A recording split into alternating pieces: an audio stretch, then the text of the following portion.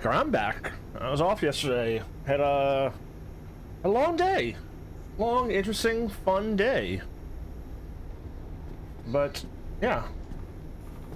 So let's just play a little more Pacific Rim.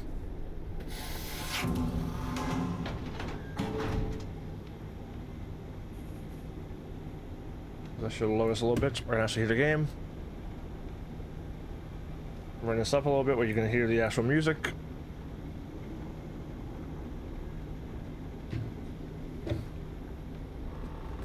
I believe we had everything done. I did something. I don't remember what I did. I don't even know how I did it. It was something.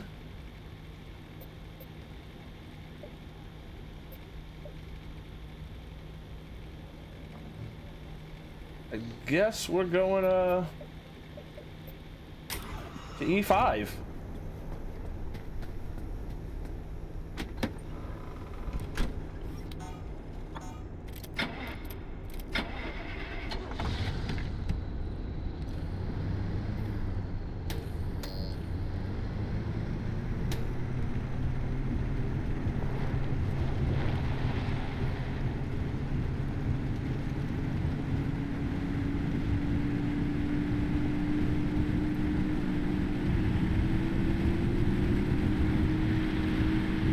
Headband.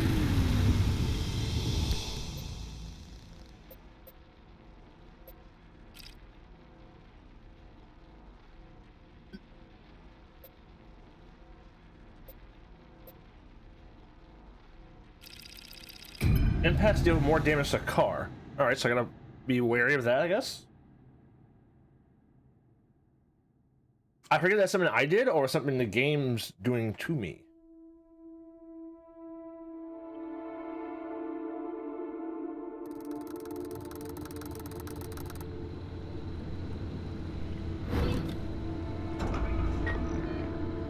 Alright, so we start here.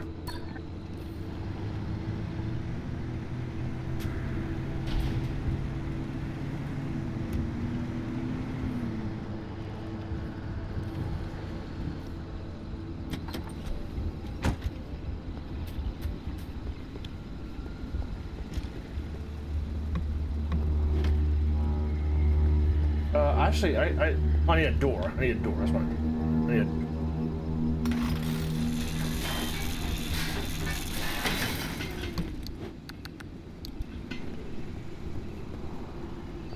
Ooh, an armored door. And an armored panel.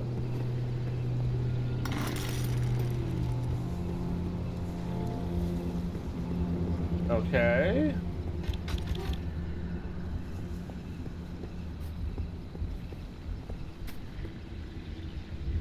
I wonder if we can do this and get both of them at once. Nice.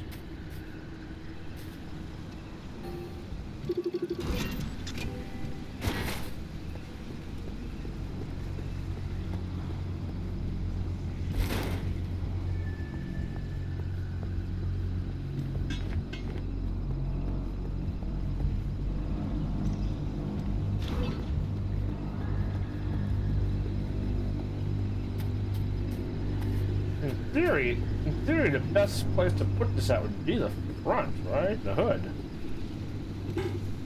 I would think. You definitely want an armored panel on the hood, right?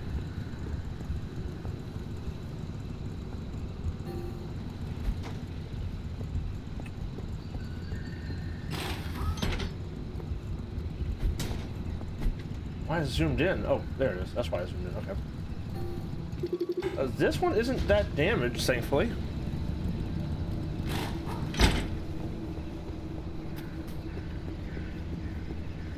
This one is damaged, though.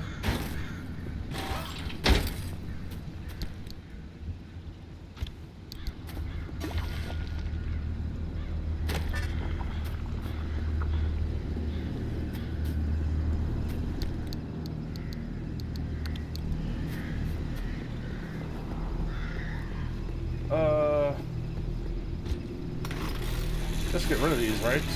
Grab them.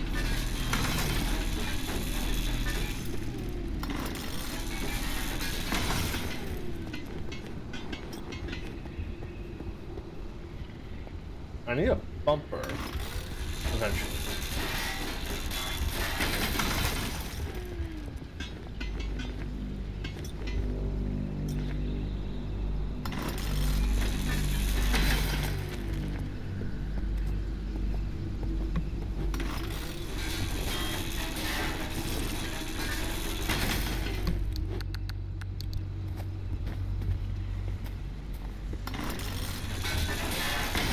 I don't know if you can strap bumpers.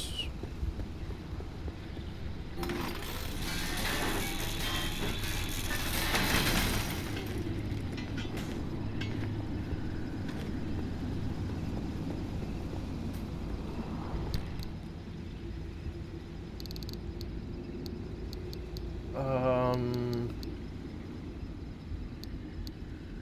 put that in there too, right?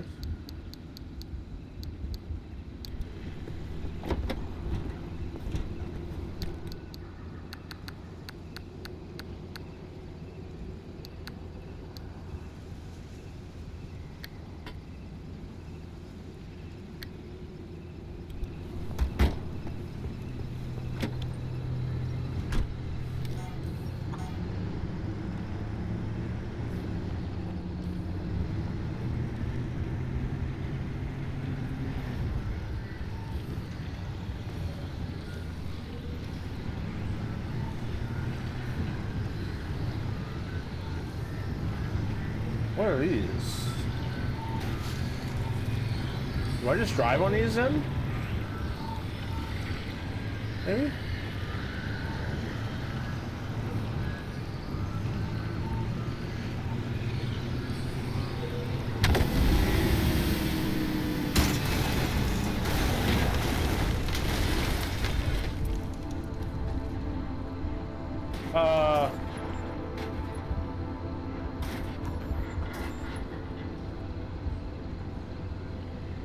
What?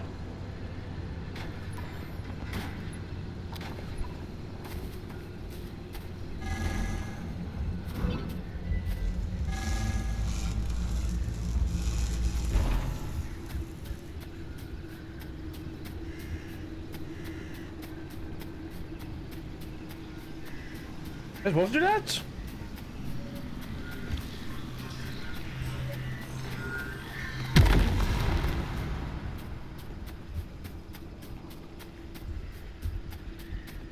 Alright, I'm guessing that was not something to pick up. My mistake.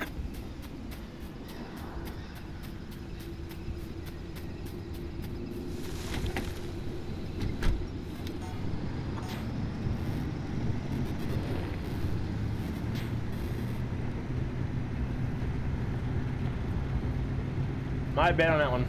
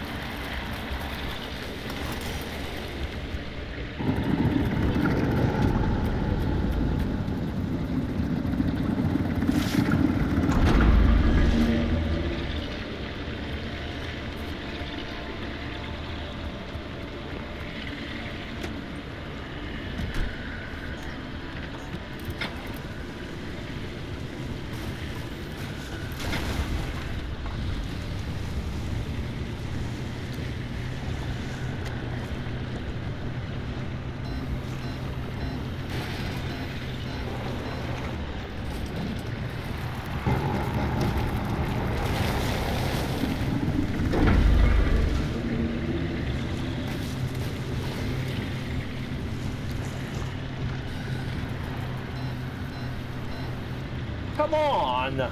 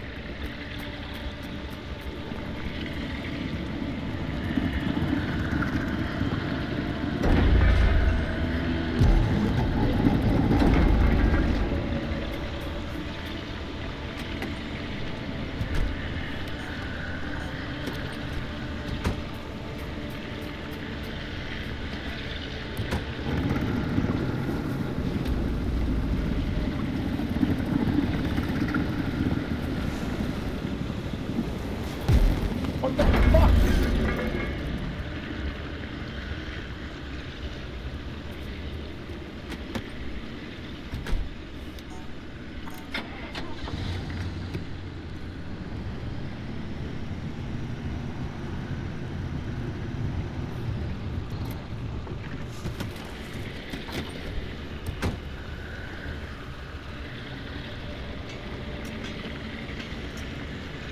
Let me loot.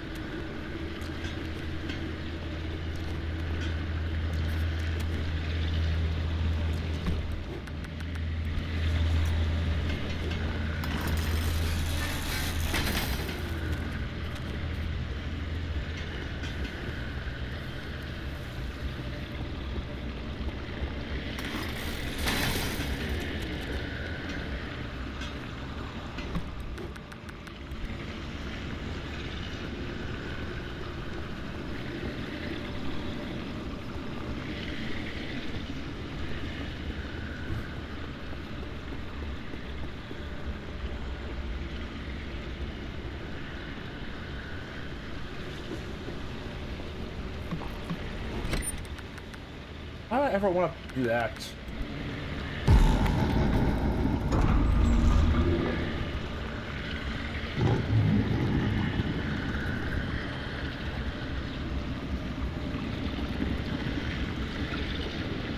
Oh, they're grabbing my shit from me. That's what they're doing.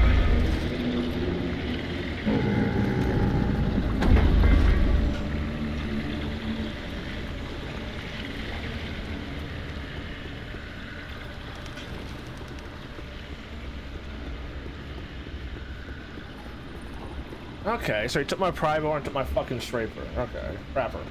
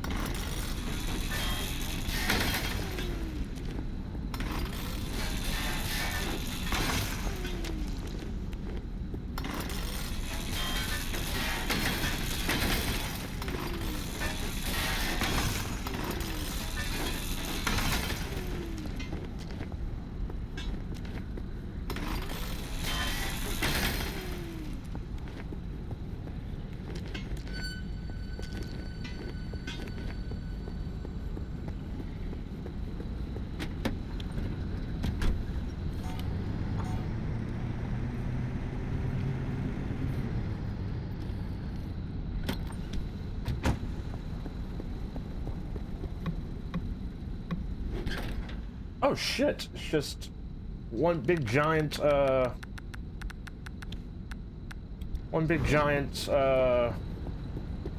box, more or less. It makes sense in a box truck, but still.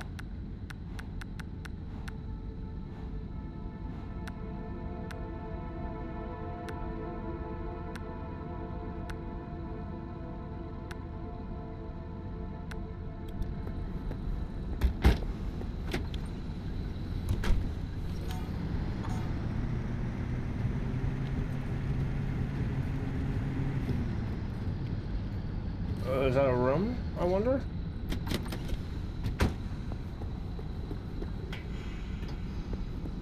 Nope.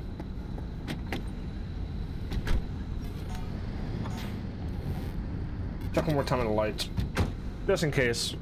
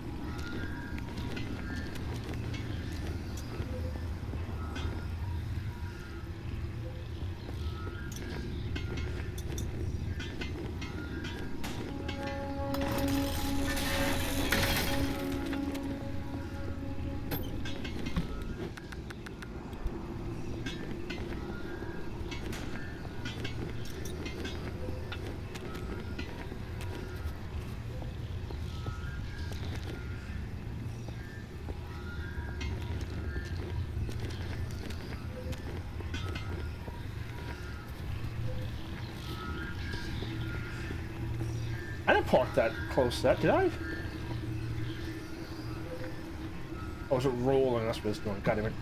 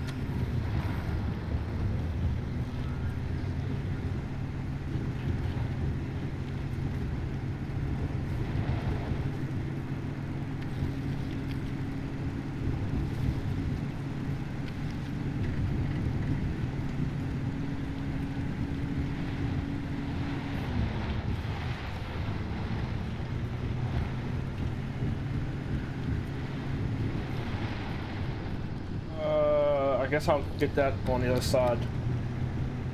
I drive up.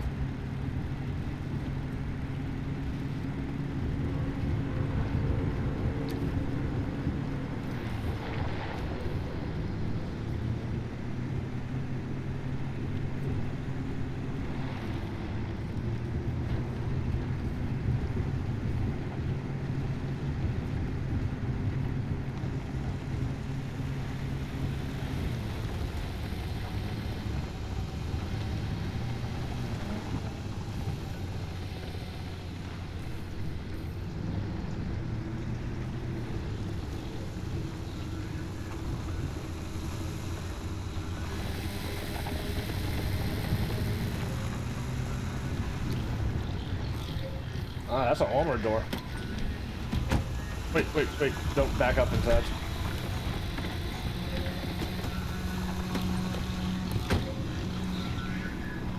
Ooh, an armored panel.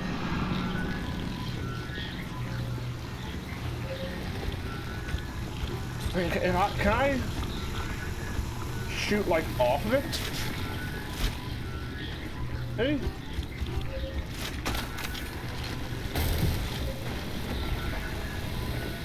Alright, I don't think that actually hurt it that much. And an off-road tire.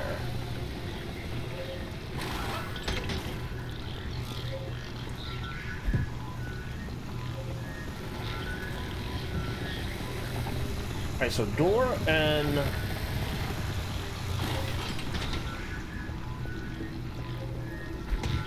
panel.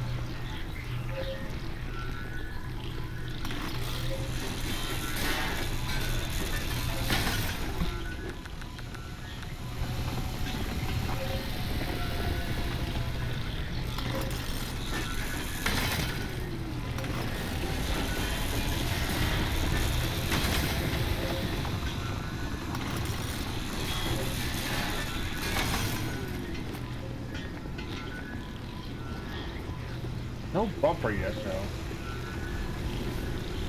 I mean, is this what it's called? What is... Oh shit, a storm.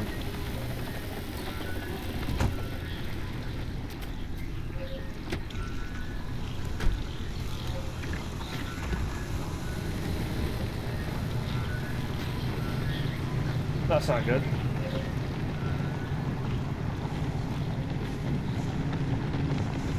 Oh no!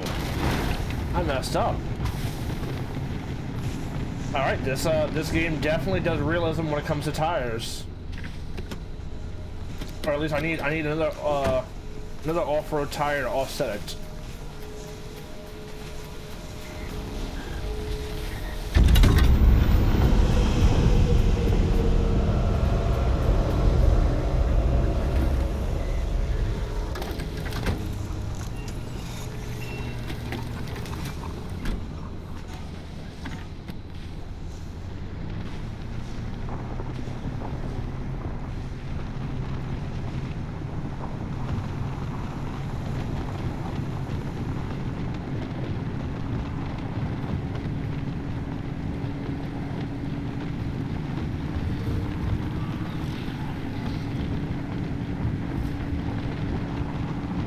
That's not good.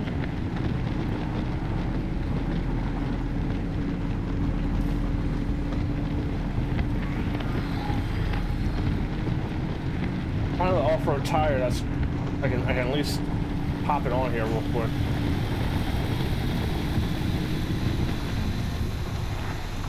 I have one here. Gotta hurry up though.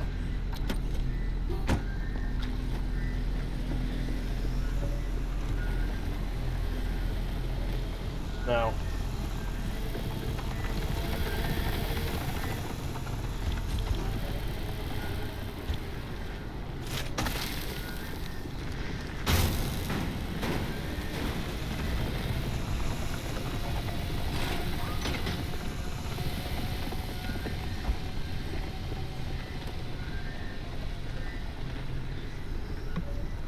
Fuck.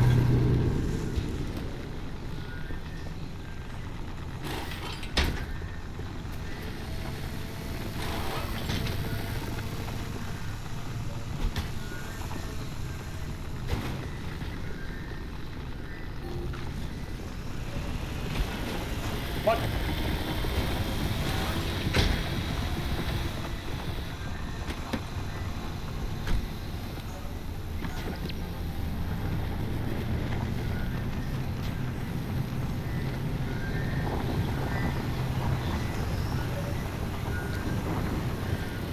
I need to go for that. Even though I'm getting buzzed, I need to go for it.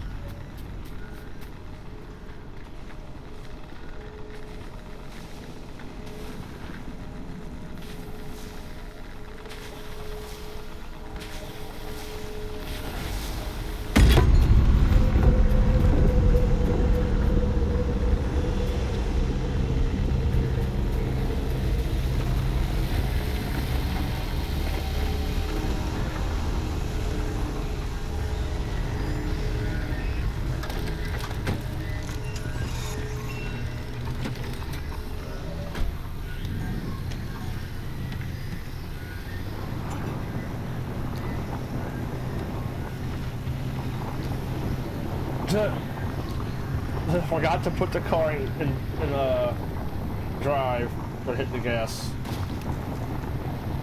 That was the achievement just now.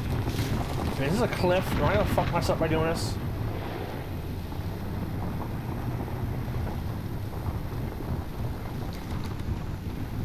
Need to just hope.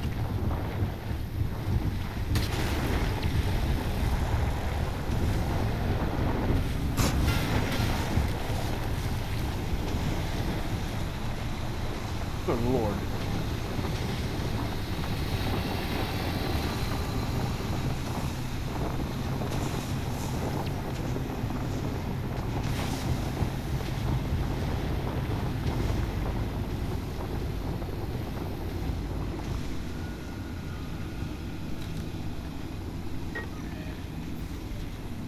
Is it still closing in on me?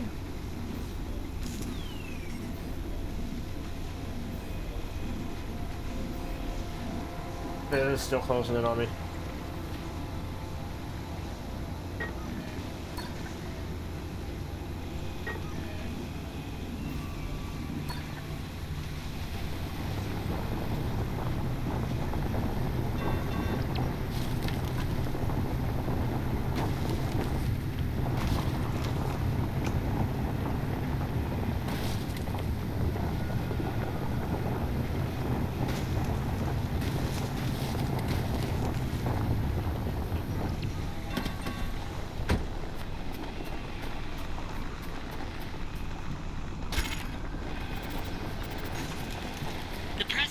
Of LIM technology is bright-eyed and bushy-tailed at first. In the decade between 1955 to 1965, LIM is called many things. Promise of the future, the herald of a new age, and never spoken of again. You don't have to dig very deep for the gaps in the story to emerge. The presidential demonstration is the only physical proof we ever see of it. Compared to the Manhattan Project, developed under airtight shroud of secrecy, why was LIM paraded around in the papers? And if it really was the technological quantum leap to answer all our wildest dreams, why did it get out of here? Existence? The story of LIM technology is one hell of a maze, and the key to it is a woman named Dr. Ophelia Turner. Did Ophelia Turner, by all measure a failed physicist as far as her public record goes, truly invent LIM technology? Or was she held up as a rosy riveter for the Cold War? An atomic Annie to excite the masses during a no-holds-barred race against the Soviet Union? Was she a myth, mother, or monster? A figment of the imagination? True savior? Or convenient scapegoat? I'm Chiaki Saruhashi, and in this 9-part series, I aim to find out.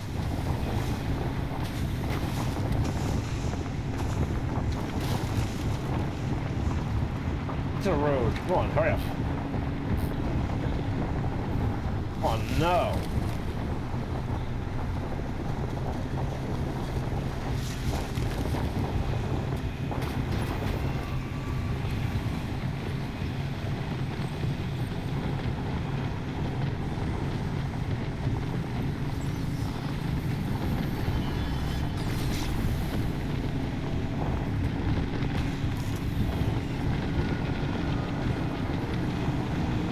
Get out of here.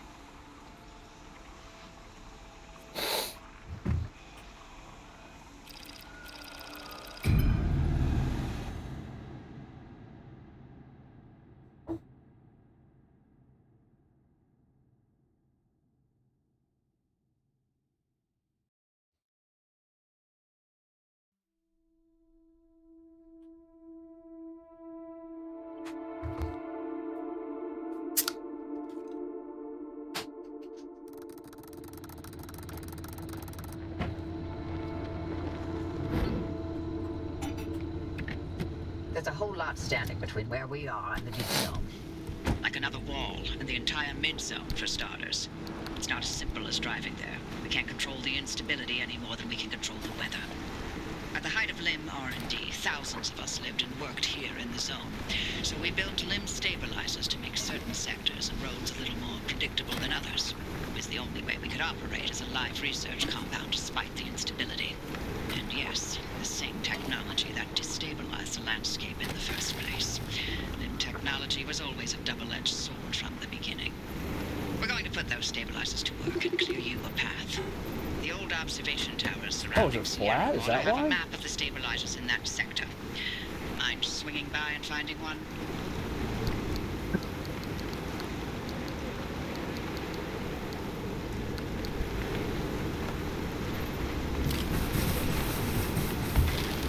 Oh, maybe that's why.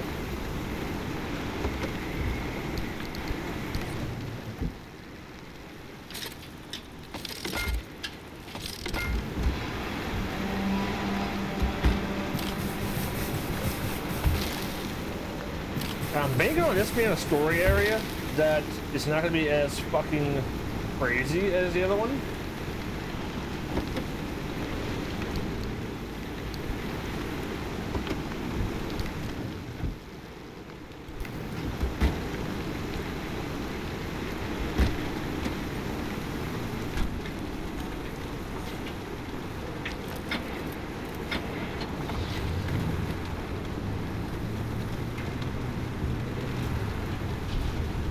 Where am I at? I'm there. Okay.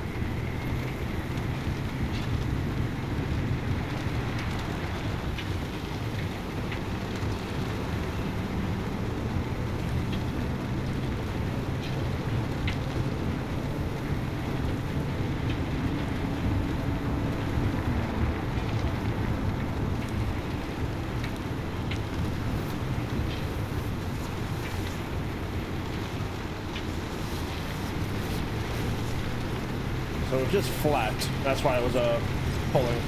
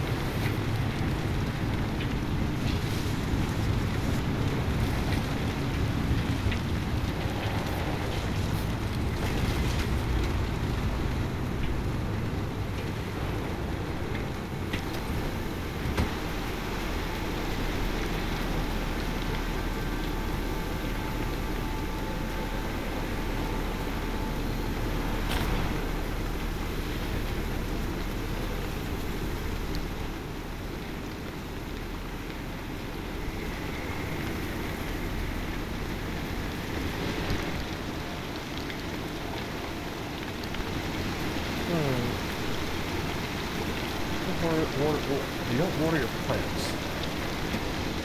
Like, is there like a water, like a little pond somewhere? I can't see it. That's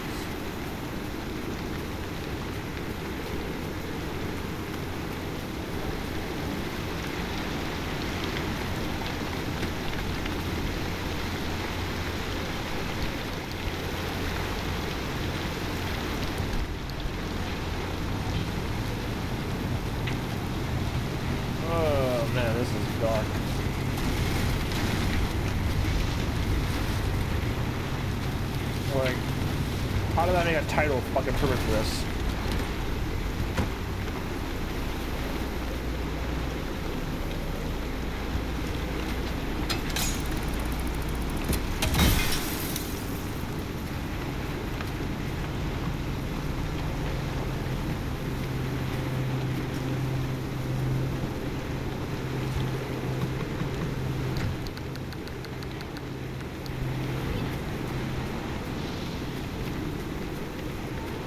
Oh, I probably should have done that.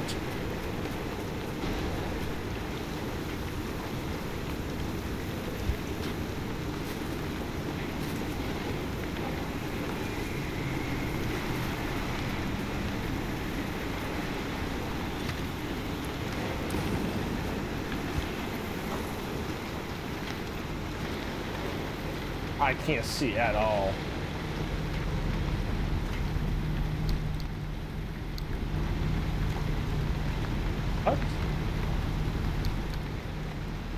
What? What the fuck? What even is that?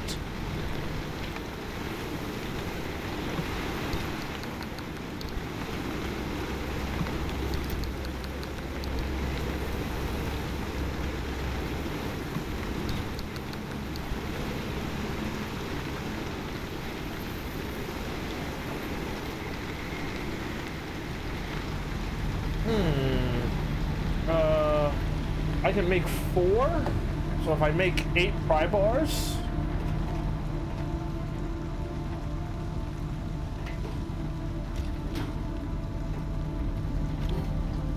I can even get out of here. Can I just jump out off? Yeah, I need a flashlight, something. I just need to see. Not see at all. Can't make a flashlight out of a chop of wire. So I can make 8 of these?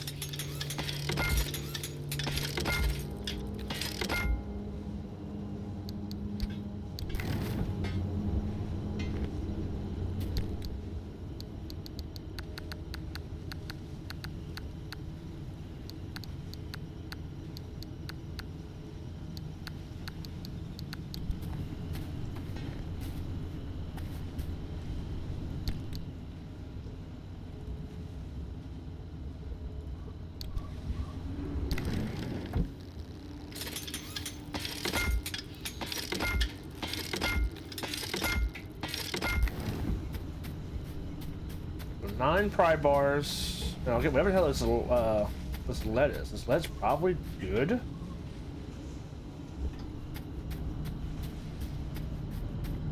I can't get into. I don't know if I can get into this place again. It is just so dark.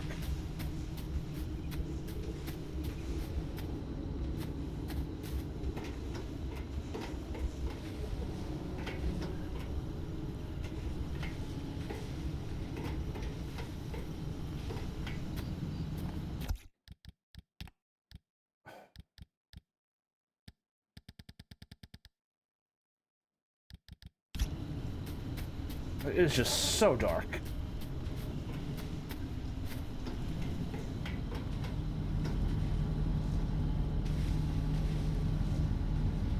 Yeah, brightness is still good.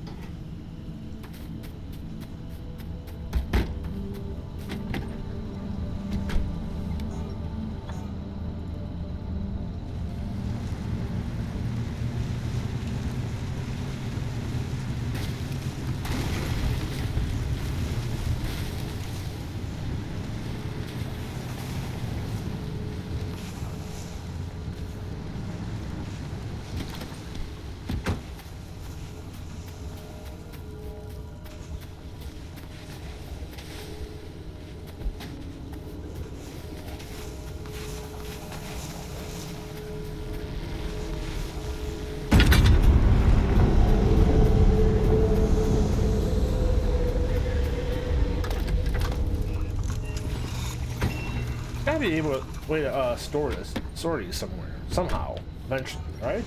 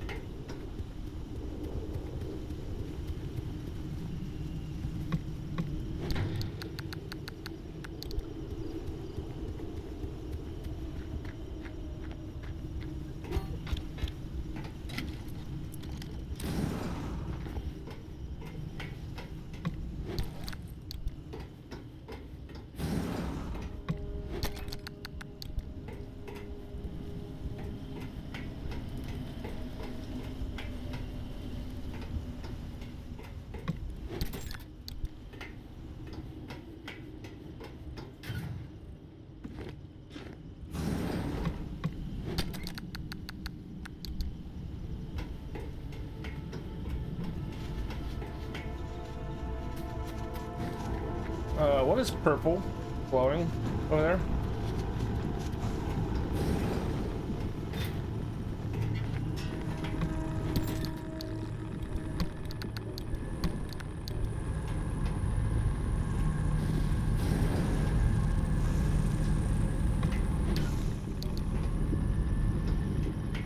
Oh no!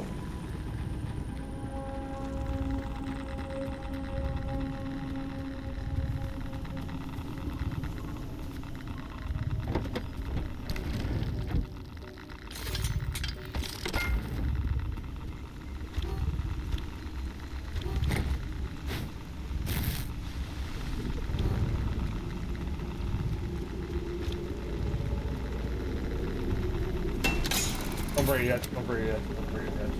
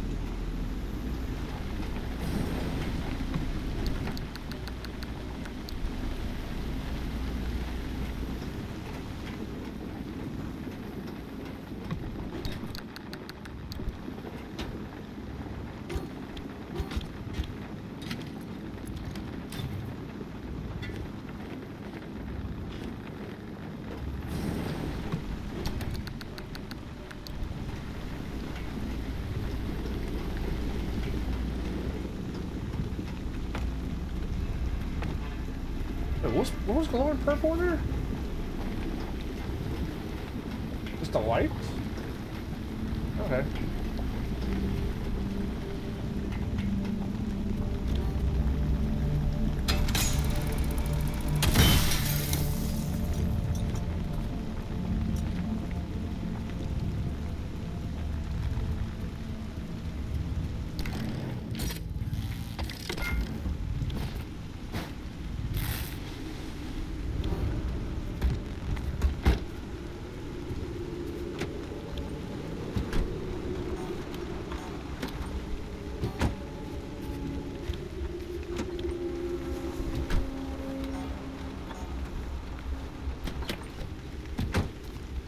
Close the damn door.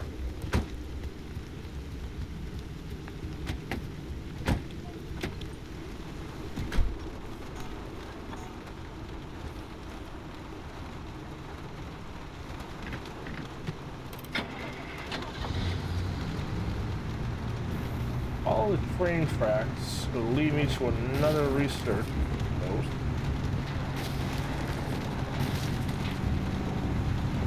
Or I guess this isn't train tracks. It's like train tracks on the map at least.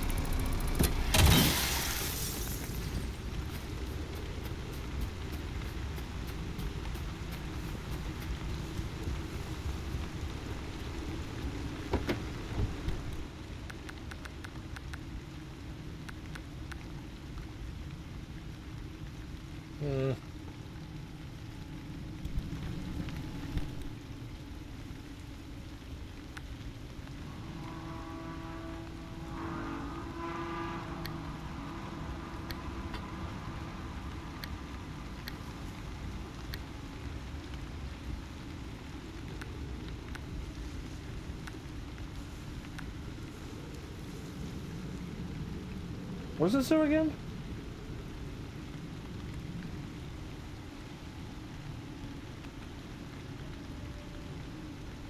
Oh, wait. Okay, wait.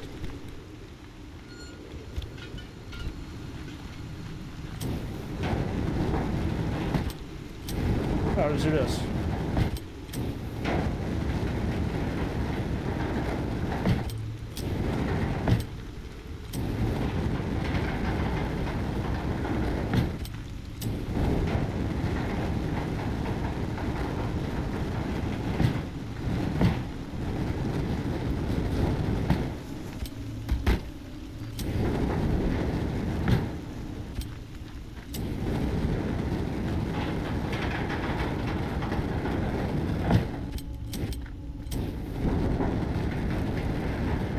Yeah. Eventually it's gonna run out, I think. Yeah. Right.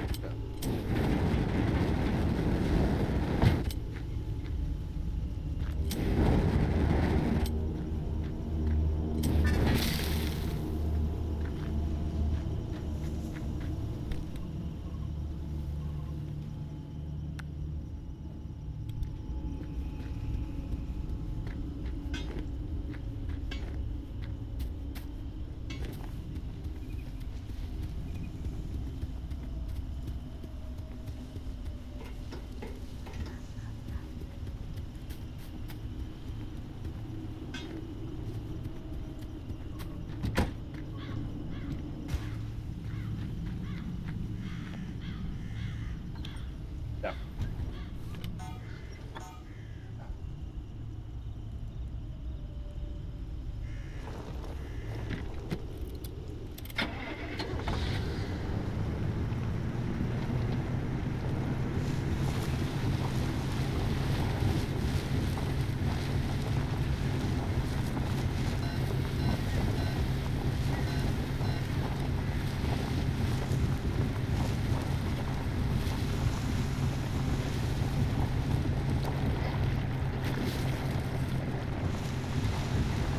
It should lead me where I'm going. I am getting low on gas, so unfortunately.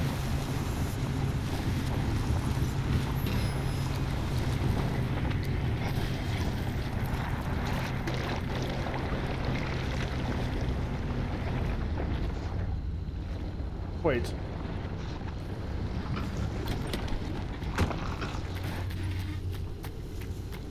It's mud? Huh? Oh. A little shot trying to get like it muddy to rehydrate.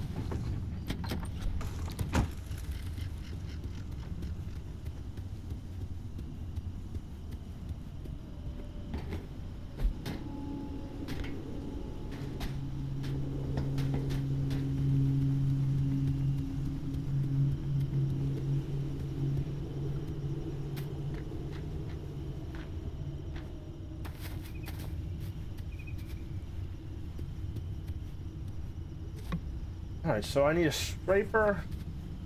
And I need a a gun too.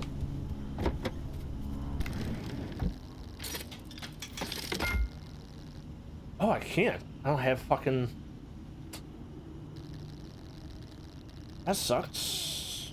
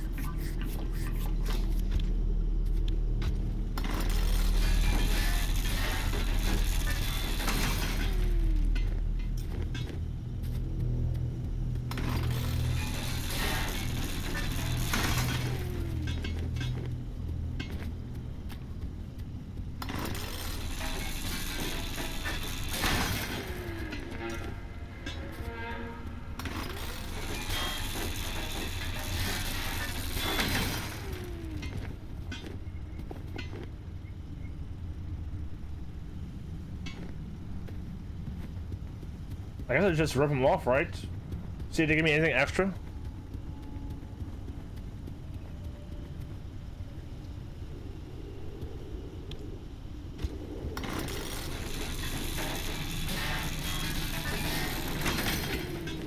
Alright, so it does give you cores then, or crystals.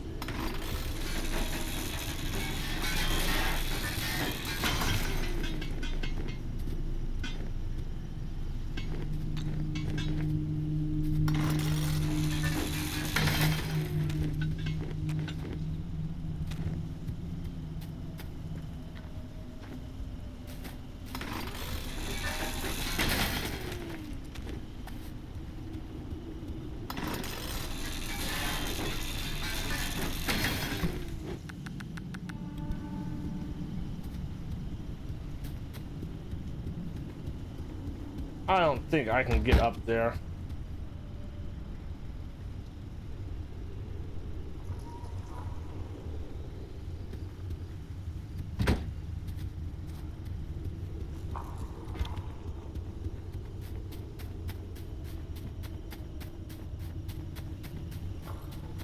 I just don't think I can drop up here.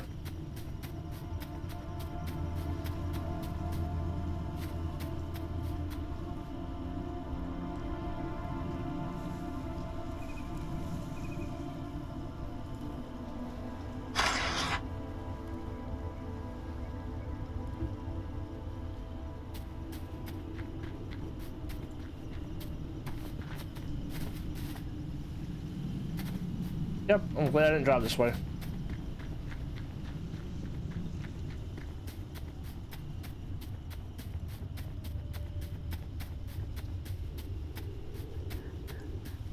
Totally glad I didn't try to drop up here.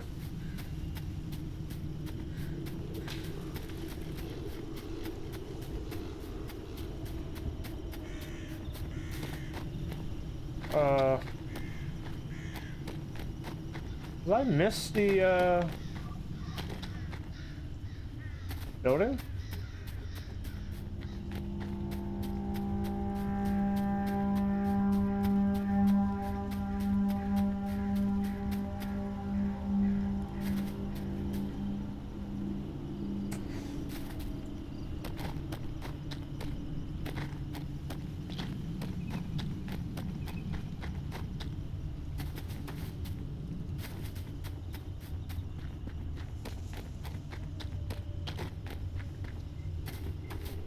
Oh, okay, I did miss it. I probably could have got here.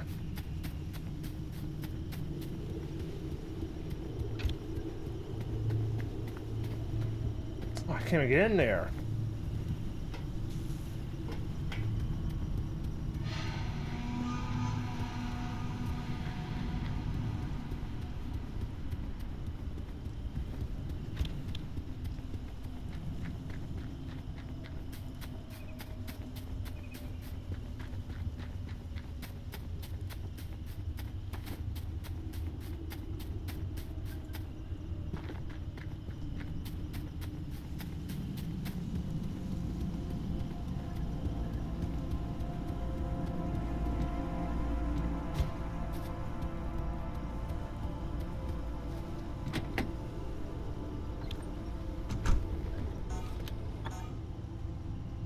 Alright, so I should just...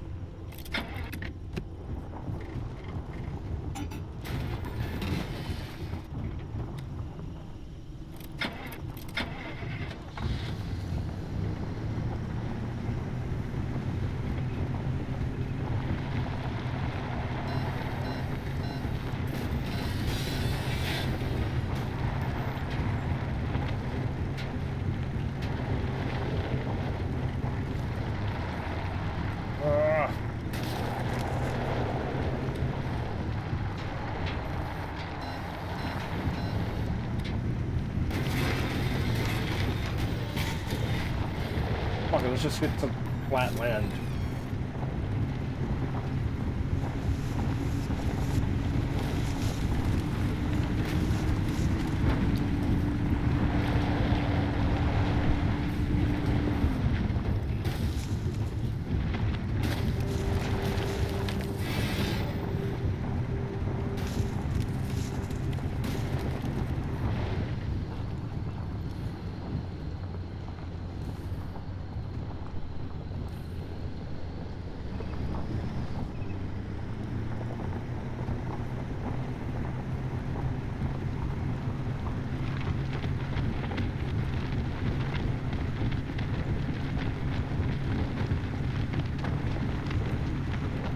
Oh, flat again?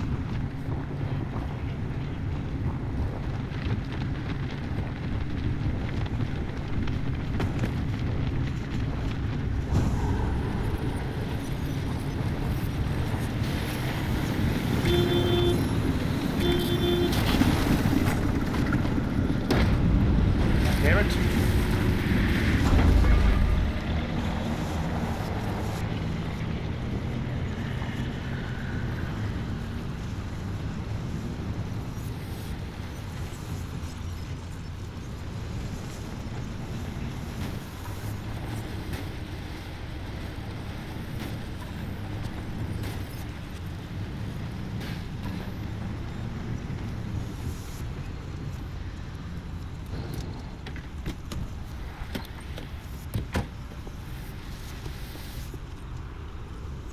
Oh.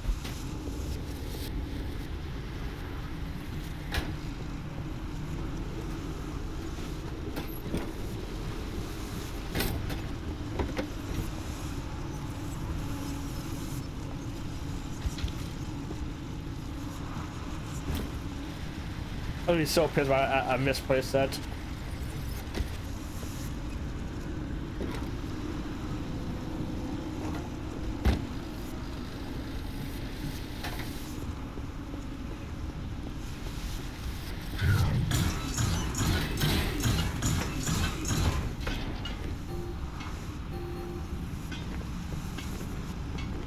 Oh, that sucks. I'm gonna pick which ones I want more.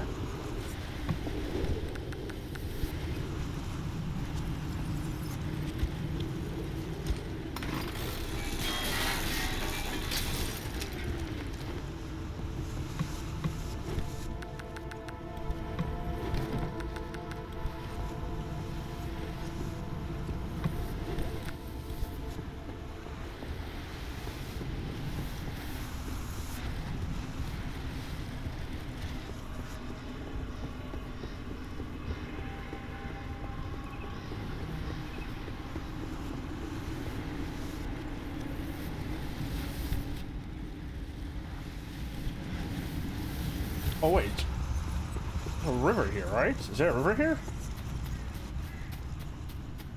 Is there water here? There's water here. Let's see if there's water here. A big bridge. There's gotta be water here, right?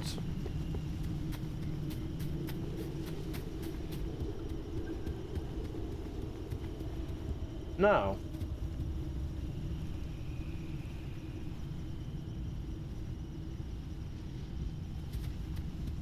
That sucks.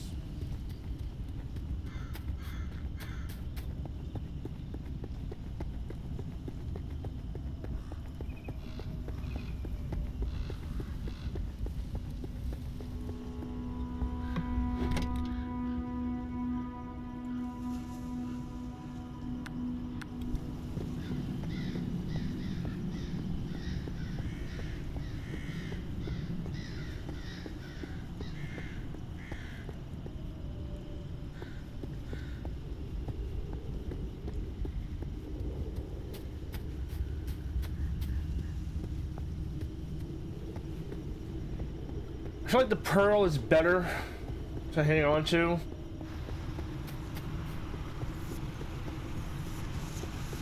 Unfortunately.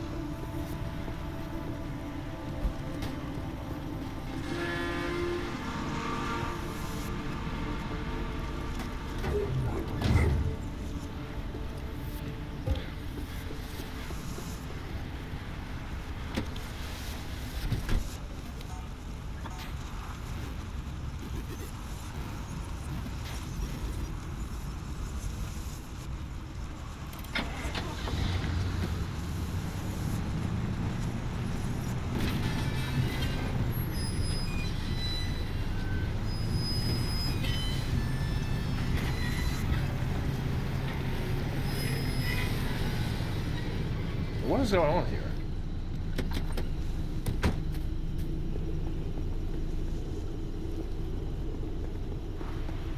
Why am I missing a tire?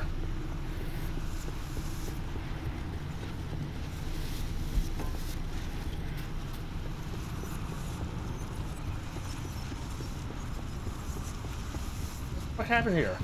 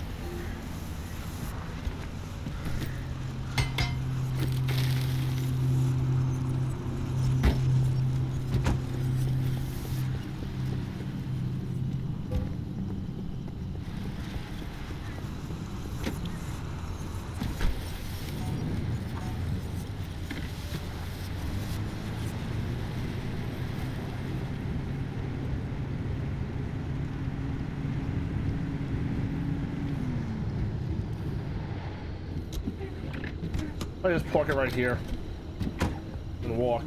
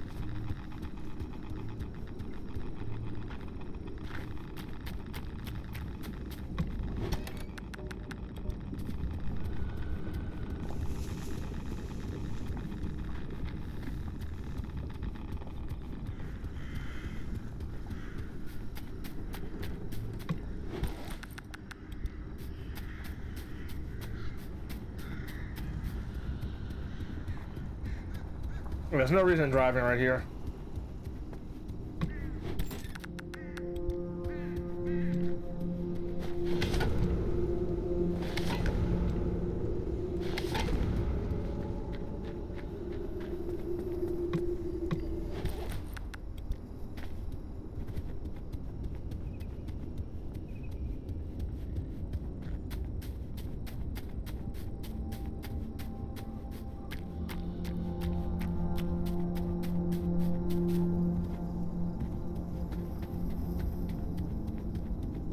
Which way did that come from?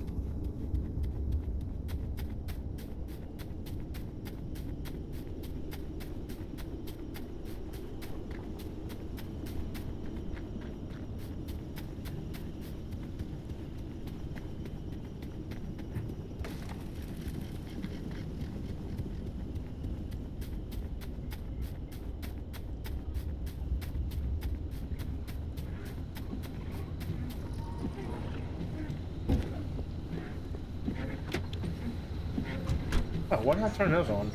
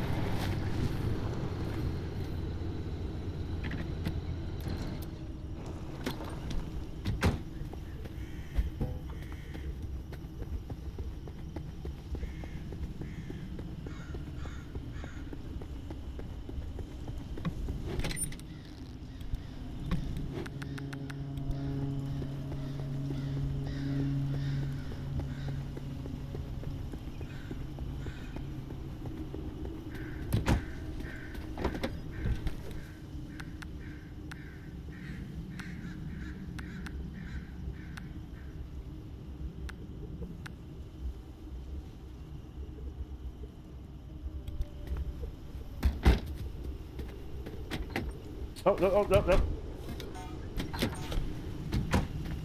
I'm taking this with me.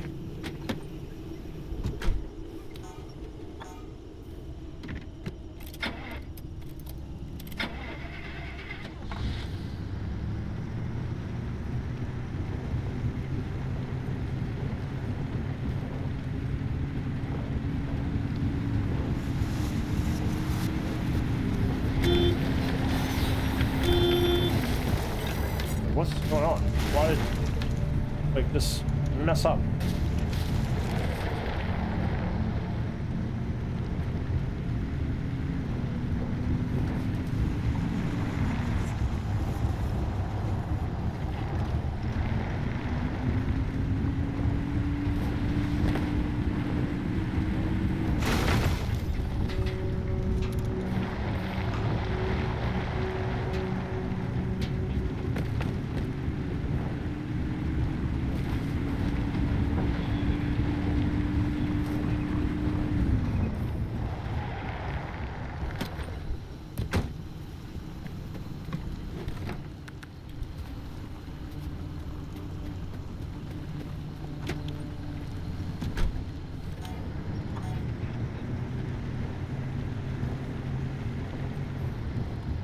Oh no, it's another one of those little fucking things. Man, I get another thing I can carry. I'm really pissed off. Alright, now.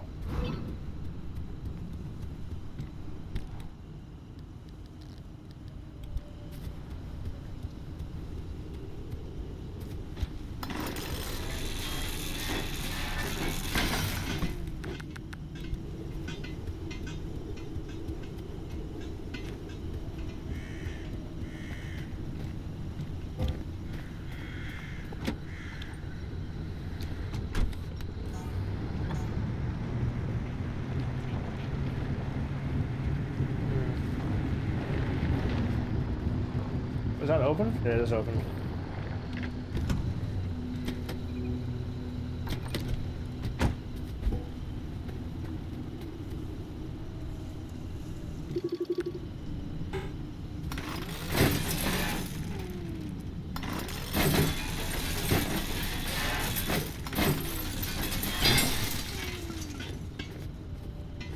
Ah. I thought I couldn't break these.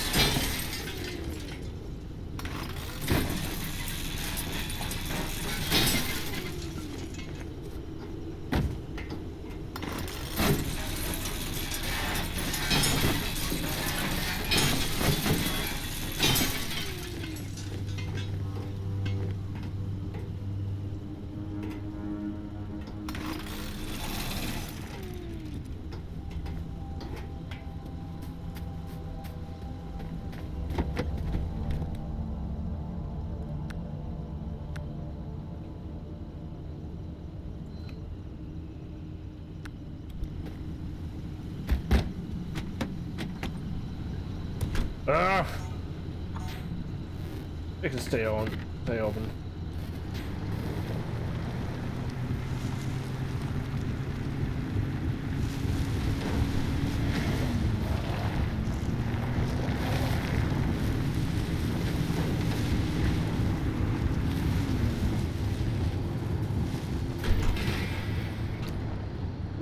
Oh, I just got through the road. That was the road there.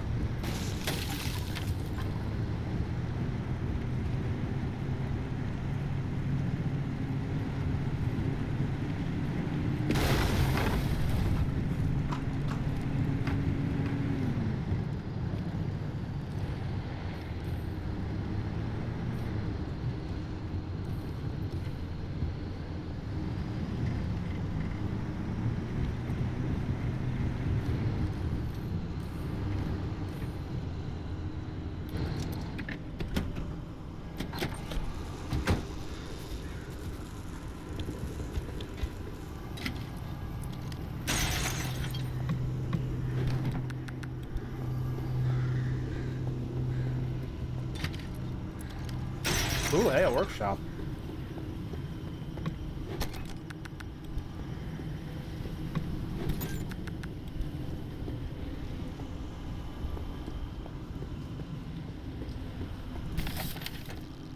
Is there like a better reason to use workshop over the car workshop? I'm guessing no.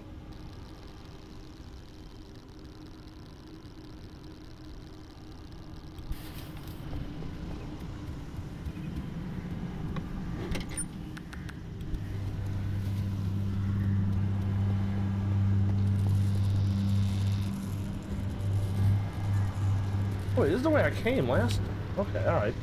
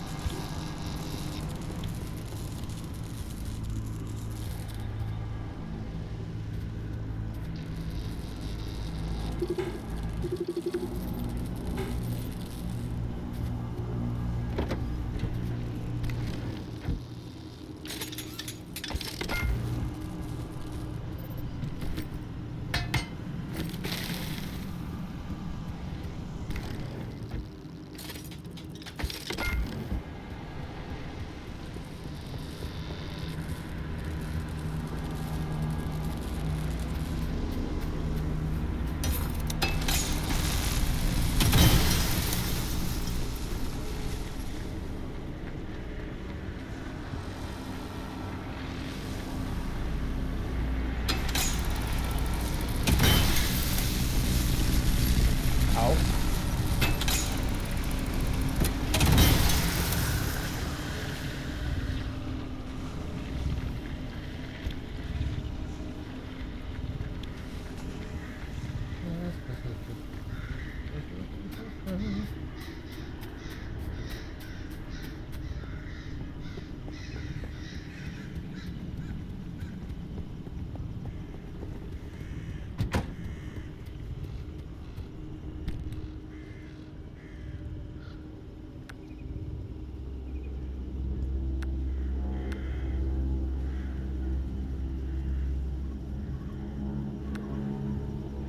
Alright, I need a first aid kit, that's what I need.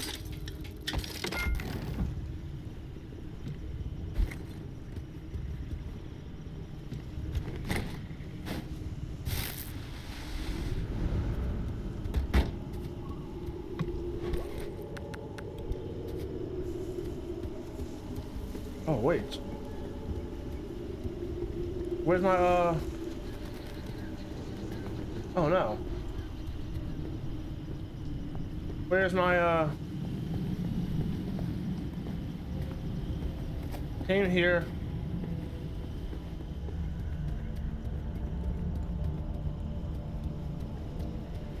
Oh no.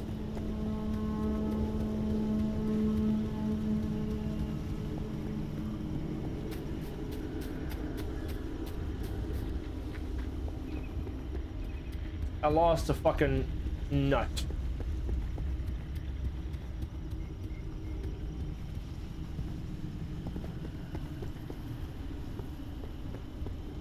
I need to use a pry bar here. Yeah, I got out. I had to use a pry bar automatically. How did I lose it like that?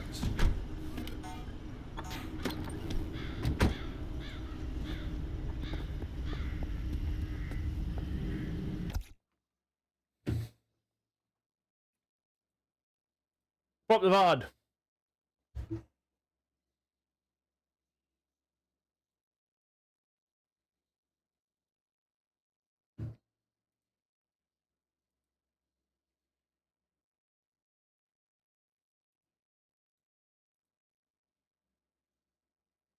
Oh no, I never hit it. There's either. Oh, it's by the fucking containers.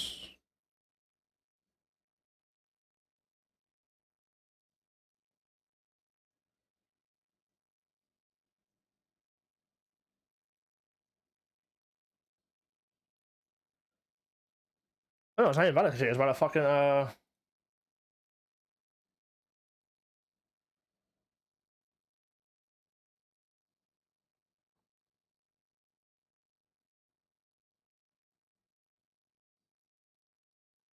yeah, it's by the container, isn't it? Where I got the lead from.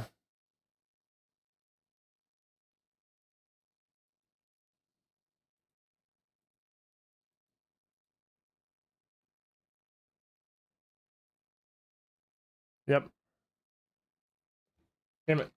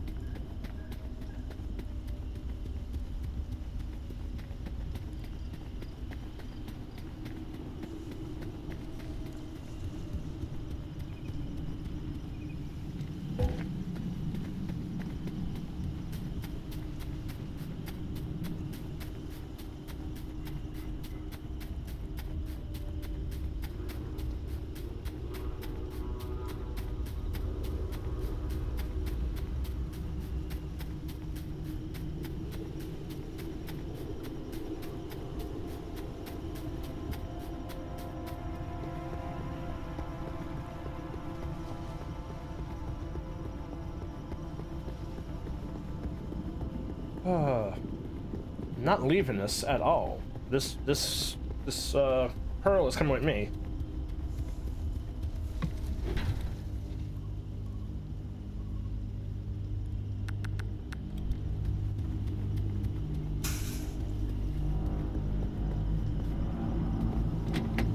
I need to figure out if I can find a way to hold on to this somehow. Like just to keep it in the car. Alright,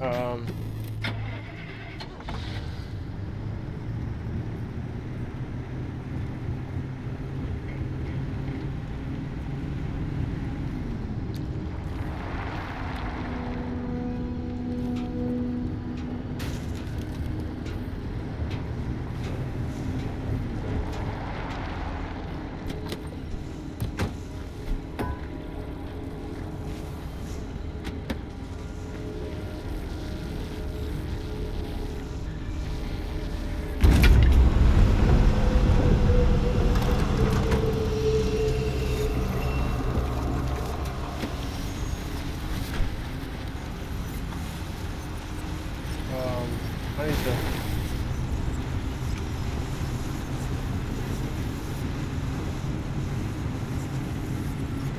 Get this floor cut through.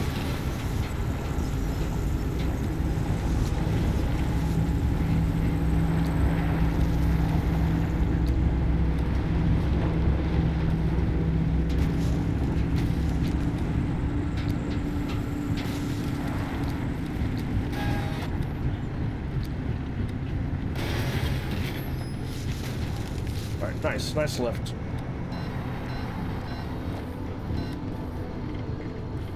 Alright, that wasn't horrible.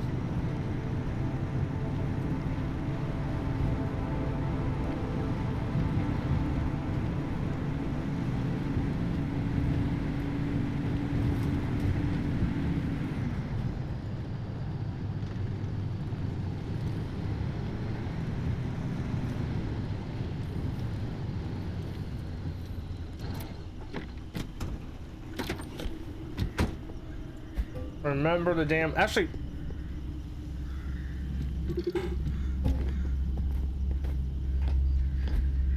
Remember the damn rock.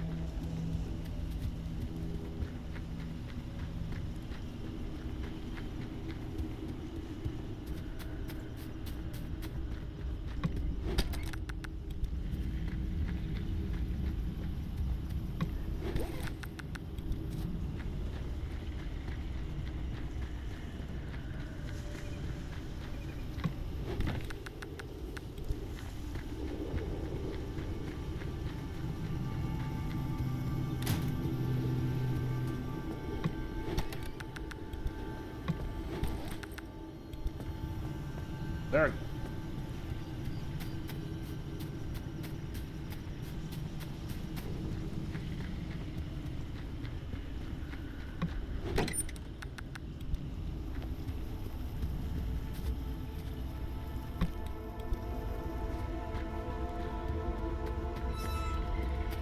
Can I shoot a flare at these things? We're gonna test that out.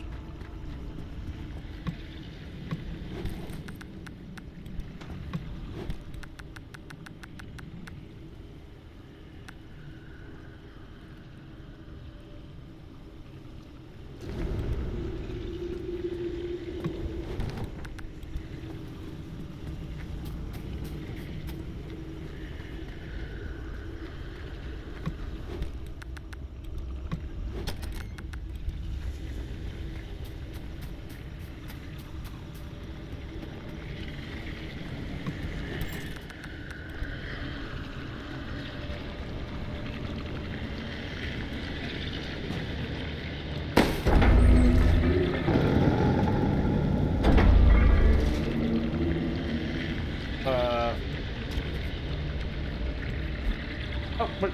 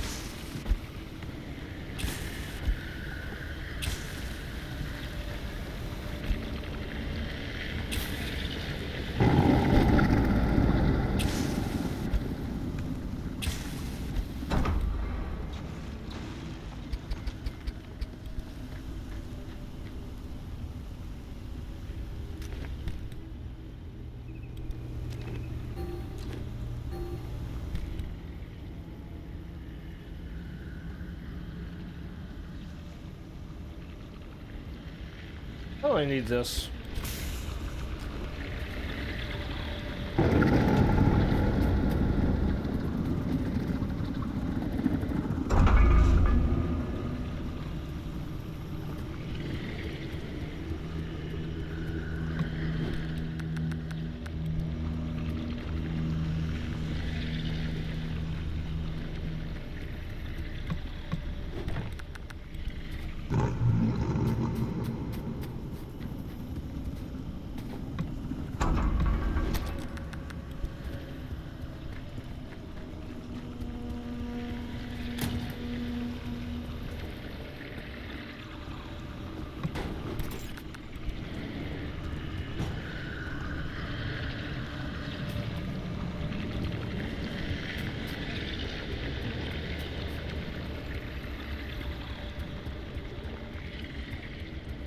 Oh, did they,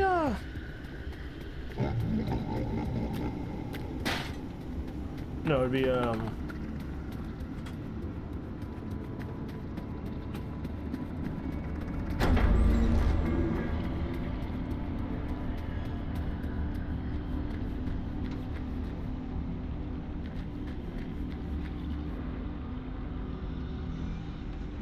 not yet, at least.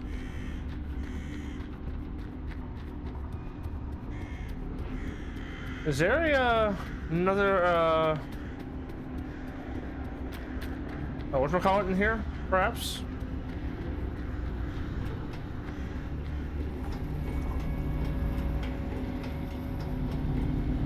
gear for chemicals. I already had that, so I guess they don't change. No, it was electronics last time.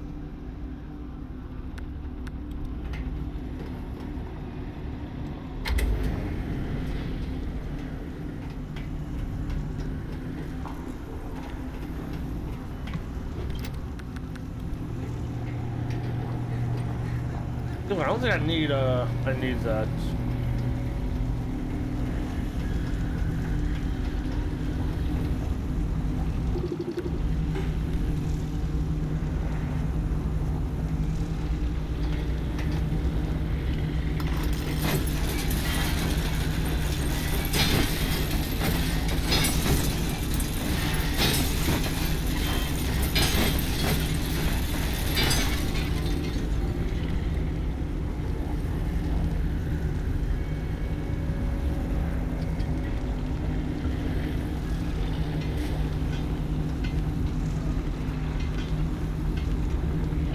Like lead's better to get right now than food.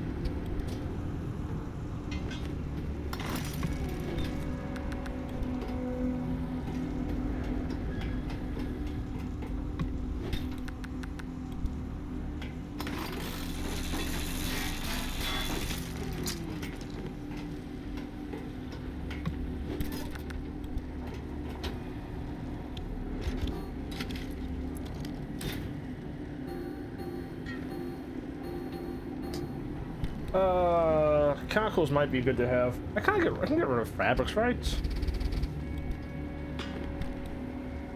I can probably get rid of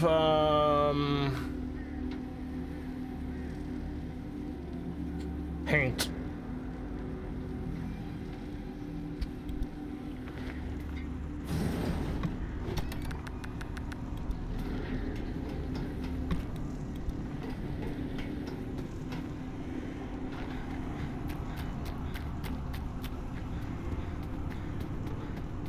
It's like I'm still switching out a bunch of my stuff, so there's no reason to kind of paint anything, right?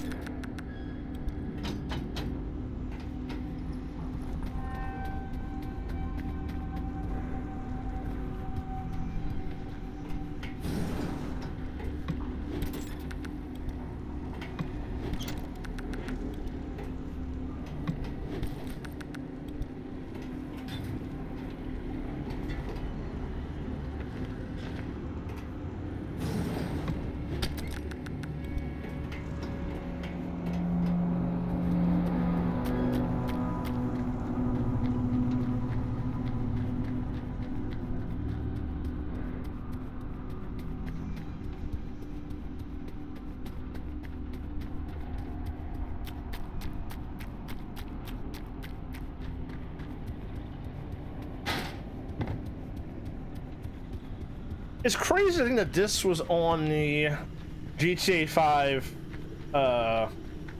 soundtrack.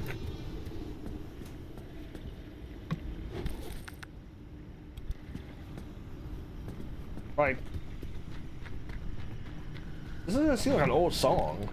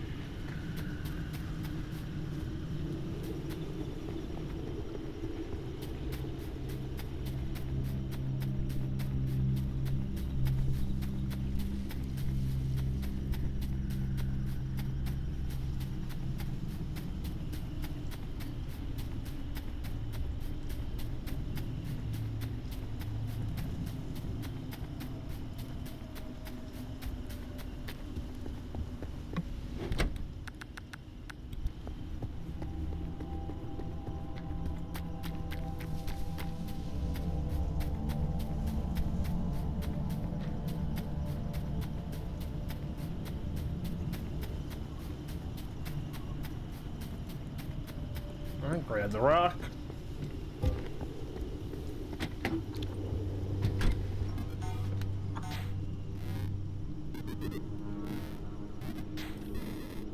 Not in for old stuff, plays Virtual Insanity. Not old. Damn it.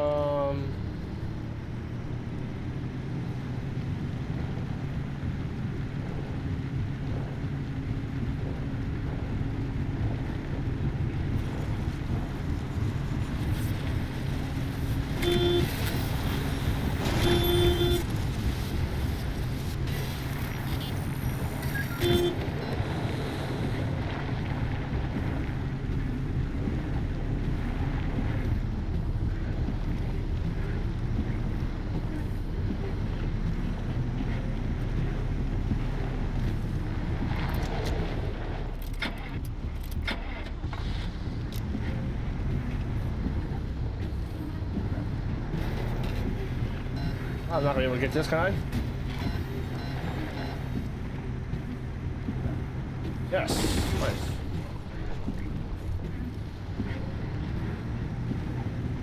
I don't have a hammer.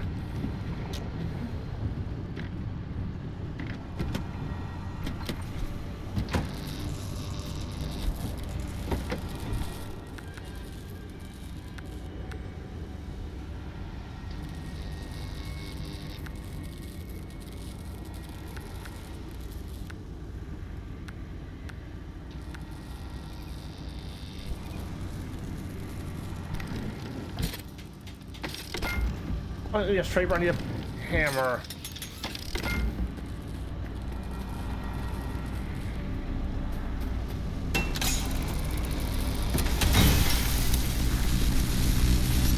Ow.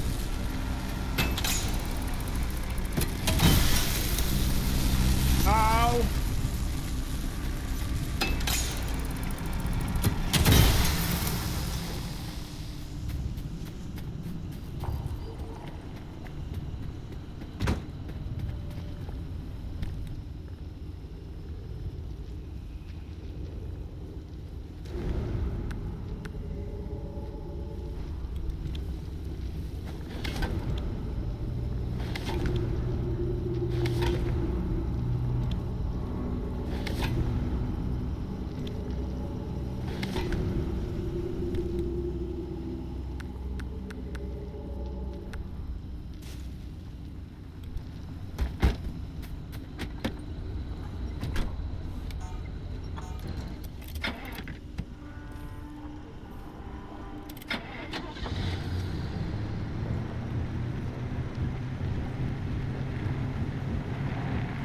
Oh, I got a lot of shit. I'm maxed energy as well, I think. Close to it. So this was a pretty good, and I also got a bunch of armored pieces, so this is a pretty good run. The towers are locked up tight, but you could tighten up security protocols all day, only for one disgruntled employee to program in his name for fun and mess it all up. Anyway, the overload code is 4735. Find that stabilizer map and scan it for me. 4735. Oh boy. I was assigned to clean these towers out every time the guards rotated. And things I saw. Let's just say that keeping a watch on Sierra day in and day out did not make for a Alright, no good matter what time. it displays, it's just I didn't envy those plates. guards one bit.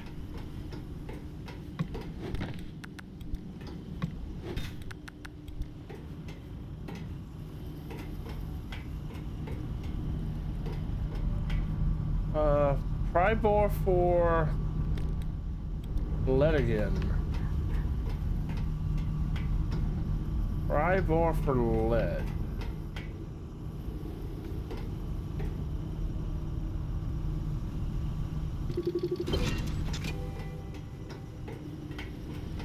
I got it.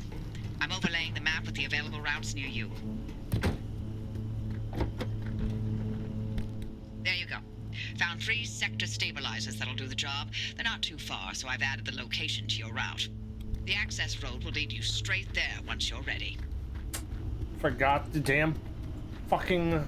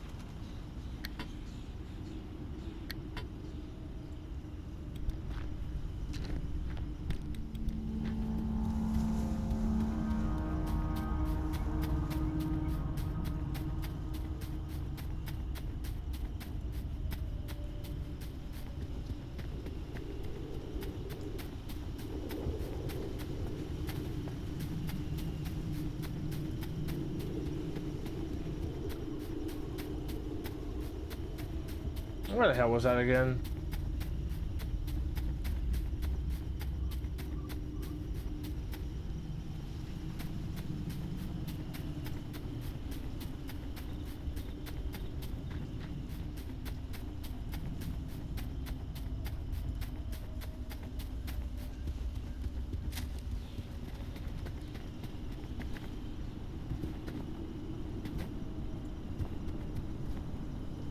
I didn't think I had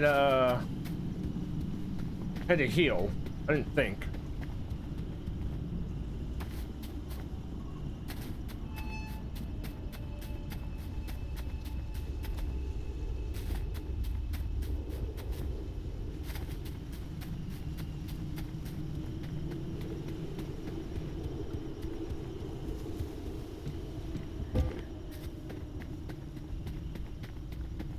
Not think.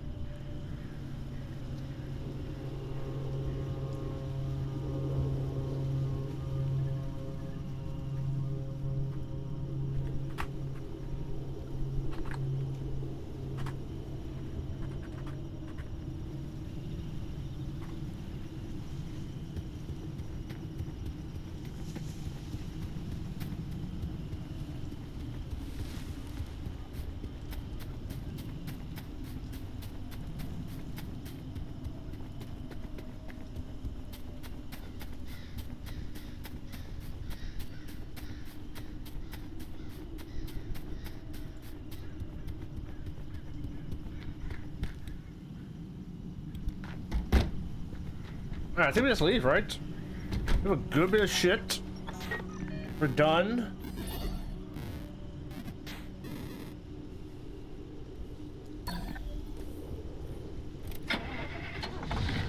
You know, Marty? Where we're going, we don't need roads.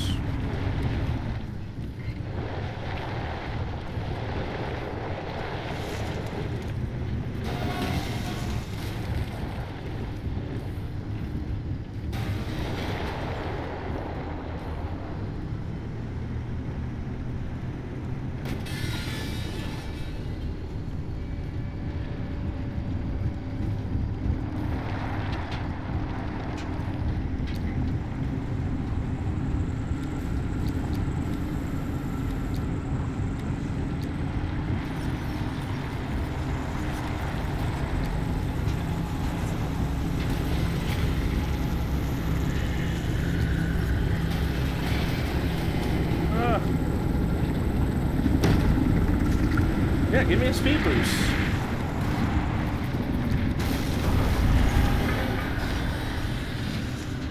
Thanks for the speed boost, idiots.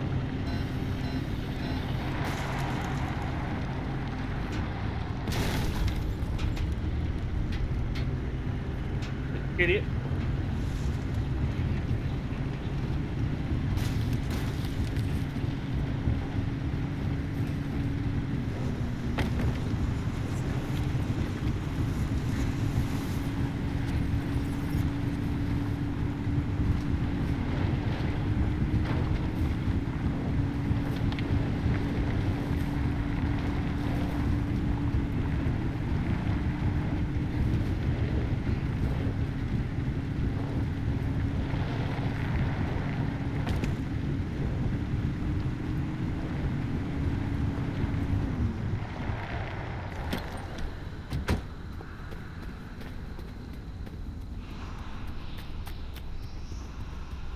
That's armored.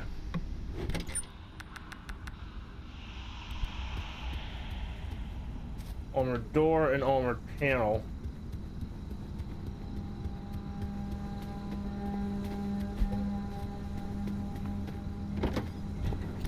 No, I can't.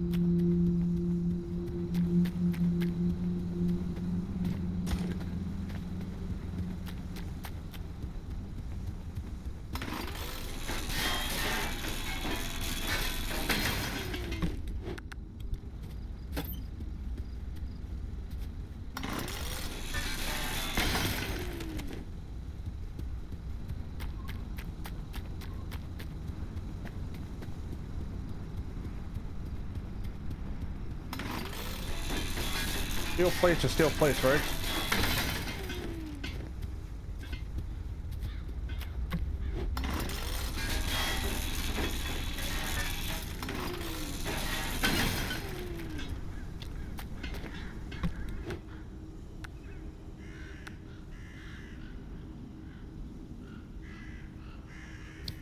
Oh shit.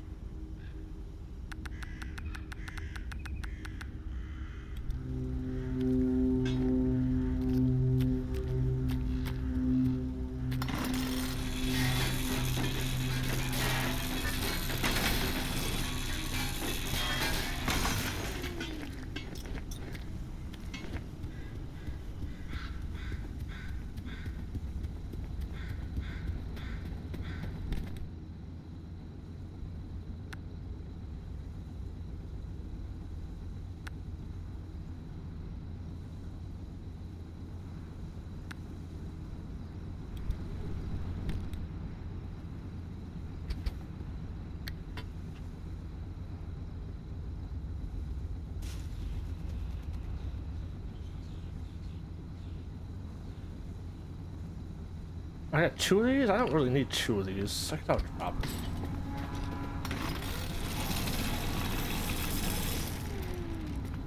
Well, actually, let me pick it up. Let me use it, I guess.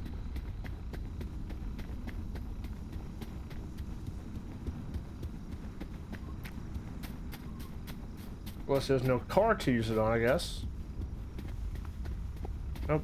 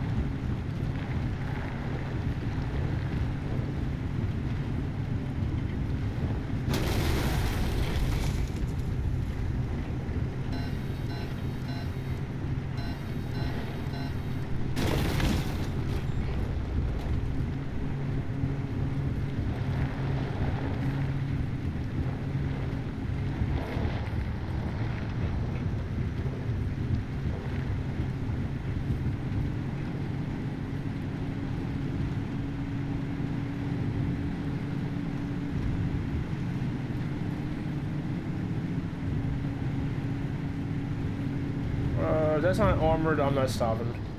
No. Let's just get out of here.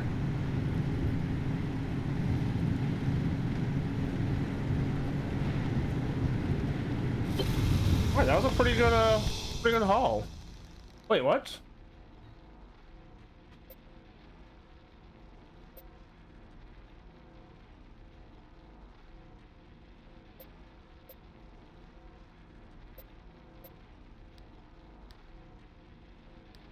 Wait, I wanted to go home, I thought.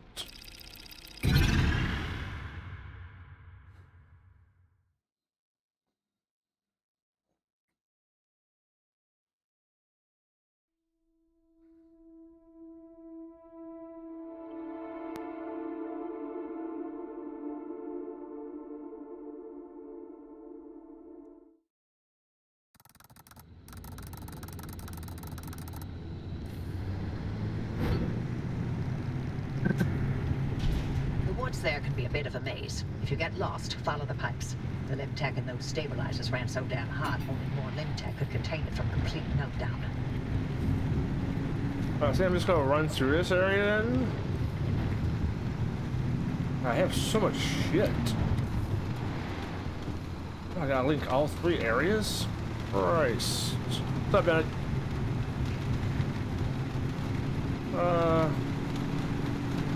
Let's just rush this. I am super loaded with just a bunch of materials. An explanation about the mass hallucination event that Tobias and Francis were going on about. But don't worry, I won't be nearly as long-winded. Because there honestly isn't much that we know about it. It happened on the morning of September 14th, 1961. My colleague, Dr. James Kay, was conducting experiments at a highly classified site in the Deep Zone. He was assisted by my husband, Dr. Alan Turner. At 0400, their experiment unleashed a gamma-ray surge that instantly killed both of them. The surge was an impossible amount of energy, orders of magnitude greater than any man-made source. It also triggered hallucinations in anyone awake within a 10-mile radius. It was a burst of widespread insanity, but only for a short moment.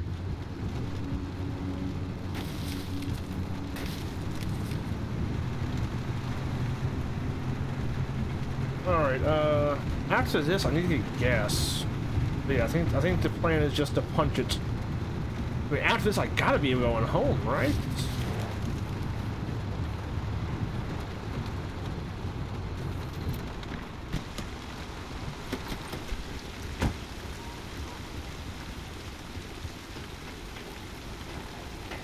Wait. Did I leave my nut? Ah.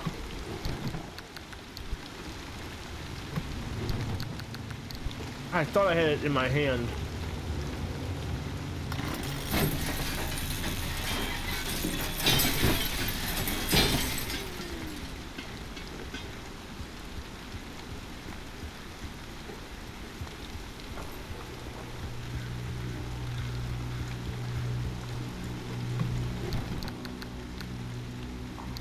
No, I don't need that.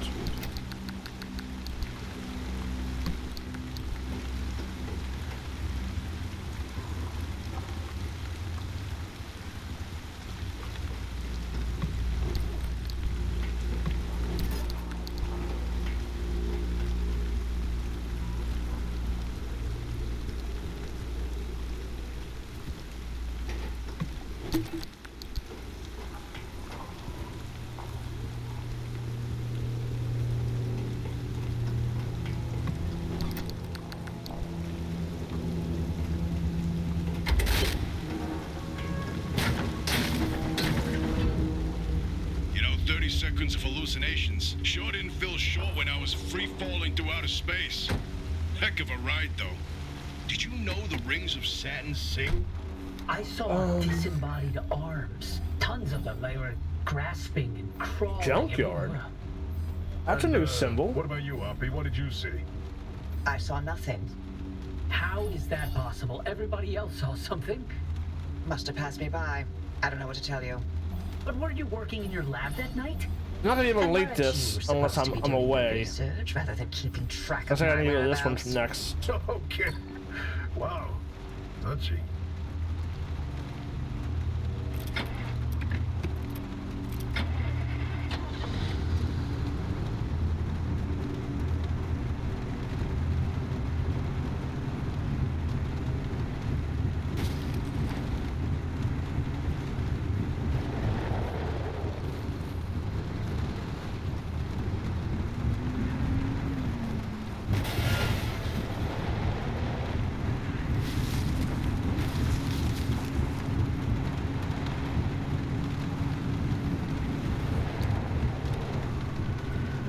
I got one off-road tire. I should be able to do this, right?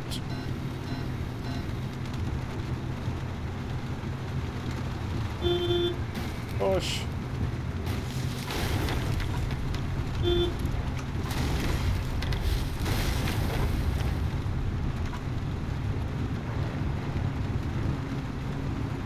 Now that we know the ringgits were connected to the mass hallucination, maybe we can figure out what caused it. Oh boy, do I have theories. Don't start. Dr. K and Alan clearly uncovered some new way of using Lim to motivate that gamma ray burst. Oh, yes, precisely. Where do gamma rays come from? Like outer space. Feedback on planet Earth, kid. There are plenty of terrestrial sources of gamma rays. Thunderstorms, for example. How smooth that is. You said it yourself. The energy levels. I even get a speed boost by one of these. Oh But there's countless perfectly scientific possibilities. no! Reach 88 miles. Great Scott! Wow, Mass particle collision. Oh, that was the achievement. some sort of gamma ray reservoir. Great Scott! What? Or a portal? A portal? Achieve 88 miles an hour. Where exactly? I made that joke last time I played this game. Atlantis. Door. Of course. Now, why didn't I think of that? That's absolutely it.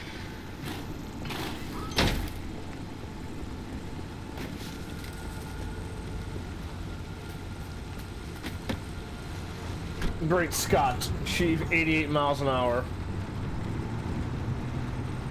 That was worth it for the achievement, right?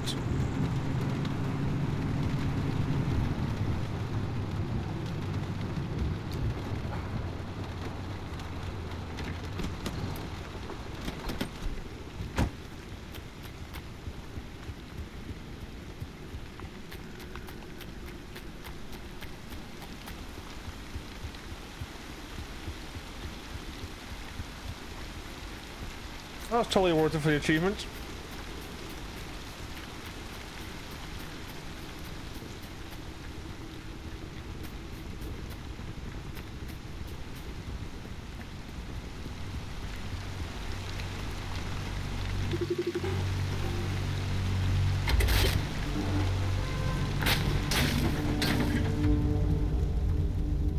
Hey, Oppie. You've never cared about any of the zone stories and superstitions. So, why now? What's in this for you? What I do is not and has never been any of your business. You're asking us to trust you, so yes. It's our business now. How about this? You two sign off and count orbs or whatever it is you like to do, and I'll get the driver to the mass hallucination source myself. Excuse me? No. Tobias found this remnant. This is his discovery. Sure. And I'll send you a nice gift basket to mark the occasion. But I won't let anyone interfere with this. To hell with that! We either throw everything we can at this thing, or we lose this chance, and the answers to the mass hallucination are gone forever! This isn't like one of your little Sasquatch hunts. I'm not letting you get your tinfoil pseudoscience anywhere near this. This is too damn important to me. It sure didn't seem too important earlier when you messed up and nearly killed the driver. Oh, the gate link. You wanna All play right, that all right. game? So there is multiple You gate really links. want Okay. to talk about our track records? Screw you, Oppie. I'd rather run this remnant into the ground than work with either of you. What the Oh, fuck? forget it. We're wasting our breath with this old bat. There's gotta be another way. She's out of her mind. I can't do this. Look, if you want to waste your precious time picking apart bird droppings and squinting at constellations, by all means, follow their lead. And we're better off without them, trust me. I'll get you through no matter what. So who do I This trust? really is my last chance.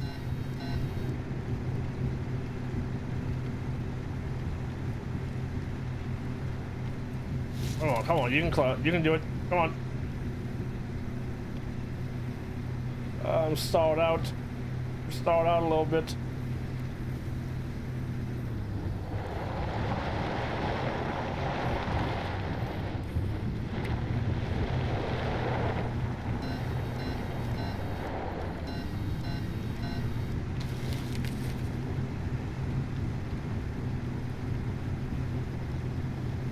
More try.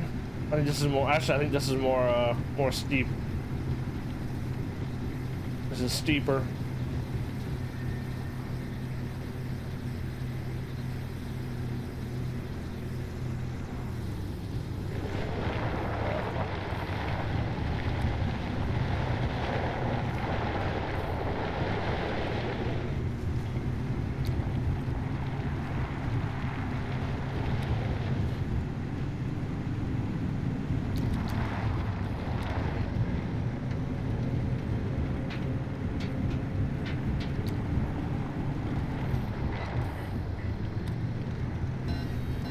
That's an armored car, isn't it?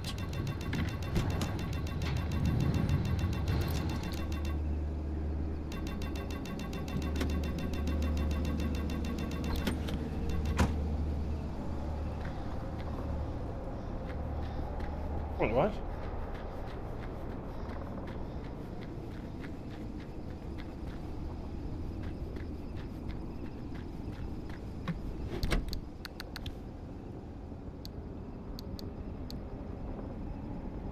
Oh no, the pearl can go in my inventory? Why do I think the pearl couldn't go in my inventory?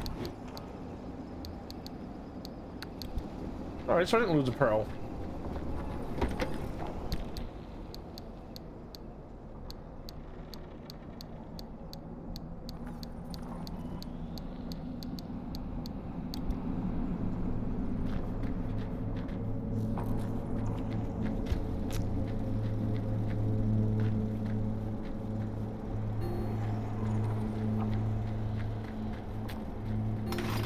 Oh, wait, oh.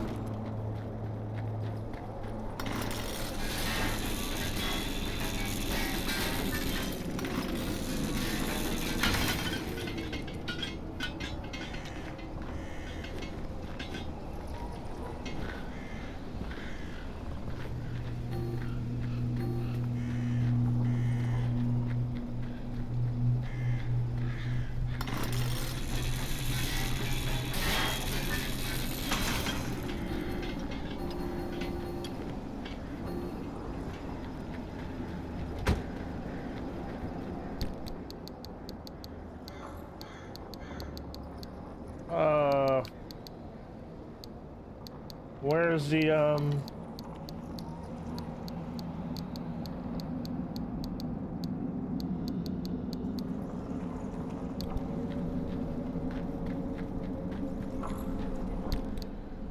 I just picked up. Should be red, right? Or did it go into the car? And the car is right next to me.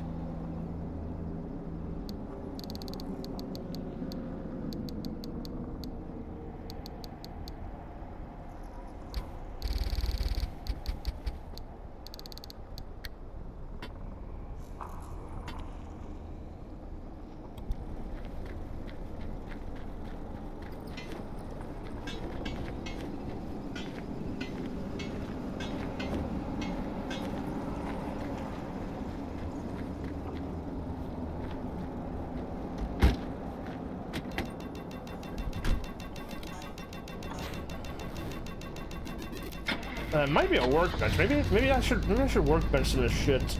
Consolidate if I can. What is beeping like that? I'm out of gas almost? Maybe?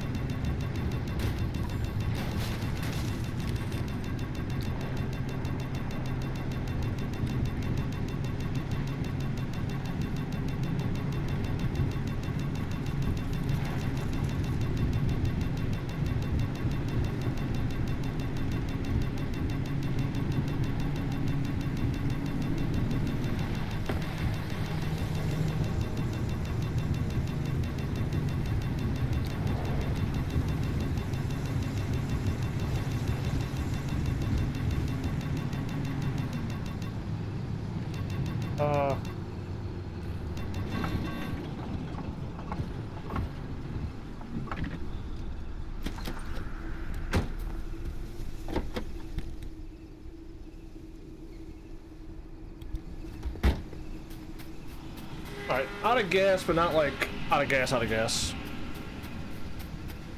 I have some of my gas tank.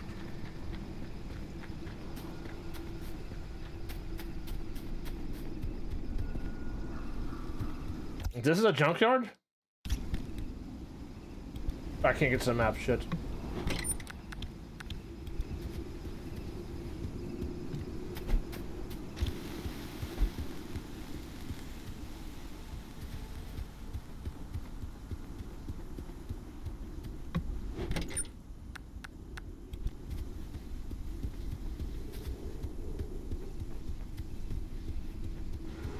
Not in a junkyard, just some cars, really.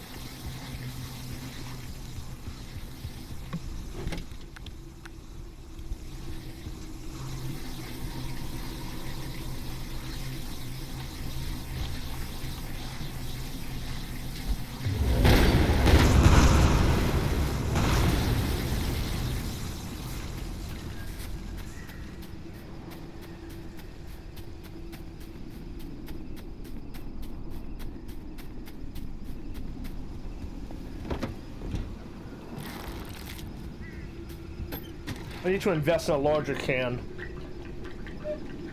That's the next thing I do, I think, is invest in gas.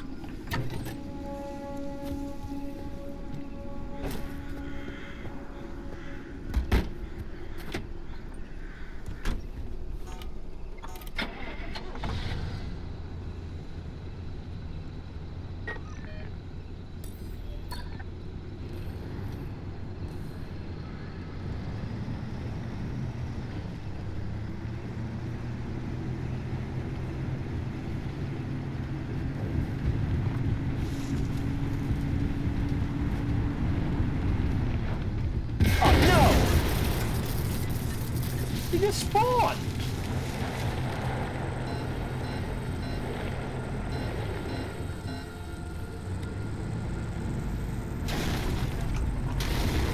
But there was nobody there.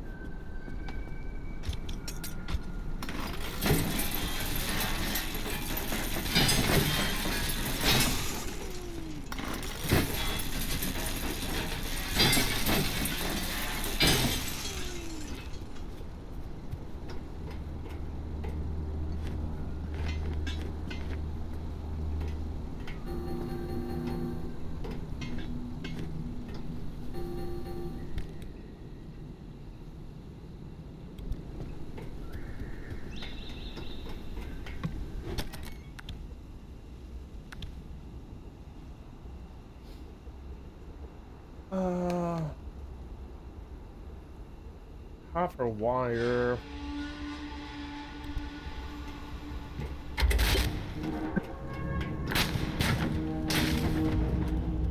All right, we're in business.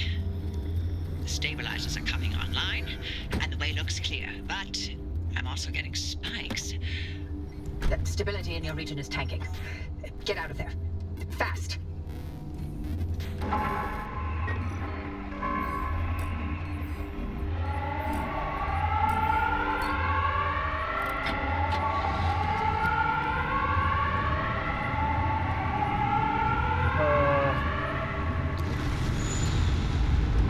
Get to the fork, look to the left.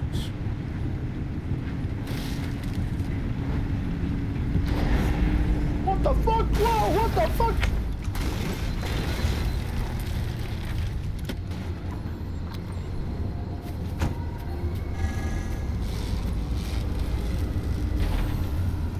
My doors are on.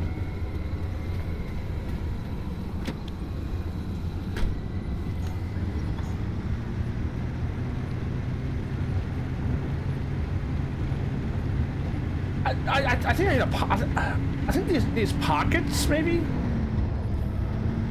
There's definitely I mean, is it this that's doing it? Yes. Okay, so I gotta hit those very, very, very light. This way. I think this way's better. Oh yeah, so I gotta hit those very, very soft. Holy cow.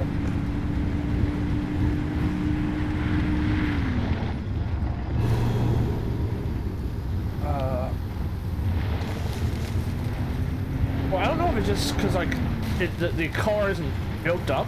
You can definitely build the car up a lot more. Wait. I'm greedy.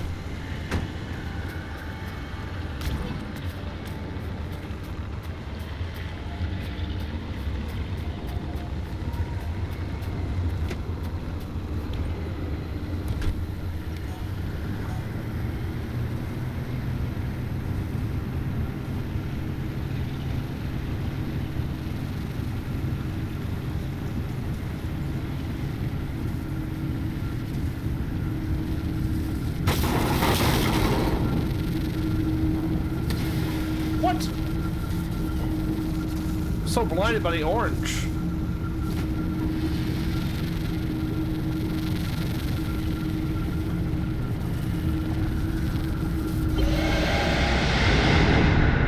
All right, I got a lot of activate stabilized zone and outer zone. Okay, that's just a normal storyline. I got a lot there. Nice work out there. 4.9? Sector stabilizers are fully operational. You've got a straight shot toward the expansion wall. One more thing. You may want to consider armoring up a bit. Once you cross that wall, the mid-zone is another beast altogether. And I got the, and I got this. Let's see if this gives me anything in here. Oh yeah, let's see. No? What?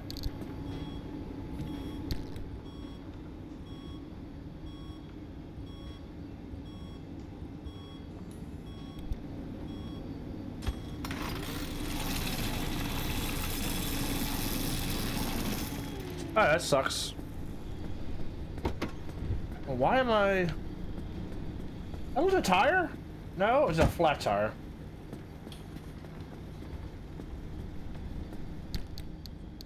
But I got a pearl. Actually, let me put some shit up first, I guess.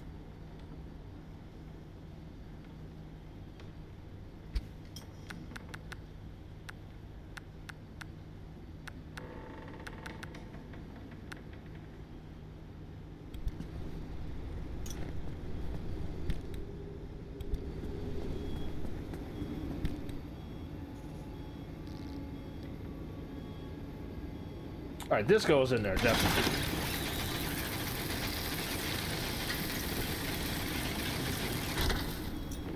All right, canned food, what is that? Oh, some paint. All right.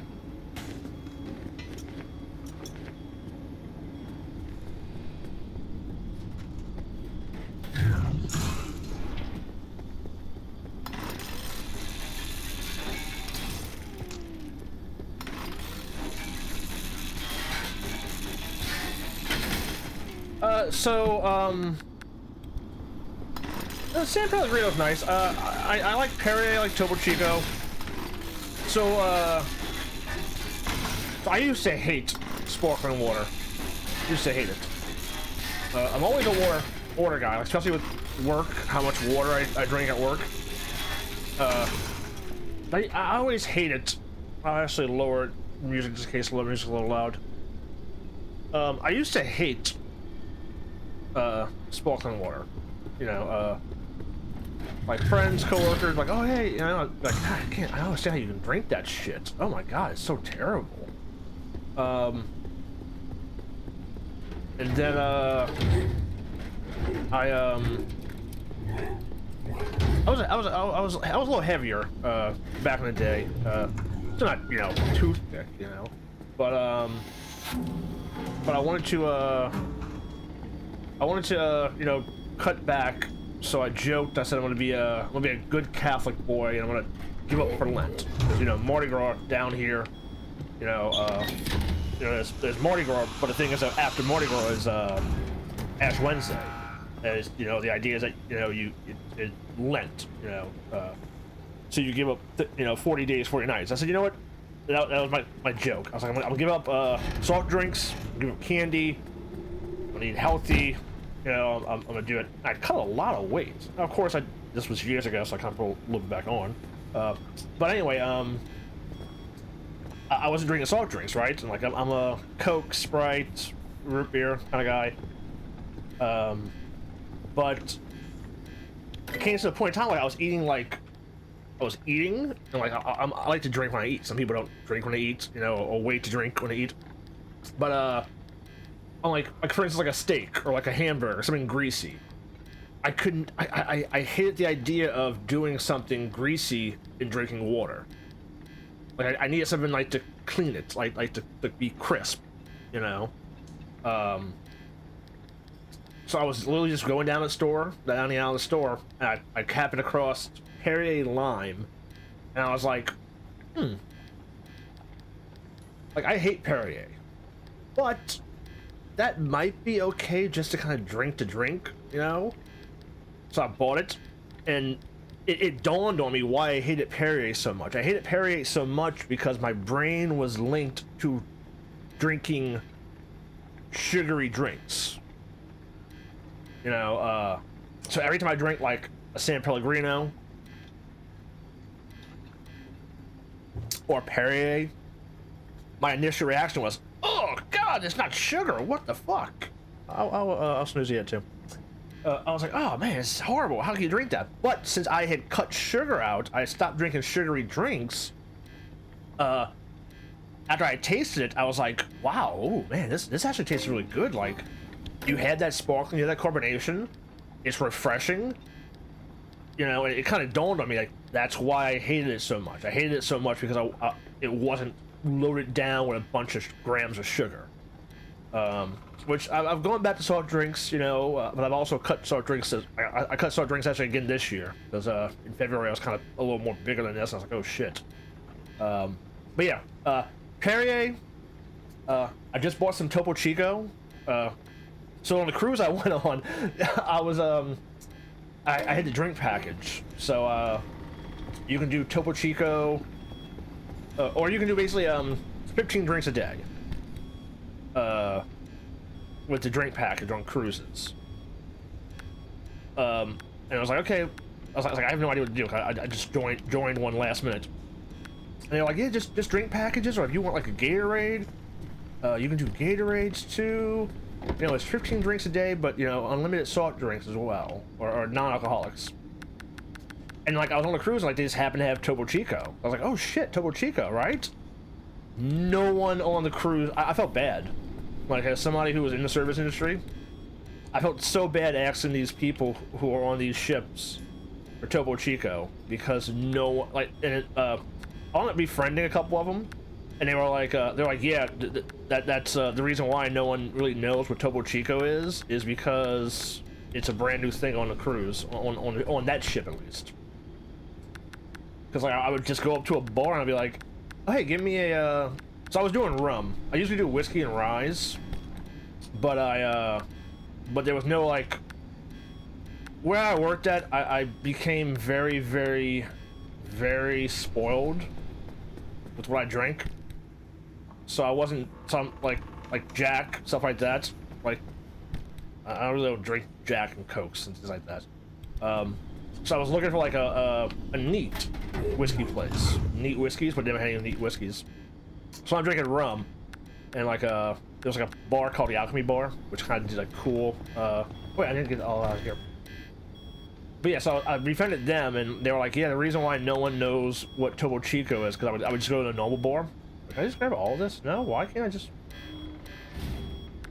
I would go to a normal bar and be like, oh hey, just give me a Topo Chico. Like it would take them like 5 minutes to like grab a Topo Chico. And I was like, oh man, I'm so sorry. Like, I'm like, oh no, it's that one over there. No. Like they gave me like a club soda. I'm like no, it's not club soda. It's a sparkling water. Like it's like club soda, but it's not club soda.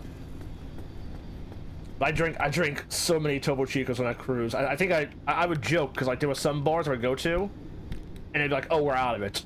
Like I would do I was doing a tangerine. Yeah, tangerine first. Oh no, actually no. Yeah, I don't think they had lime, so I was doing a tangerine, and like they ran out of the tangerine, so I had to switch to the blueberry. The blueberry was tasty, but like they were like, oh, the reason why we don't have any tangerines anymore is because no one's coming around to stock that. That's how little people drink those on the boat. That nobody was like who the fuck is this idiot drinking Topo Chico? Because when I drink, I'm very much hydrate, you know, water and drinking. So I would always just walk around with like a rum old fashioned and a Topo Chico the whole time. But yeah, so but anyway, got off track. But yeah, so Perrier lime, Perrier pineapple was okay. I had a Perrier pineapple once. The Pellegrino.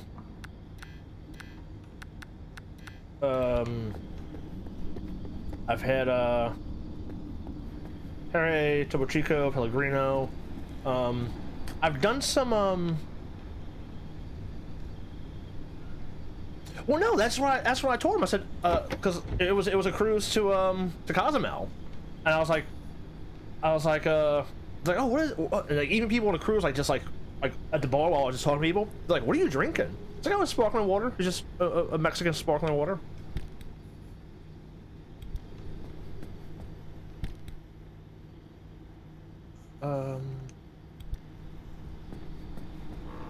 The thing that really kind of confused me on a cruise was, I don't know how much you're into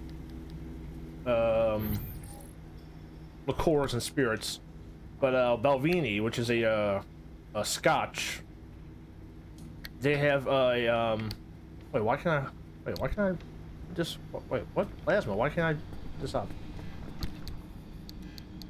Balvenie has a Caribbean cast, so it's a Scotch that's done in a rum barrel, aged in a rum barrel. It's not super crazy expensive. They didn't have it. I was like, how am I on a Caribbean cruise and you don't have Balvenie Caribbean cast? Like, Caribbean cast would make sense. Like they had rums. They had some cool rums, even rums I never had. Like they had a rum from Africa called Star Rum. That was pretty tasty. Why can't I gotta equip this, don't I? No, wait. Can you do this again? I equipped it and then put it in here, I think. Yeah, I think that's what I gotta do. Yeah, that was one of the things I couldn't understand. How could they not have Caribbean cast?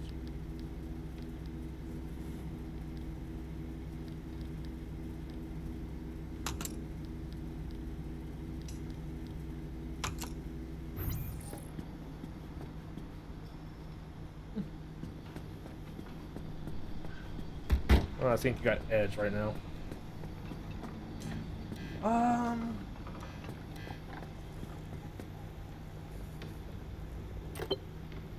Whoa, what is this? Whoa, what? What? Whoa, whoa, whoa, what the fuck? Whoa. Surprise. What? What am I? Whoa, just back out.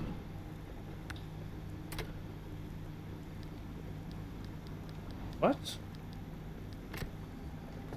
Oh, I think that's like, I don't know. Surprisingly, I didn't drink much wine on the cruise. I only drank one glass of wine. So like the way the drink package works is 15 drinks a day. Like I said, I would normally get it. Like I drink a lot of I've drank a lot of wine, spirits. Like I'm not like an at-home drinker. Like, I got bottles of whiskey and bourbon here. I got bottles of wine here. I have not drank at home in quite a while. I think I had like a sip and like clean my room one day or one night. But you do 15 drinks. I'm like, holy shit, 15 drinks in a day. And it's with the discount because they wound up since I was last minute, they wound up not giving it to me at first. No, 15. My with the second day, I believe, on sea, I made a little document. I think I did 12 that day. I think 12 was my biggest one. Where would it be at? It would be under what I got, Word, right? I had it on my home screen, but now I don't have it on my home screen anymore. Word. Cruise diary. My biggest day of drinking was day 2. I had I'll include Topo Chico, and then what I wound up befriending some of the bars, so I just told them dealer's choice. So what I did was I usually just drank neat rum, and if I went to the bar, which was the Alchemy bar, they did cocktails, craft cocktails. So day 2 was my biggest day of drinking. Topo Chico, a dealer's choice rum sip. If I didn't know it, I just put dealer's choice. Barbada, a Falchion 8, which is another rum. Topo Chico, a rum old fashioned Topo Chico, a rum old fashioned Topo Chico, 1888 neat rum, a rum old fashioned, Star 7, which was that African one, rum old fashioned, Flora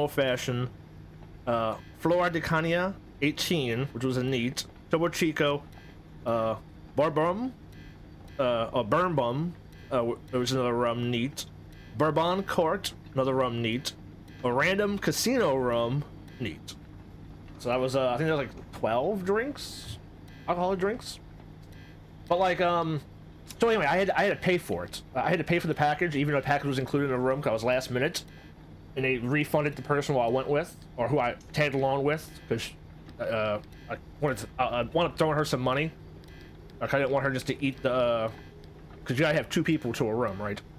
So the person who was with her fell out, so she was either gonna pay $2 grand to be by herself, or I was gonna throw her some money and be like, hey, look, you know, it's a last minute thing. Here's some money, you know, just so you're not eating, you know, you're not at a loss. But anyway, we got on there and they were like, oh yeah, you don't have it because it was refunded to you, or partially refunded to her. But I had to pay for it. But then I wound up just taking. I just wound up. She just wound up saying, hey, look, since you're paying for it, just take the money you're gonna give me. Take that out, the money you're gonna give me. So the drink package was for a 5-day cruise. It was for the drink package and the ultra Wi-Fi. It was $512 together. I believe the drink package was $390.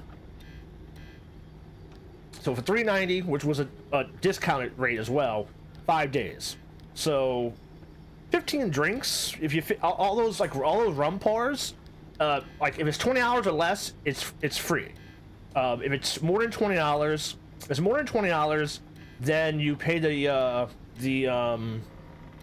remainder. Like if it's $22, you pay $2, right? So, you know, the way I saw it, I was like, all right, well, 15 drinks. The alchemy bar drinks are $14, $14.50. The rums that I drink neat, those range from anywhere between I think 18 was the highest one. It wasn't a $20 pour, so 18 was the highest pour. Well, the cheapest pour I drank probably was like a $12 pour or a $10 pour maybe. So 12 drinks, that would have been over for my biggest day. 12 drinks averaging $14, that would have been well over, you know, what actual was the price of buying the drink package per day. Yeah, I think I had to drink around 8 drinks a day to break even. On a cruise, you're not really worrying about day drinking. I actually waited till noon every day to drink. I didn't drink for breakfast. I didn't drink like mimosas or all that. The girl I went with, she was like drinking mimosas at like 8:30, and I was like, holy shit, okay, you like, she warned me. She's like, hey, you about to see me get torn up. And I was like, hey, you do you, girl. Yeah, large fuel can, definitely. But yeah, so like, what I would do is I would get a drink and get a Topo Chico at the same time, because the drinks, alcoholic drinks, you can only have one per 5 minutes. They didn't want you getting fucked up, and they didn't want you sharing either. You know what I mean? Even though technically you can get one and then wait 5 minutes and get one and give somebody a drink. You know what I mean? Like for one dinner night, I got my drink. We sat down at the table. I ordered, and then I went to the bar and got another drink. So I had an old-fashioned rum, and then I had a neat pour. I left the table because I figured neat pour wasn't gonna melt. I had a neat pour, got up, and then went to the other bar and got an old-fashioned. And then one night, speaking of wine, which is why I talked about this whole thing, I didn't drink wine. I was like, oh shit, I didn't drink wine all dinner. So the last night, I wound up doing a what did I wind up doing? I wound up doing Spanish Rioja, I believe, or was it something else? I believe it was from Spain. Oh no, I know it was Italy. I don't even gotta look at this. It was a Barbera d'Asti. It was an Italian Barbera. Also with the drink package, like there was like discounted rates for bottles and all that. But the drink package was decent. I can do this. No, I need advanced workshop 2. Which...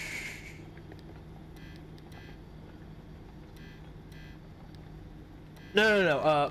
So whenever you see a D'Aste, it's of the Aste region.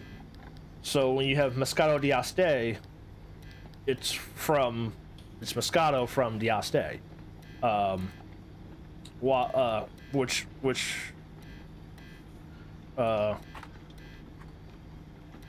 Which is, you know, yes, it's sparkling, but it's like let me make sure I'm saying it. It's the Piedmont region of Italy, but it's the province of D'Aste. Aste, it's a commune. It has 74,348 people. So like Moscato d'Aste is Moscato from the Aste region. A Barbera, well, actually, you can have a Barbera that's sparkling, but this Barbera was still. It's basically like Barbera is kind of like the Pinot Noir of Italy. It's kind of very much close to a Pinot Noir. Fruit forward, you know, very light. Can go with fish. I've paired Barbera with fish before. I used to love pairing red wine with fish when I used to do my pairings. Oh, here it is. Okay, so let me, I guess, make this and see if I can do advanced workshop.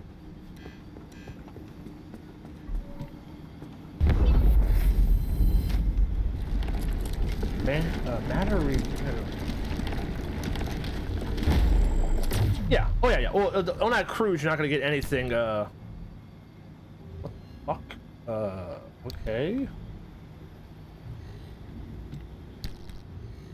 Yeah, on the cruise, you're not gonna get any crazy wines. Like that was kind of like the most unique wine on their list. You know, on a cruise, you're gonna get things like, I don't know if they had Decoy. It might have had Decoy. I know they had Duckhorn by the bottle. I think they had maybe they had La Marca, like a Prosecco. But they just had kind of very traditional, cheaper Californian wines.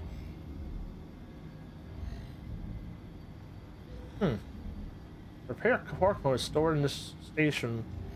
Oh, okay, okay.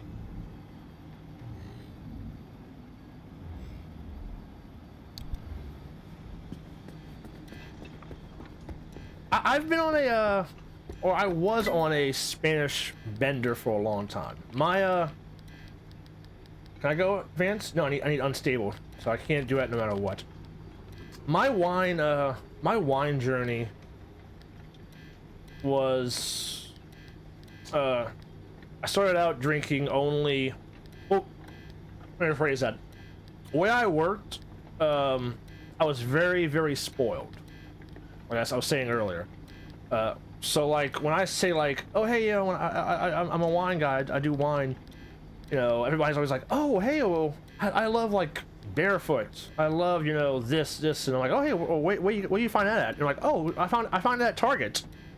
And I'm like, yeah, I skipped that. I skipped the awkward phrase of cheap wines because I was already at a place that Moet Chandon, yeah.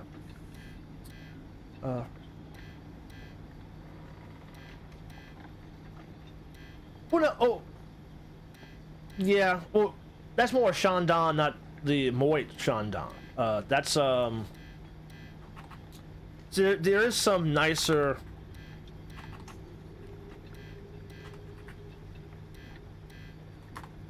See, there is some nicer bottles of Moet.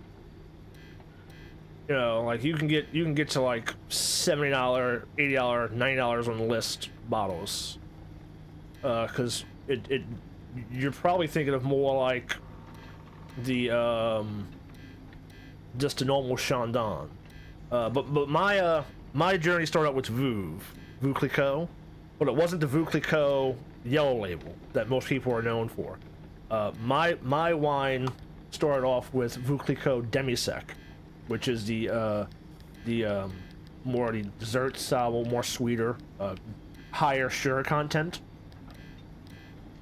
So like that was my start. Like I didn't drink like the cheap, you know, Barefoot Moscato from Target. I was drinking the sweet Vouv, you know. And then from there, I went to the very cliche. I went to the very cliche cake bread Chardonnay. So like I skipped like the cheap, you know, once again like Ferranza Chardonnay. And then from Chardonnay, I went to. Yeah, I should do this. Morlock. Well, no. So from the Chardonnay, I went to. Yeah, I don't think I've ever had Barefoot. Like, I've been drinking wine, doing wine for since 2009. I've been in the wine industry, or at least with wine. I don't think I've ever tasted Barefoot. I can't do any of this. I can do this. I don't know what this is. I guess it's smart to make this. Let's see what it is. And then from Cake Bread Chardonnay. Oh, really? One of the chefs tried doing his own wine. It came out horrible. We actually let it sit. He bottled it, and I put it in the cellar. And then like after he had left, or was he still there? I think he was still there. I was like, hey, I need to get this out of here. Like, I need space. So we wound up opening a bottle, and it was not. I don't know if it just. He didn't filter it. I think that's what it is, and we just let it sit forever. But yeah, so after Chardonnay, I went Pinot. I went Willamette Valley Pinots. I still love Willamette Valley Pinots. You know, you got the fruitfulness, but then you got that kind of that earthy, but not like New Zealand Pinots. New Zealand Pinots and Willamette Valley Pinots are kind of like my it was like my high school sweethearts of wine. Like, I've moved past Willamette Valley Pinots and New Zealand Pinots in a sense of like drinking them.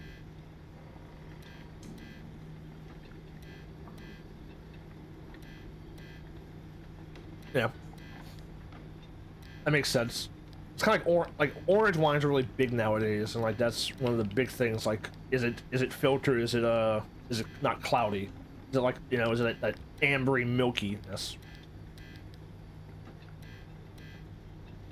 Yeah, this one was off. The one he did was off.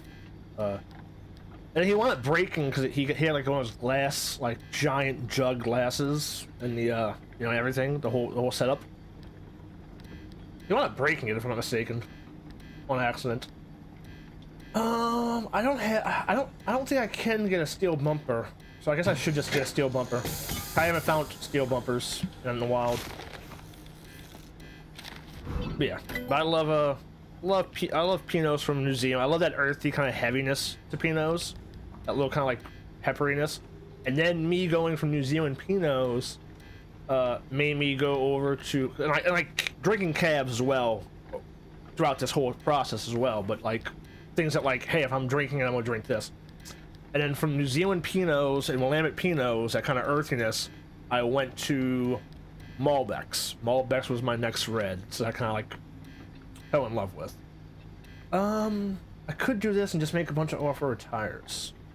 And then I was in a Malbec zone for a while. And then recently I've been dabbling with Austrian wine. There was a Czech wine. It was Milan Nesterik, Forks and Knives. It was a blend. It was from Moroshki Zhishkov Chechnya, and it was a Blanc Frankish and Pinot Noir blend, and it was tasty. I did that with was that the pork tenderloin with the maple fig glaze, I believe that was it. And I forget the sides. I forget the sides for that. I'm pretty sure that's what that was. Extra rooster. Okay, I can't make this. Can't make that. But yeah, so like I've been kind of venturing into like those cool regions of like Spain, Austria, Czechia. I never worked with a Greek wine. I would love to work with like Greek wine, like a Georgian wine. Oh, I guess I gotta make this no matter what, right? Yeah, I need to make this.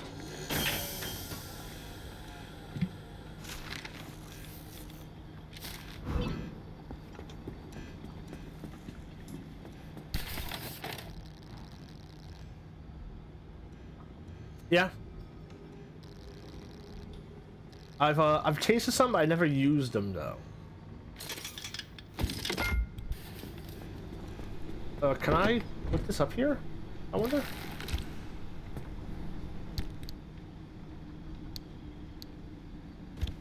I can put this up here, right? Nice. No? Shit. Okay. Alright.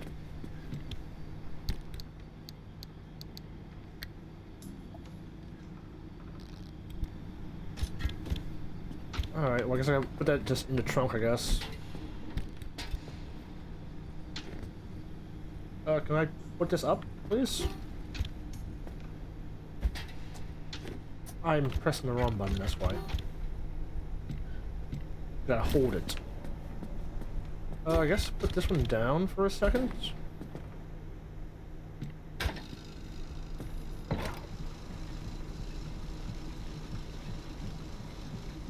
We had a couple sakes, that was pretty good. There was, I had a couple of different, we had a bartender who, bought like a whole line of just cheap sake. And those were kind of bad, and they also went bad. But before he bought that whole lineup, we were drinking, I believe it was a plum sake.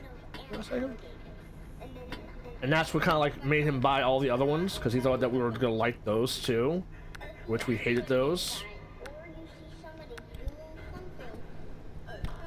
I forget where it was from. It was a little round bottle. I want to. Man, it's been years. I want to say it had even yeah, it was Japanese. I could say what it looked like in my head. I remember it being kind of like short, a little more kind of ovally round bottle, not just a round bottle, but like an oval, like a little kind of like a almost like a Grand Marnier bottle, but a little more circular at the bottom, not flat. But yeah, that could be one in a million bottles. I don't know if it had plum inside. I know it was plum flavored. I don't know if it had plum inside. I mean, we're talking 2015 maybe, 2012, between 2000. No, it had to be it had to be 2000. No, 2015. No, 2011 was in. Yeah, 2013, 2012, a long time ago. But I've tried so many different things. I was very spoiled. Malort was our well, actually no, you should really know Malort, right? Like, because you're in Chicago, right? Like, you should know Malort like so much.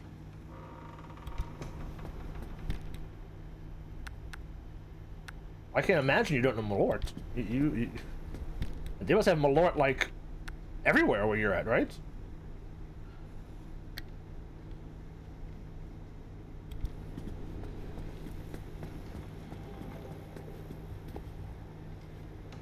Yeah.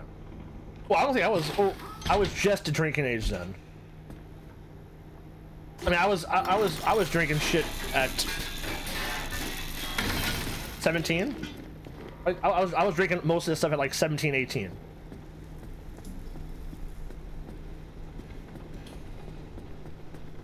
know, just because I was drinking at your job pretty much, you know.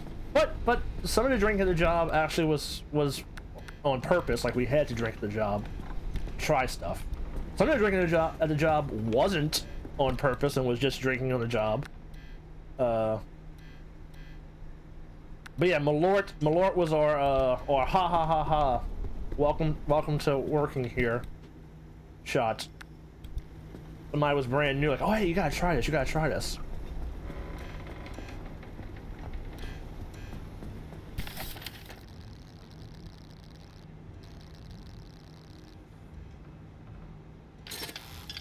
I'm gonna make this definitely. Where does this go?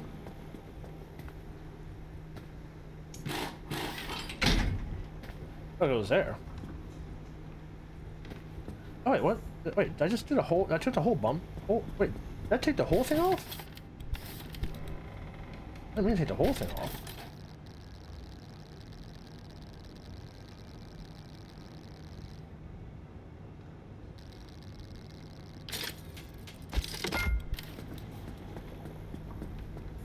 Or do you guys take the whole thing off of this? Wait.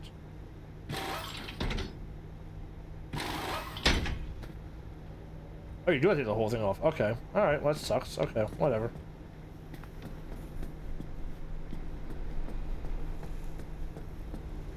Oh, really? Wait, you're in Chicago, right? You are in Chicago.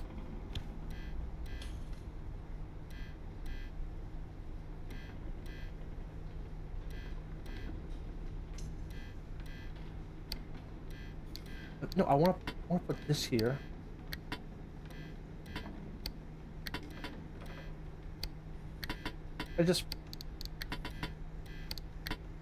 So Malort is Malort's one of those infamous actually I'll pull up the video.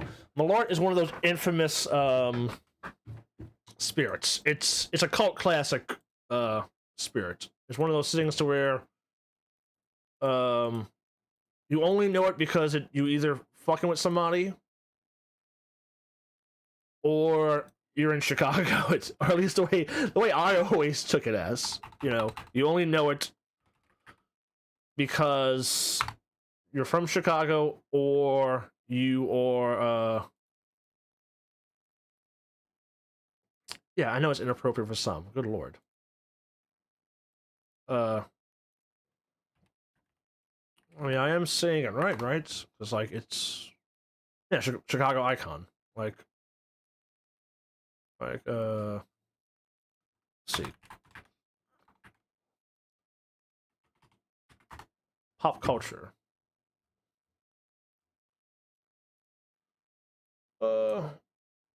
Malort pop culture is presence is rooted in its reputation as notoriously bitter Chicago liquor, embraced with a symbol of local identity and rite of passage. It has gained wider recognition through social media trends where people film their reactions to trying it, and through its use in niche cocktails as a joke. And as a joke, sorry. The drink Malorted stickers and other merchandise along with appearance national have helped solidify its cult favorite. Yeah, so this is how I this is one of the ways I was introduced to Malort. How big is this gonna be? No, actually that's not horrible. Not horrible. Oh, I need to open it up though. That's definitely. I forget what I did with this. This is an unaired Malort commercial.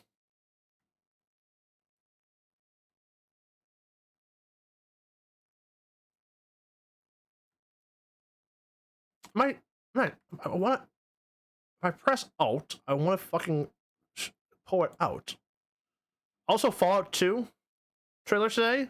You watched Fallout 2 trailer today? It was fucking awesome. Oh yeah, so this is the unaired Malort commercial.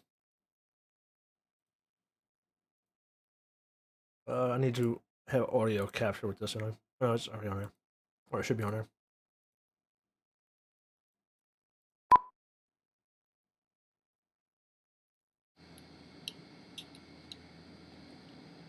Hello, America. My name's Carl IV. When my great-grandfather arrived at this country, he wanted to share with his neighbors in Chicago his mother's sweetest Swedish liqueur recipe. Malort. I'll have another. Actually, take the shot and then say, Malort, I'll have another. Can you do You that? want me to take the shot? Yeah, that's the tagline, so we need that in there, okay? Okay. You're great. Okay. Hello, America. My name's Carl Jepson IV. When my great-grandfather Carl arrived in this country, he wanted to share with everybody his mother's sweetest Swedish liqueur recipe. And as the generations change, our promise remains the same: to make the finest Swedish liqueur in the world. Malort! I'll have another. Malort. Lord. Oh. I'll have another one. I'll have another.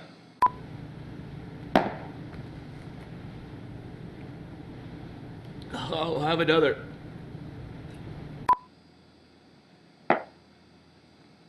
Malort. Tastes like vanilla ice cream. It's like riding in first class. It's like you're being picked on in the 5th grade. The line? Yes. Shot? Right. The line. I'd rather be buried in dirt. It's Malort mixed with dirt. Yeah, I got it. Okay?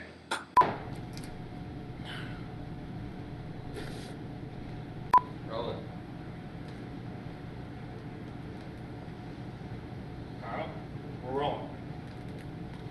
Okay. Ready, Carl? It's not. It's pretty bad. Like I feel much better now. I can drink it. And Hello, America. My name's Carl Jepson IV, and I'm buzzed, but I'm also real proud of my great-grandfather's sweetest Swedish liqueur. My great-grandfather's sweetest Swedish liqueur. Malort. Swedish cuisines and spirits both suck. Tastes like an abortion clinic in Iceland. It's a product of a gypsy curse. Cut. Carl, that's not the tagline. I'm sorry. It just tastes like something that would be a product of a gypsy curse.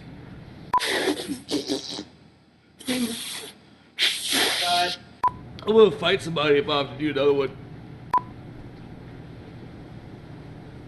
Hello, America. First, I'll be your friend. I'll be your best friend. Yeah, that stuff's good. Ah! after his shit face. Yeah, it sounds good. It's like very pungent. It's very pungent. It's like I had a bad time with Jaeger. Well, not a bad time. I had one bad night with Jaeger. Well, I mixed too many things. But Malort is like, it's like very pungent, but also musky at the same time. But yeah, it definitely has like a licorice to it, but it's not licorice. Like it's like people who like licorice would hate Malort. What would be like the online like the bullshit people flavor profiles? Like how would it say it like here? Malort has a flavor profile defined as aggressive, lingering bitterness from woodworm, also described as medicinal or earthy. So yeah, it's aggressive. It's very musky and like bitter, wormwood. So it does have that kind of sweetness to it, like you know how absinthe has wormwood. It also has herbal and citrus notes. Sometimes compared to grapefruit pith. Fuck off. With a sharp, pungent, and savory finish that many find challenging and unpleasant. Okay, so I definitely agree with the sharp, pungent part. The savoriness, like I said, like very kind of musky, kind of ness to it. Like I never thought it was horrible. The first time I tried it, I was like, oh god. After that, like I wasn't like if someone drank it and like they're like, oh shit, I was like, yeah, I'll drink it too. I don't give a fuck, you know. But it's one of those things that became a very much a. It's pretty much you're at a bar, you give somebody a shot, you get somebody a shot, and you just watch their face when they drink it. You're just like, there was a couple times like there was a I used to do a palate cleanser sorbet. Between the fish course or the third course, the first entree and the second entree, we used to do a palate cleanser. So it used to be like a little sorbet, you know, different things. The last one I did, it was a Portuguese sour cherry liqueur with ginger and lime, and I topped it off with Grey Whale gin, which is a Californian gin. But there was one that we were kind of like trying to figure out what we wanted to do with it. So what I did was, for some reason, I was like, give me a shot of Malort. Like, they trusted me when it comes to like, you know, like if I was like, hey, try this, is usually like, all right, we're trusting him, right? So and then like the manager's like, ooh, you gonna get Thai? You gonna get Thai? I'm like, yeah. But like, I was like, I hit 3. You know, I had the one that I was going to do, or the one that I really wanted to do. I think it was the I think I did Basil Hayden Toasted. I think it was or a fall one maybe. Basil Hayden Toasted. The sorbet itself was, I not really remember what the sorbet was, but I think I did Basil Hayden Toasted. But I did 2 at Basil Hayden Toasted and 1 with Malort. I go in there, and she's like, "Oh, did you get him? You get him? Like in front of him." I'm like, "Shut the fuck up, man! Like he's gonna if you're suspicious." So I was never. I don't have my my certification, my level 1. I could easily get my level 1. Well, I've been told I could easily get my level 1, I should say. I just called myself the wine steward. I was the wine steward. Like I have a saber.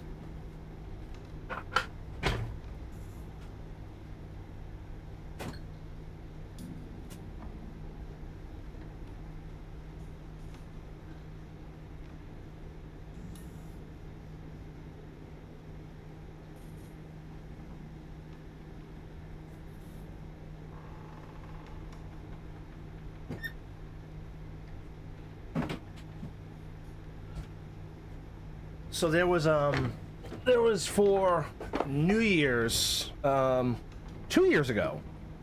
For New Year's, there was like a deal with it was a Chateau Buena Vista. What was tasty champagne? They had the rosé, they had a brut. But if you bought so many bottles, they would send you a saber like this. Are you familiar with the saber?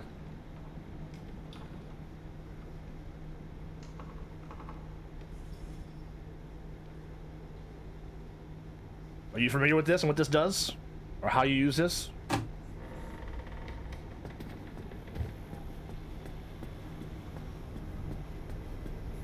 Or you're just like, holy shit, that's a big knife.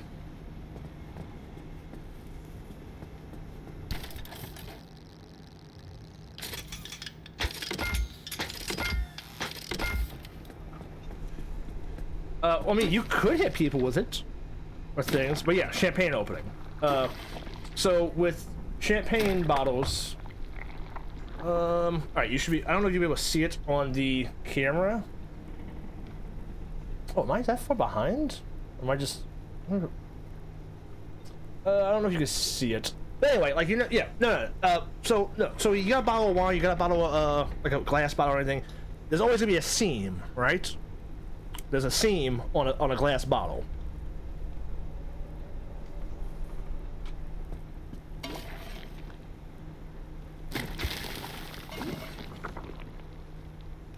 So the idea is you want to scrape the seam up the bottle to the rim. You don't just want to hit the rim off, because what you're doing is you're finding the weak spot in the bottle. The weak spot is the seam. So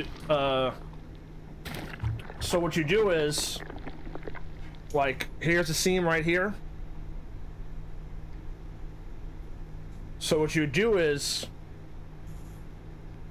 oh wait, let me, and then rod the seam up and pop it off in one fluid motion. So like, you would hold it, find the seam, and then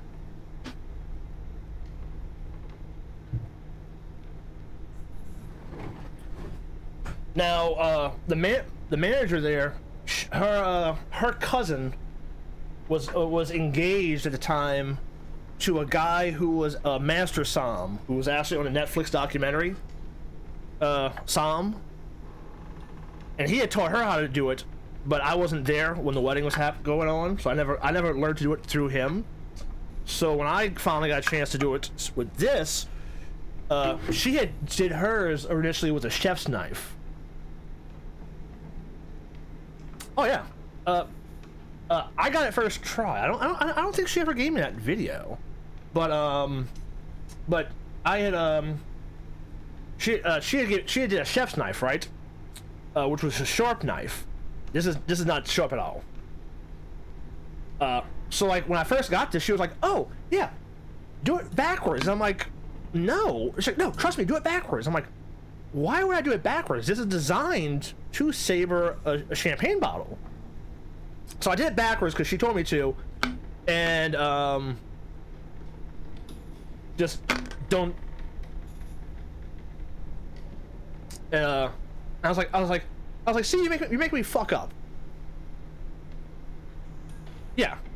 But for a chef's knife, since it's sharp, could dig in too, as well, because you're doing pressure. You're holding it on that seam. You're not just kind of like just riding it up. You're like really kind of pushing into it and like going through. When I did it from the backwards, it didn't do it. But I bitched at her. I said, "Let me fucking do it the way I want to fucking do it," you know. And then I did it first try. But yeah, it was super cool doing it. Super easy. If I wasn't into it, I probably could do it right now if I wanted to. I think I have a bottle of champagne. I have 2 bottles of champagne in the house. But anyway, the reason why I bring this up though is I don't know if you can see if I can turn this off. Maybe. I turn that off and maybe hit it with my light from my phone, perhaps. Oh wait, that's the Chateau Buena Vista spot. But on this side, the Steward's Saber. That's why I pulled this out. So the idea was, when you bought so many bottles of wine, about so many bottles of champagne, you could get one. So I was like, "Hey, you want to buy some wine, Rachel?" And she's like, "Yeah." She's like, "Well, I want one too. We could just get one. What the fuck?" So we wound up buying a bunch of champagne to get 2. I got 1, she got 1, and it was they were like, "Okay, well, we'll order it. We'll send it out to you. What do you want on it?"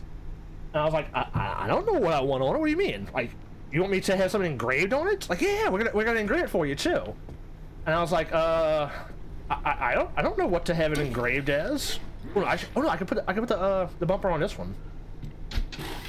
So I was back and forth like what I should put on the engraving, and I was like just put the Steward's Saber. Why not? Like, you know. So to answer that question, once again, very long-winded. I never considered myself a sommelier. What I considered myself was a steward, because what's a stewardship? A stewardship is taking care of something. I took care of the wine cellar. It's you know, that's what a stewardship is, taking care of something. So my official title that I gave myself. So I basically I took the position. I was never given a position. I was never hired as a wine guy. Somebody needed to do it, and I did it. Which is why my wine journey is also very weird. Like, I was like, hey, I can do it. Let me do it, you know. You need somebody to do inventory? I'll do the inventory. And then later on, oh, you need somebody to pair the wines? I can pair the wines. I just kind of just took the job, more or less. So I was never officially given a title. So everyone used to ask me like, "Oh, are you the wine director? Or are you the wine manager? Are you the sommelier of this? Are you the som of the restaurant?" Like, I'm just a wine steward. A stewardship, somebody who takes care of things. I took care of the maintaining the cellar, making it look presentable. I take care of the wine list. I take care of the wine pairings. I'm a steward. The way I always looked at it was I was never going anywhere, so why would I ever... Oh, you wound hard drive. What is this for? I was never really going anywhere, so why would I ever...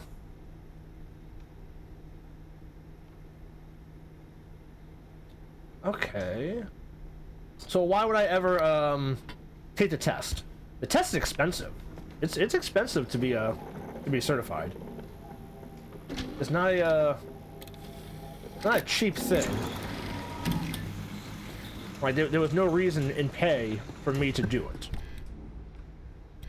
I might do it now, eventually. But yeah, I've never been classically trained. Everything I've learned myself. Yeah, so there's level 1, there's level 2, there's level 3, and then there's master, if I'm not mistaken.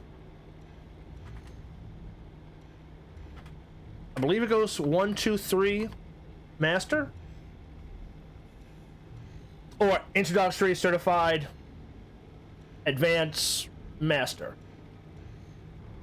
There's the wine and spirits education trust levels, and that's what I'm more or less looking at. Level 1 award in wine, level 2 award in wine, level 3. So level 1's a beginner level award covering basic knowledge, which I would definitely pass on level 1.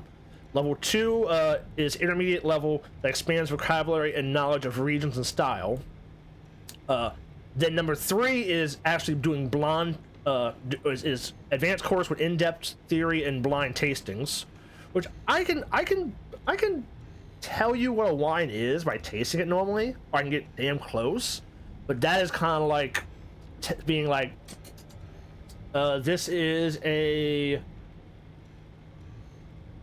French Malbec from the Cahors region of France, and it is 2018.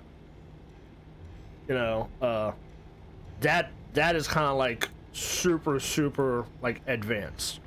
And then there's expert level, which is basically kind of like a master som. But it goes in detail. Like the I got a printout of a practice quiz.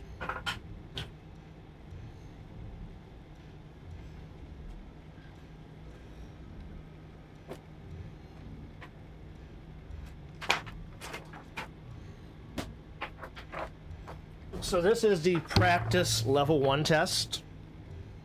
70 pages, or 70 questions, I should say. Sorry about that. Yeah. So like the first one. See, this is one that like I could guess, but I wouldn't know, because it's just a little more in depth. I'm very good at retaining knowledge, information, a great memory. So like I get like a cram study session, and I could totally probably knock this out, you know, in a weekend. But like the Pas Natais, the Turin, and the Anjou Sumar regions are all located in the Loire Valley, or all located in blank. The Loire Valley, the Champagne, or just Champagne, France, Burgundy, or the Rhone Valley. That's the first question. And it's like, all right, well, if I'm just kind of like thinking of, I would think it's probably the Rhone Valley or the Loire Valley. It's definitely not Champagne, and it's definitely not Burgundy. So right there, I'm at a 50-50 of what that one is. The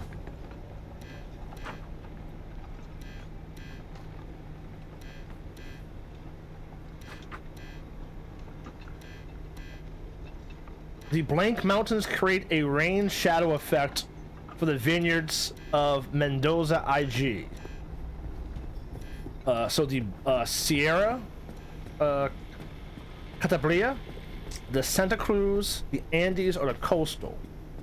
Okay, so Mendoza's Argentina. So what mountains are in the Argentine mountains? Argentine mountains. That's not the Andes, right? Like these, you know, like my knowledge is more hands-on knowledge. That's why I say I'm a steward. Sam is. I don't even know if Sam knows these. Like these are kind of questions that like you learn, you take a test, and then no one ever fucking answers you ever again. I think this is a level 1 test. I could be wrong. But I had printed out when I was thinking about taking it.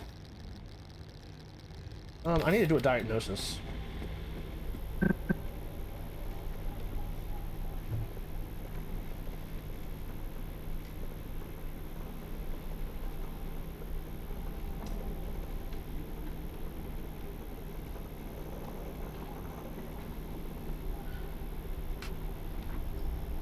Also, beer is on here too, which I don't drink beer at all. A blank style beer is produced via top fermenting yeast in warmer temperature. Pilsner, Pale Ale, Bock, Oktoberfest. If I had to guess, top fermenting yeast, warmer temperatures. Warmer temperatures, so I wouldn't think. Well, Shiner Bock's in Texas, so maybe a Bock? Maybe? How do I do off-road tires?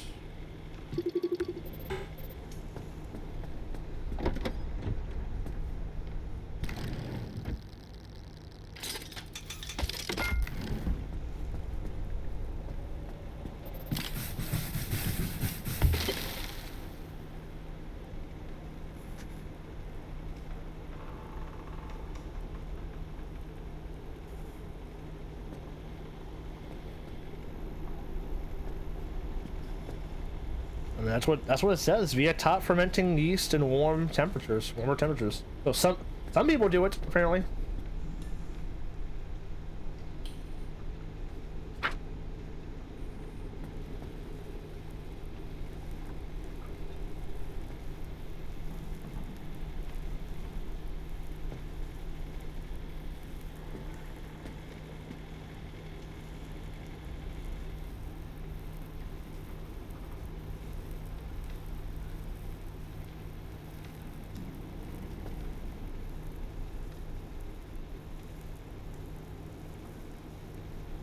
Now this one's easy.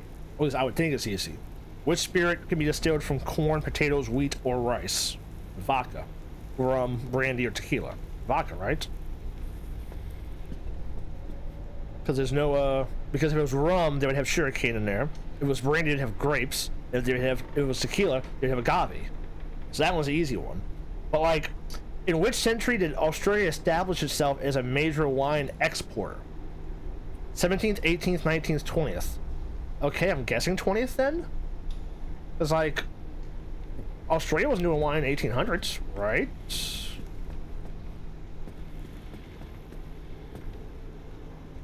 What happened to my headlights? Did my headlights just fall off? When I was driving, I guess, maybe?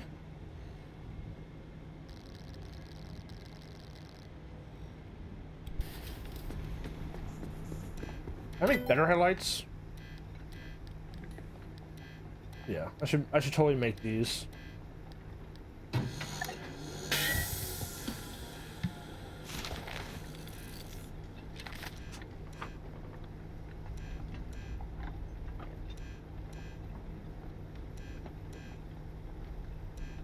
All right, now this one's easy, at least to me.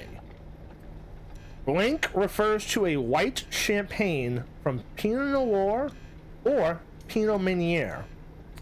Demi-sec, Monopole, Tête de Cuvée, or Blanc de Noir.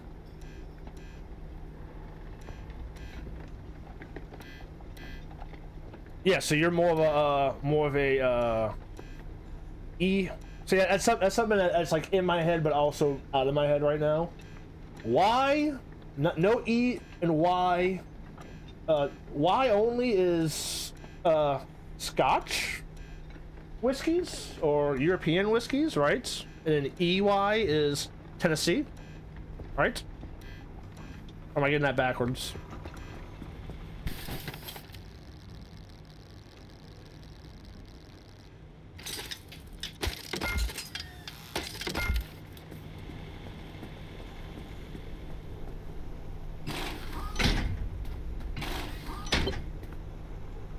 I'm much more wine. I know spirits are much more wine oriented. Like those are the small things that, like, on a test I would be like, all right, let me study for a second just to where it's back in my head. I don't need road flares.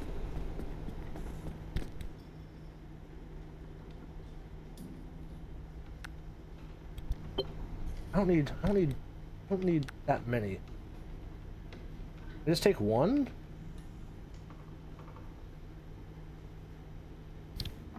Oh, am I dropping frames or something? Is it hiccuping?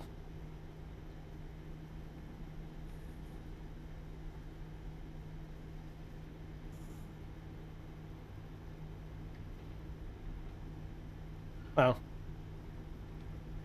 Cause like I stream at 8,000 bit rate.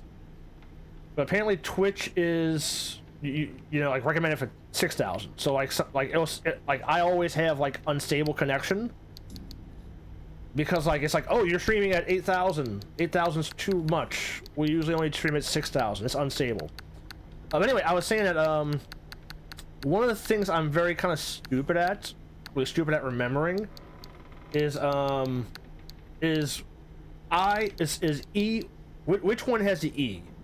So when you say whiskey with a Y, if I'm not mistaken, whiskey with a Y is Scottish European, while E is Kentucky, right? Or is Kentucky the one with E? Yeah, all right, yeah. So no E is European, E is Tennessee. So Scotch is single malt, things like that. I like Scotch. I like one of my favorite ones is Octomore from Glenfarclas, if I'm mistaken. Scotch was one of my I was kind of like eye opened to Scotch after a while. So I was like the wine guy, right? They had a guy who used to be there, or two guys that used to be there who were big, like they were the bartenders. They were pretty damn fucking good bartenders. They knew their shit. You know what I mean? Kind of like people looked at them like people looked at me for wine. You know, when it comes to like, all right, that's the guy you go talk to. So I remember one night after work, I was just hanging out. I went to the bar, you know, just kind of hang out, talk to them while they were cleaning up, and like, one's in there, he's pouring something, he's putting it down. He walks out, the other one comes in, they pour something, then the other one comes back in, and they're both in there, and they both have a glass that each one poured without the other one looking at. And they're, you know, they're swirling it around, they're looking at it in the light, you know, getting the nose, doing a sip. And I always remember, I was like, what the fuck are y'all doing? Why are y'all treating it like it's wine? Like, it's not wine. And he was like, no, you're wrong. You know, you're wrong, Snake. It's just like wine. I was like, what do you mean it's just like wine? It's like, look, see how this color is different than this one. Here, smell this one, smell this one. It's just like wine. There's flavor profiles. There's bottling techniques. There's barreling techniques. I meant to say, barreling techniques. There's notes. There's color. It is just like wine, or if not even more than wine. And I was like, okay, well, pour it out. Let me start tasting them. And a Caribbean Cask, Balvenie Caribbean Cask was one of the first ones I tried. I forget what the second one was. out of the two that were blind for them, but one of them was a sherry cast. They both got it, like they both kind of knew it. Like they both like worked the bar. They both, you know, knew what was in there, you know, in the bar, you know. But one was sherry cast because of course they had that sherry that kind of like redder color to it. I forget what the other one was, but they had me try Belvini Caribbean cast, and they're like, see how this one, you know, this one was stored in a rum barrel. It was aged in a rum barrel. So you see how that rum barrel gives off notes of sweetness. You still have that kind of complexity of a Scotch. You know, it's not super sweet, but you can taste like that hints of like, you know, molasses. Those little hints of like sugarcane, you know, and vanilla. I was like, all right, yeah, I see that. Yeah. And then I was like, okay, well, if this one's like a light, weak, like sweet one, what's the what's the big boy? You know, what's Yamazaki or Kavalan? Kavalan is Taiwanese, actually. I had a couple of Kavalans. Let's see, can I tab out of this? Can I snooze? I can't snooze? I can't snooze. I had a couple of Kavalans. So Kavalan is whiskey. There's a Taiwanese. Yamazaki as well. I had Yamazaki 18. The Kavalans won best single malt. Yeah, I figured it was.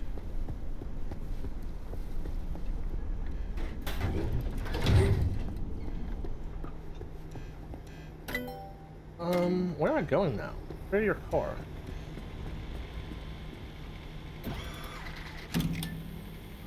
Oh wait, I'm in a different area. Oh shit, what? Huh.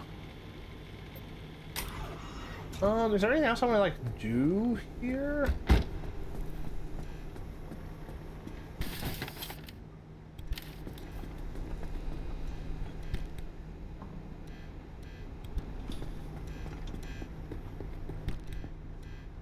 Need that.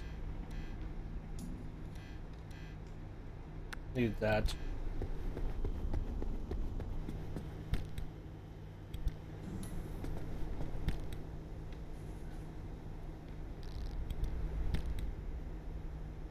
Yeah, so I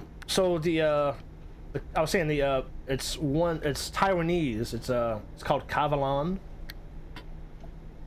It won there's many different barrelings, but it won best single malt. Like it beat out the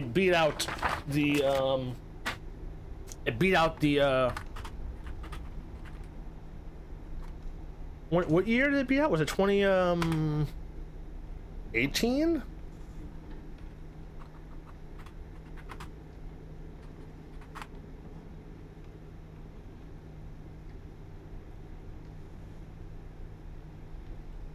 Several Kavalan whiskeys have been named world's best by various competitions. Most recently one is the Kavalan Solist Fino Sherry Cast, named Whiskey of the Year in 2025 International Whiskey Competitions.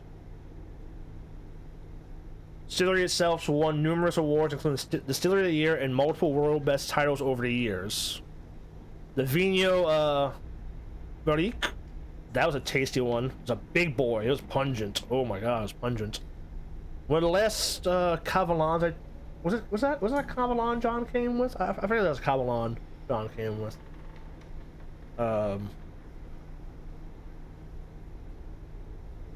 Yeah, it's gotten 9 world's best in 10 years. They're actually beating the Scottish in competitions.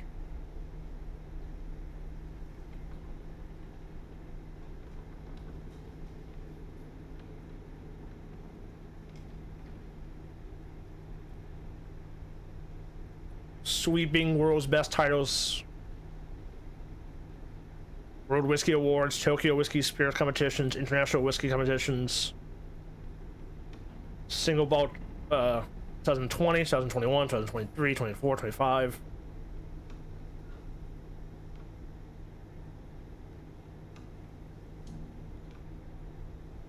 Yeah, so these are from Taiwan. These. So actually, I had more. I had these more. That's the this one's the I believe that's the Lord, it's stressed out. Why is it? Yeah, Solist, the Fino Sherry, the Vino Belic. That one's a big boy.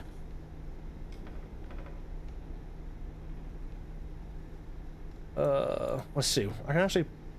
Where's my Dropbox? I Dropbox on my phone. So I've had Yamazaki 18. I've had A.H. Hirsch. I don't know if you've ever heard of it. It's American, but A.H. Hirsch is it's a long lost kind of whiskey that you can't really find anymore. Like the big boys I've had. Whistle Pig, Boss Hog 9. I've had. Stag's Junior is really tasty as well. Kentucky Owl, Anniversary Dry State one. I've had rum, Appleton Estate 50 year rum. I've had no, actually, I think I had Boss Hog 9 and Boss Hog 8 actually. I've had Michter's. I've had the sour mash from Michter's. I've had Michter's sour mash before. Expensive don't mean shit though. But Taiwanese whiskeys, all the Taiwan. Did I try that one? The Kamiki. Man, I think I tried most of these. Kamiki Maltage batch number 1. Nakia. The Taketsuri Pure Malt. Nakia 21 year. The Santori 12 year.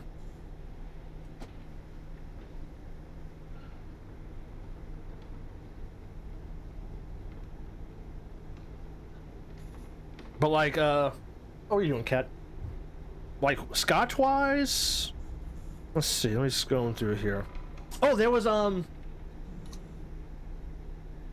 the Enigma, which was tasty as well. That was from, that Glenlivet Enigma?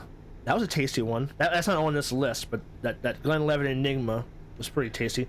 I like the Nick Offerman. The, Lagavulin, 11 Nick Offerman did.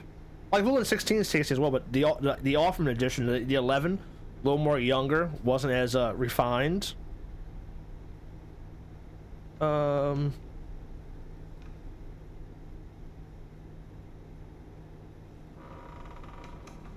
Any other ones on here that like popped? Like, I'm like, oh yeah, that.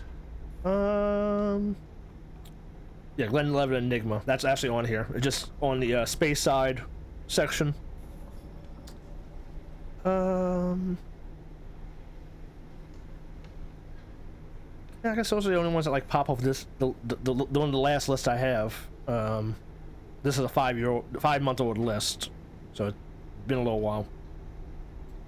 But yeah, I was very spoiled where I worked at. They had anything and everything, and if we didn't have it, we could order it. So I've tried a lot of crazy shit in my years. What are you doing, Cat? How much do I have? I have 2.4. I could make off-road tires.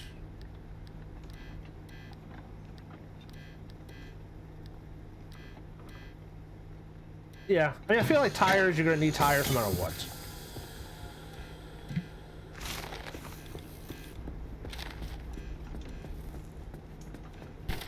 But yeah, so, but the SOM test is not only just not only just it's not just, hey, do you know your wine? It's also, do you know your beer and your spirits, and like they'll like trick you up with some shit like that. Now I probably should get it. I'm about to venture into sales, in theory, maybe. I actually should start getting a little more under my belt of like remembering shit like that. Oh, Louis the 14th, yeah. Yeah, I had Louis the 14th. Actually, did I break it? No, I still think I didn't break it. I didn't break fucking Louis. Louis committed suicide. So anyway, I infamously had to bury a bottle of Louis in a dumpster at work once.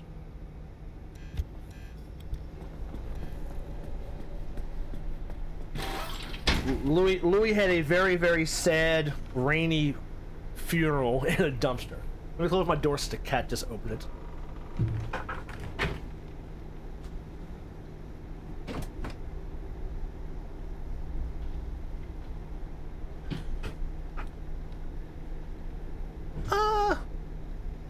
Nah. So Louis, what was the price for a pour? Is it on this list, I wonder? That list I was looking at? I know the, what was it called? Shit. The, I'm forgetting what it was called. I want to say Louis was 700 for a 2-ounce pour. I don't think it's on this list. I can look at the old list. Let's see. Can I look at old stuff? Where would it be at? Menus. No. Well, I'm looking at it as like a per pour thing, not as in a as a bottle, like if you're selling it at a restaurant. Where would it be at? It would be down here, way down here.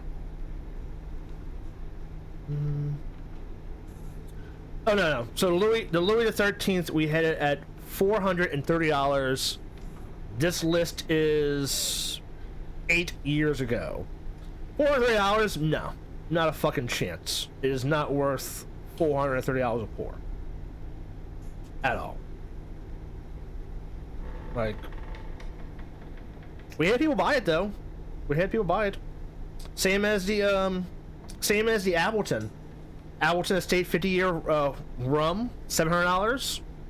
We had a guy they were celebrating a victory in a trial with a lawyer firm. We had Macallan 60. I was a stupid fucking 21-year-old kid showing people Macallan 60 and just holding Macallan 60 like it was nothing. I didn't realize Macallan 60 was that expensive. That I didn't realize that they paid, at the time we had paid $17,000 or $16,700 for a bottle. But no one knew the guy who bought a fucking bottle that was $17,000. This was 8 years ago. This list was printed out, so this would be 2017. The Appleton Estate 50 year was at $770 a pour. 2-ounce pours as well. So for 2 ounces, $430. But yeah, so Louis the 13th, it broke. I didn't break it. I didn't break it, but it broke in my vicinity. The liquor one we had, I was kind of helping out with like helping set up weddings and all that bars. So I was an idiot back then as well. I would lift like what was it, like the 55 gallon igloo ice chest full of beer. I myself lift them up and just boom, slam them down, you know, like stack them, you know, like you're picking up something fucking heavy, and you put it down on something that's like 2.5 feet off the ground. It's gonna make a little noise. It's gonna make a little shake. You know what I mean? But anyway, so like I was the liquor room was kind of small and tiny. So I went. It was like one of the last ice chests. I picked the ice chest up. You know. Boom! I put it down on top of the other ice chest, and when I put it down the other ice chest, some idiot had Louis, a bottle of Louis. I'll use Mike as an example. The box was like this. If this is the shelf, the box was like that. So when I put the ice chest on top of the other ice chest, you know, it's an old rickety, you know, building. So when I did that, the ground shook. The shelf shook. When the shelf shook, Louis fell. So I didn't break Louis. Louis committed suicide. Louis fell off the top shelf, committed suicide. So I put the ice chest down, and as soon as I put the ice chest down, Louis in his maroon red box falls off the top shelf, hits the ice chest, hits the ground, and I just get sprayed with Louis, and the bottle is basically broken inside the box. To which the general manager at the time was like, "Oh, what's going on? What's going on?" You know, or, no, actually, did I tell him, or yeah, I think I told him. I was like, "Oh shit, hey Joey, this is what just happened. Look, somebody put it up there, they didn't put it flat." He was kind of like, well, look, just go throw it away in the dumpster. Just go throw it away, you know, just. I was like, okay, that's what you want me to do? Okay. So I picked the box up, you know, you shake the box, you hear the glass rattle. I put it inside of another box.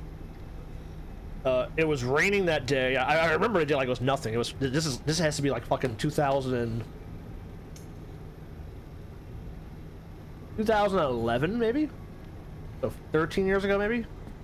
That's one of the things that, like, you break about, not break, but if you're in the area of a bottle of Louis the 13th breaking, you remember it. You know what I mean? Or 14th. You remember it. So yeah, I took the box, walked to the dumpster. There was a light rain in the air. It was like a gray, overcast, light rain, and I threw that bitch in the dumpster. Only me, the bartender Tom, there, Joey and Rachel more or less knew about it. Didn't tell the owner. Like, not my fault. Some fucking idiot put it up there and didn't put it, you know.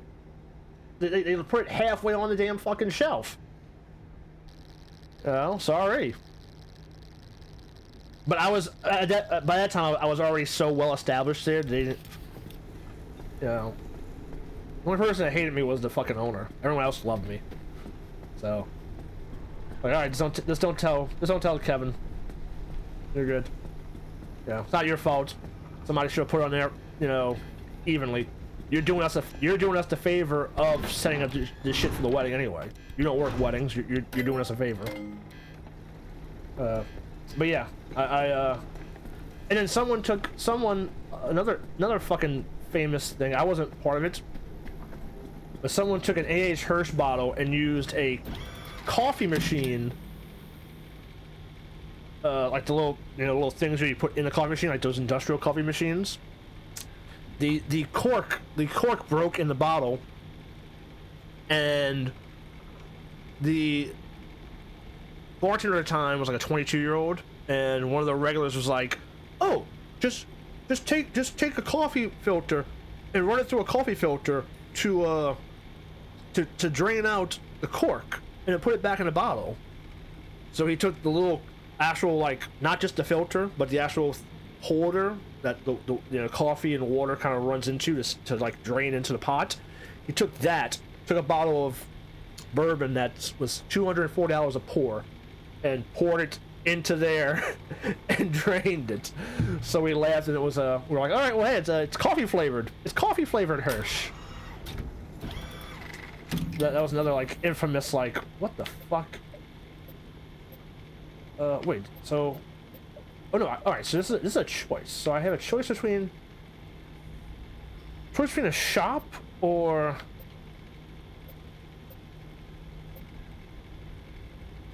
something else.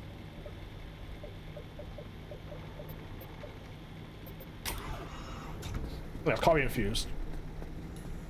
The bottle's still there probably too. We'll probably sell it to people.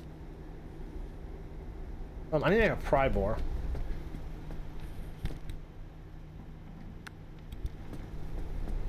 I've had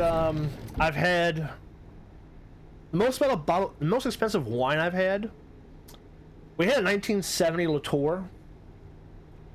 It was $2,400. I never tried it. The oldest bottle of wine I've had. Well, actually, no. I'm gonna rephrase that. The oldest bottle of wine.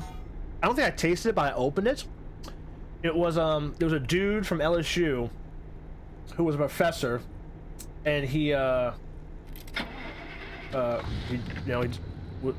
restaurant. He loved what we were doing. Loved my pairing, and he wanted to do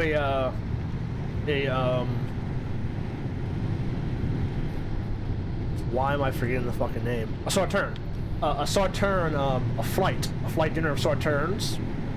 From his own personal selection. The chef made a menu for him and all that to do. He had a Sauterne from... Do I have a picture of it? I told you a picture of it, right? I would need to go to my... It was a Sauterne from before the moon landing. So the oldest bottle of wine I opened was a bottle of wine that predates us going to the moon. That was 2000 and...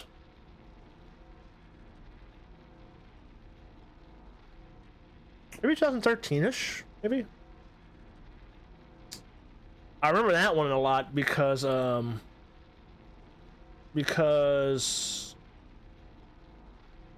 were fucking with me. Cause I was so like, I don't want to say nervous, but I was so careful. Oh no, it's not on here. It's on my laptop. I had to yeah, when I had to, when Google Photos was too much. But it was from 1950s.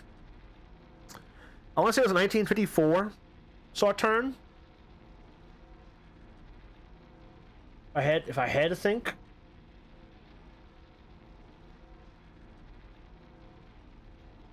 $1954.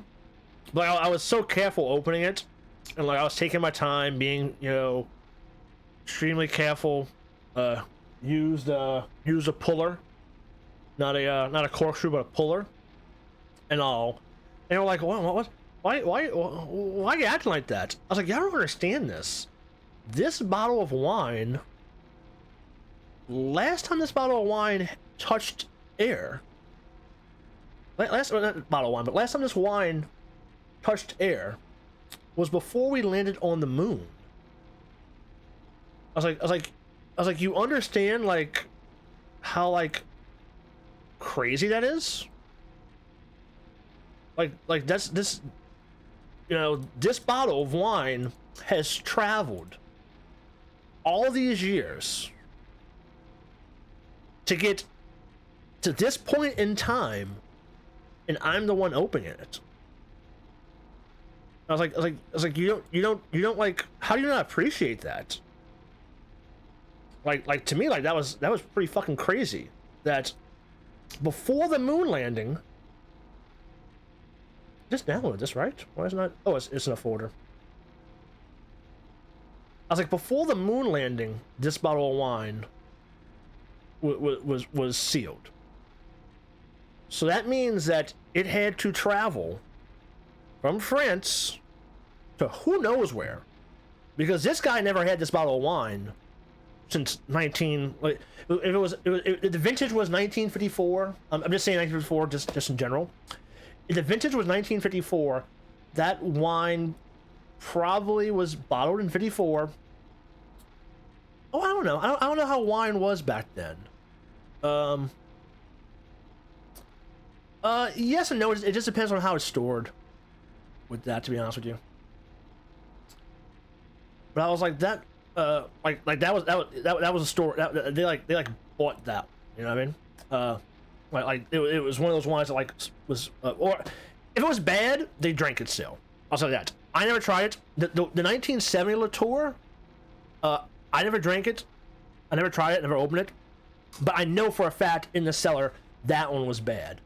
But yeah. So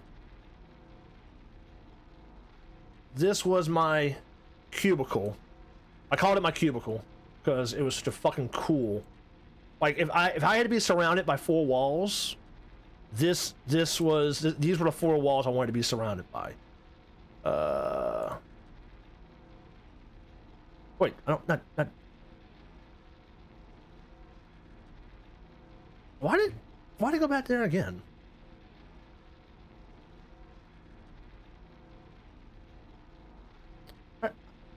Why is it like 3 sides like that?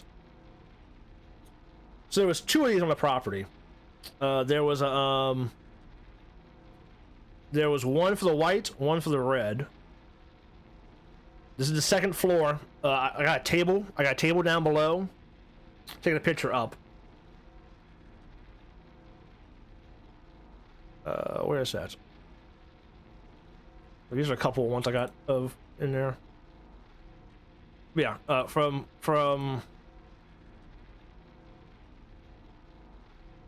yeah, this is an awesome cellar.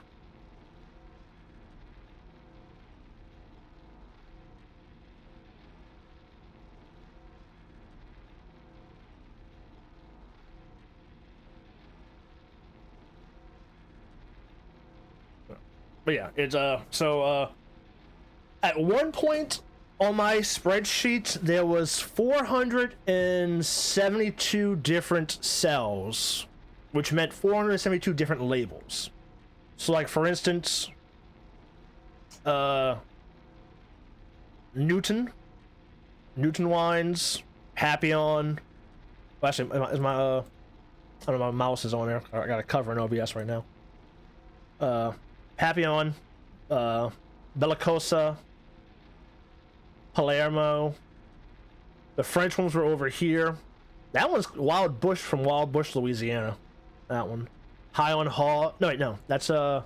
No, that's Jack's. Taro. This 8 Years in the Desert is not the commercial 8 Years in the Desert. This is 8 Years in the Desert. See how there's like a saran wrap? This was a pre-release. So each bottle cost, it was 8 bottles in a case for 8 Years in the Desert. And it was, case was, what's the case, like $800? Nowadays, the post-released 8 years you can get for like $40 a bottle in the store. Oh shit. But yeah, these wine. This cellar was fucking amazing. But yeah, so the oldest one I tasted out of that cellar was a 1982 Leonville. Wait, no, was it Leonville Casas? I believe it was 82. The oldest white wine I tasted was actually the oldest white wine I tasted was actually a champagne. We had a champagne from 1996. It wasn't spoiled. As long as you store it right, you turn the bottle every so often, you keep it in a nice temperate climate, you maintain the corks. The 1970 Latour, for instance, that cork was dried out. When a cork dries out, it gets brittle, it breaks apart, it cracks, which makes air seep into the wine.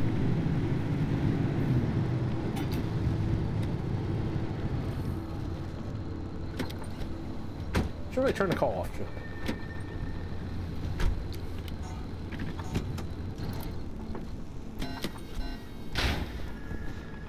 What?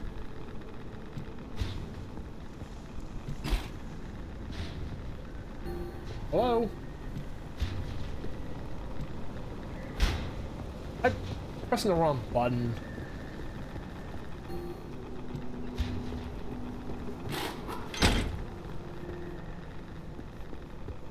20-year-old, so you're talking about like a 2000 cab? Yeah, I've had a couple of 2000 cabs. We had a bunch of 05 Duckhorn estate grown cabs. They're tasty. 2005 was a great year.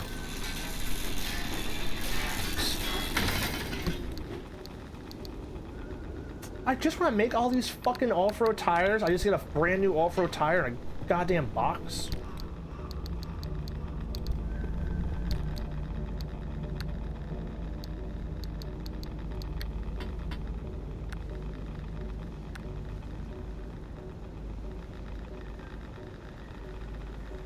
Should I take one of these out, can I?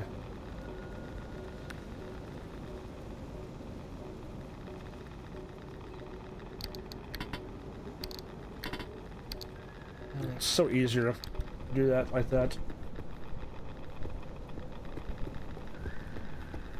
Armored. Oh no, I didn't make the stupid fucking thing to I didn't make a liberator. Damn. I guess I'm trapping it.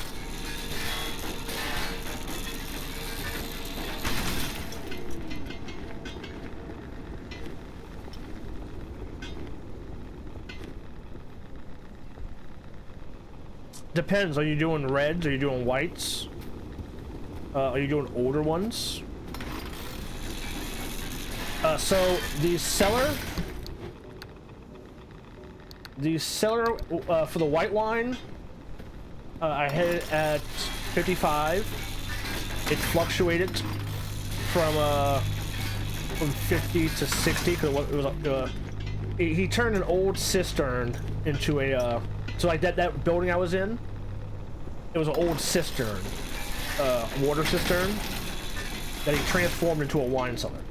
So the door wasn't really a sealed door, so it was a refrigeration unit, and the refrigeration unit for that whole room for the white wine was set at 55. They usually kind of hover around 55. For red wine, the thermostat was set at 60. But it hovered normally around like 58, 59. 59 is good.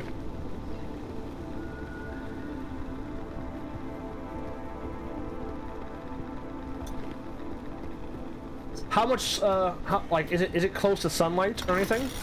Like, is it like close to like a lot of light?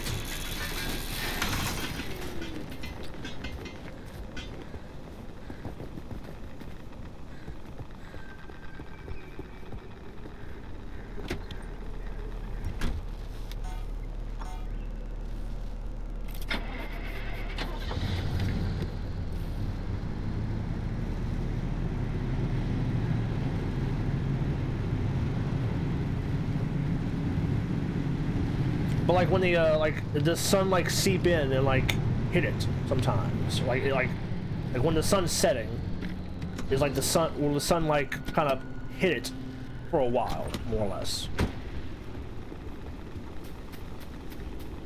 like direct sunlight, not necessarily like a like light. Any light is bad, but like direct sunlight I'm talking about. Yeah, because usually want to keep it a little more darker, a little more dimmer in there too.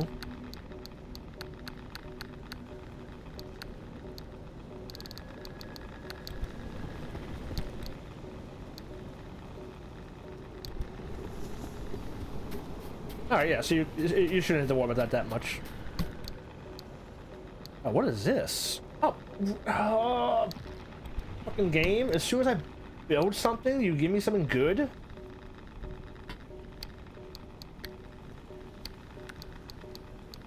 I had a guy, one of my good regulars, like they used to come there 4 times a week to just the property itself. He was the strategic buildings manager of Motiva Return to Shell for Southeast. There's a big guy in Shell for the Southeast region. Big wine guy. Some of the older wines, like with the bar, like we just taste sometimes in the bar. But like with the cellar, I never pulled bottles of wine. I never poured expensive bottles of wine just to drink it myself. You know what I mean? So some of those older wines, I tasted because Wayne would come in and like buy some crazy shit.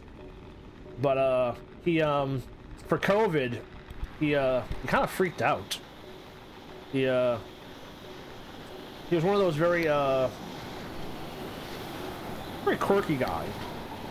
But like when COVID first started happening, he was like cool. But then all of a sudden, he just like shut in. He wouldn't leave the house. Word was that like he would get like deliveries of food to the house, and he would leave it outside and like disinfect it before he brought it inside. But anyway, the reason why why is it not turning? What the fuck? The reason why he went so like off the deep end was because he worked at a chemical plant, right? And when COVID hit, he wasn't thinking about it. He was kind of cool with it. But then a bunch of his friends, a bunch of his co-workers, started dying because like they had worked in the chemical plant all their life. So like, what the fuck? Funny enough, it literally blows into something with a parachute.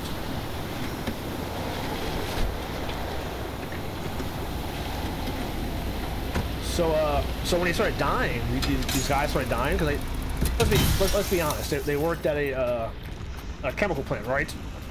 They probably already had horrible lungs, right? But when COVID hit, he had like 3 or 4 of his friends die. And he said, you know what? The way I am, if I say I'm going to do something, I'm going to do it 100%. And before, when I was still like going out, when COVID was still kind of starting, I really didn't care. And then all this shit started happening. I had a lot of friends die. And I'm the kind of person that I'm not gonna half-ass shit. So I can go out to restaurants and like go like when they're not crowded, go kind of later than normal people. And I can half-ass social distancing, or I can actually do it 100%. And the way I am, if I'm gonna do something, I'm not gonna half-ass it. I'm gonna do it the full way. But he just became a shut-in. But the reason why I bring him up though is because what he wound up doing, like, this dude did not cook. He used to joke that the only reason why he had his daughters gave him a towel, put on his stove, and the towel read, "I only had this because it came with the house." Like, he was one of those, oh, fucking shit. Like, he went out to, this dude spent so much money. So much money on, like just at the place we were at, just at the restaurant and property I was at, he would probably spend, on an average night or average weekend, he would spend at least, for 2 nights, just 2 nights, just for the weekend, Friday and Saturday, or Saturday and Sunday, he would spend $500 before tip and not blink an eye. It was a great fucking tip. Like I'm like, really good tip. Like he would give you over 20%, but then also give you cash on top of the over 20%. Wait, why is this locked? What? What the fuck? Huh? You gotta fill this up with gas? Oh no, you gotta fill this up with battery. What? So like he could easily spend $1,000 just by us on a weekend and be like, whatever. So what he did was he during COVID, is this gonna work? Oh no, I need to connect this to the battery in my car. Oh shit. I don't know if I want to do this. I kind of want to. So he called me up, it was December 2020, if I'm not mistaken. And he was like, hey Josh. Oh, whatever. He was like, hey, oh, I got this, and I was like, oh, how you doing, Wayne? How you been? You know, and how much battery is it gonna take?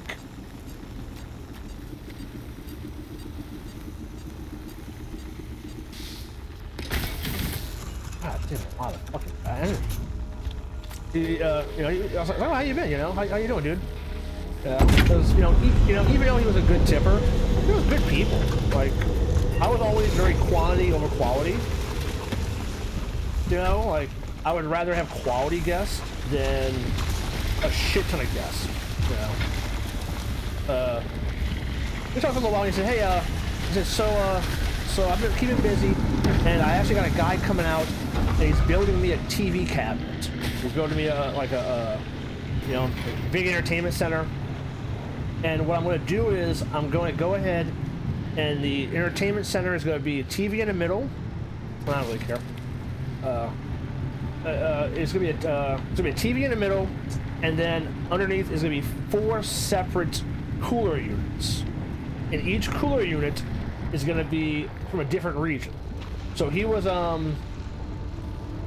he loved his Italian wines, but he also loved his French wines. So what he did was he built 4 separate coolers below his TV, his entertainment center. And the funny thing is, he showed me a picture of it.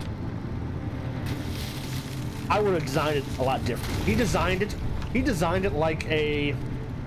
How old was he? He was, how old is he? He's not dead. He's gotta be... If his daughters are around my age, I would guess, he's probably in his 60s. Probably. You know, he's one of those guys with like really gray hair, so it's kind of hard to kind of judge sometimes. So he had to be in his 60s at the time, definitely. But like the TV, the reason why I say it is because the TV, I don't know if I have a picture on my phone of that one. That's more recent. The TV was no, actually it might be. He texted me the picture. So it's probably my text. The TV, the center console for the TV is so small. Actually, I might.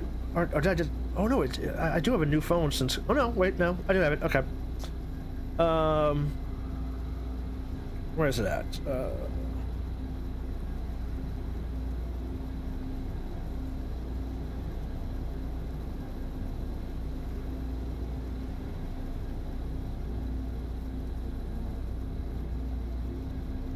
Yeah, like this is a TV. This is a TV center. This is an entertainment center. This isn't a this isn't just a china cabinet. This is literally a entertainment center. Oh no, he had called me and told me what it was. Yeah, he had called me and told me what it was. I got a text message, but there's a TV in this. Look how small this is. There's a TV in the center of that. Well, turn it right off. I'll lower the brightness, I guess, on my phone. There's a TV in this cabinet. So he has 4 coolers, 2 on this side, two on this side. There's a TV in here. That's a small ass TV. That's the kind of guy he is. And he focused on. I have no idea. I have no idea what kind of TV he had. Actually, let me rephrase that. He had no TV. He had no TV at one point.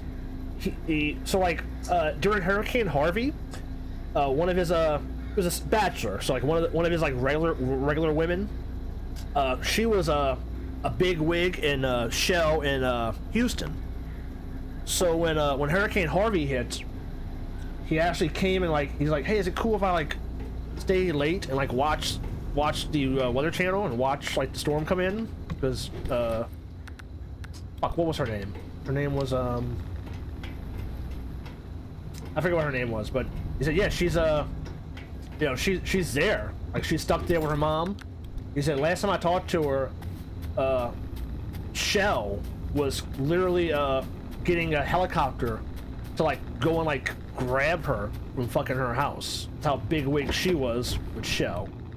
So like he had no TV. So like he sort of I had heard he had like brought food to his house and like would disinfect it.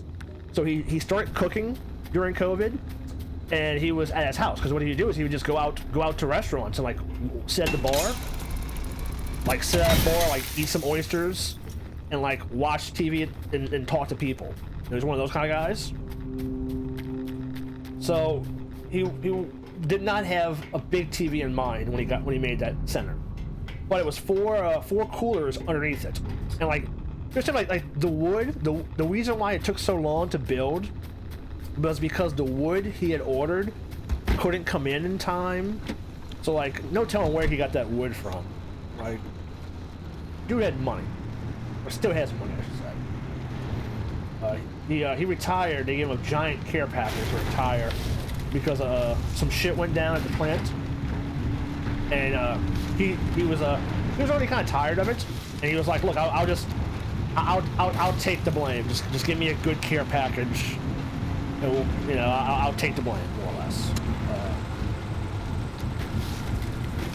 But yeah, so he had one unit that was French wine, one unit that was Italian, one unit that was gonna be more or less wine that he just drank.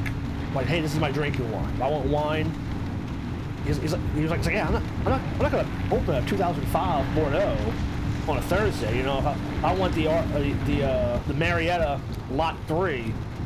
I want a lot of bottles of those, or forefront cab, for instance. And then the last cabinet, I think the last cabinet was just kind of like hodgepodge. Like not French, not Spanish. That's right, not French, not Italian. And like just anything that's not French or Italian or cheap, more or less. He didn't want his daughters and the boyfriends come over and like say, hey, look, hey, go grab a bottle of wine if you want. And then they like pick something that was super expensive. So he built 4 cabinets. And he was like, hey, I could probably buy these cheaper somewhere, but I know y'all have. I've drank most of these wines from y'all already,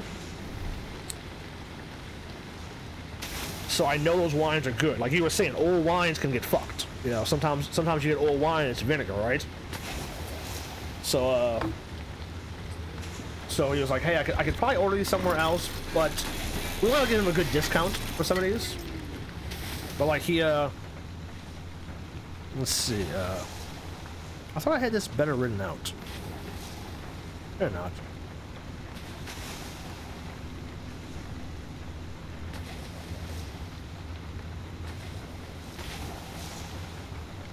Chateau Haute Ballet, 2005.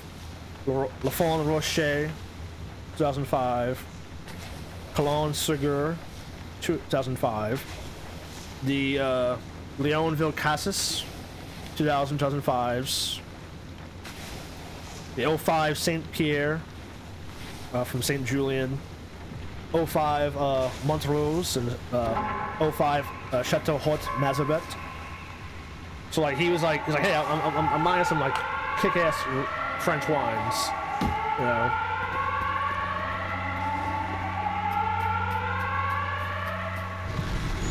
I wonder how much he actually has that? That was December 6th. I looked at the text just now. December 6th, 2000. That man drank so much wine. I wonder if he still has any of that still, or he drank them all. Like he only got, I think it was like 28 bottles in total.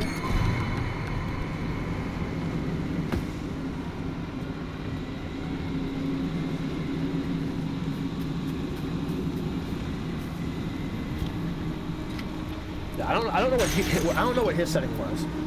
I had another couple. They actually made a wine cellar underneath their staircase, and they wound up doing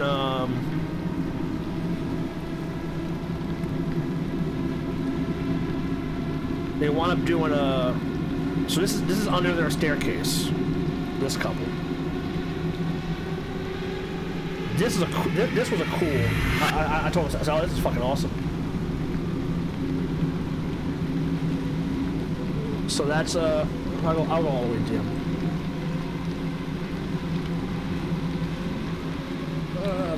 Kind of turn it away from the OBS. So it's under their staircase, like that's the staircase going down. The floor is pennies. They did pennies for the floor. There's a little bar at the end of the little, like, it's sort of like staircase, like closets, kind of. They redid their closet underneath the staircase, and did one row hooks on it.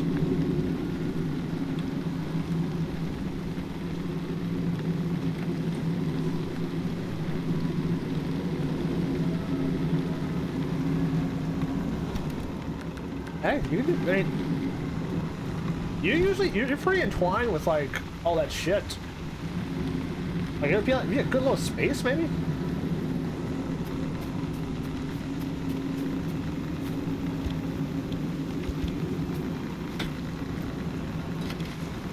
Now they had they bought more.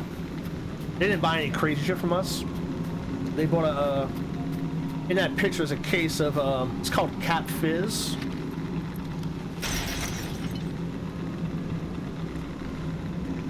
There's always hobbies, right? But from Willamette Valley, Oregon, there was something called Illahid Vineyards, and it's called Cap Fizz. It's a rosé, bottle cap, top bottle rosé. They want to that was in that picture.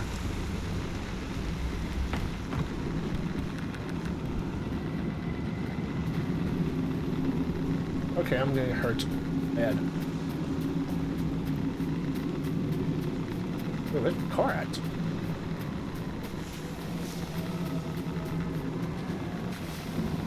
I never tried brewing wines. I'm not a big cook. Yeah, like I've tried a lot of foods throughout the years. I've tried a lot of wines throughout the years. But I'm the kind of person that I can give you ideas, and like I can like my specialty when it comes to like cooking. What the fuck am I on this map? I say get out of here. My specialty was pairing and foods, as in like flavor profiles. I know flavor profiles, but I'm not that great at cooking. Like I can build a menu, I can build a wine pairing around a menu. I can taste a dish and then tell the chef, hey, well, maybe add a little of this, or maybe add a little of that, you know, or hey, have you thought about doing this?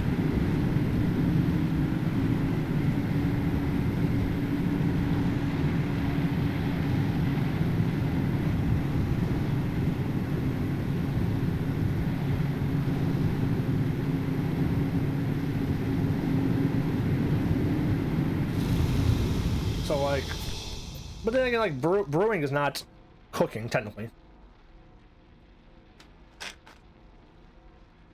Brewing is setting it and forgetting it.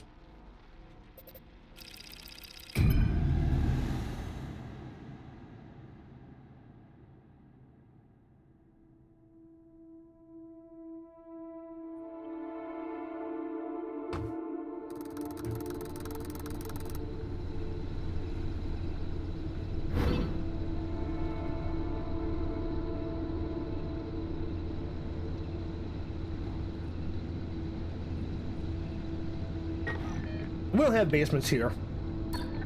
Contrary to what Resident Evil 7 had, you're not gonna find a basement in Louisiana. That's why, for instance, the wine cellar that I worked on was wait, why is it? Wait, what is it? When did that turn? I didn't even know there was a light in here. What the fuck?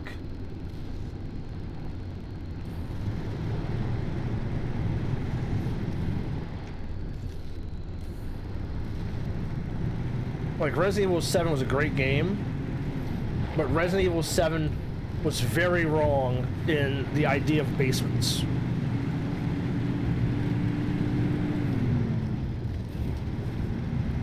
Well, I don't know the techniques. Like, I can cook a steak, I can cook a, burgers, I can cook, chicken, things like that. But the technical cooking, I don't know.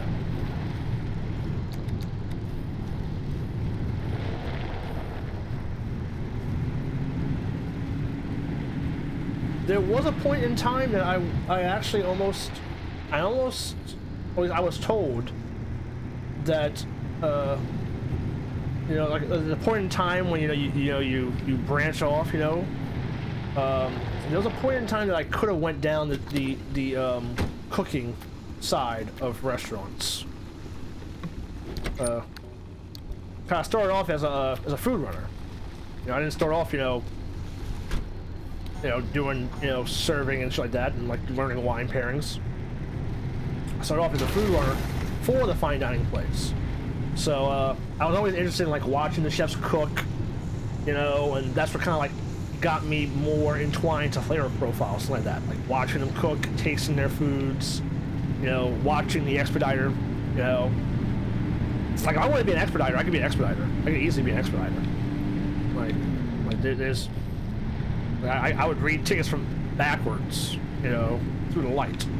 But anyway, the chef, one of the chefs there, I would always go and like help the restaurant, but the kitchen was separate from the restaurant.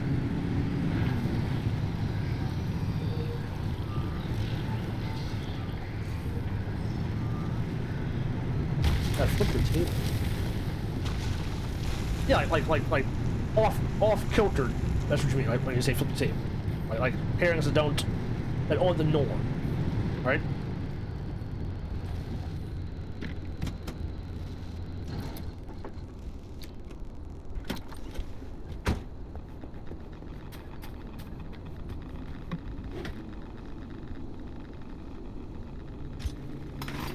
That sounds good. Honey mustard, mandarin orange.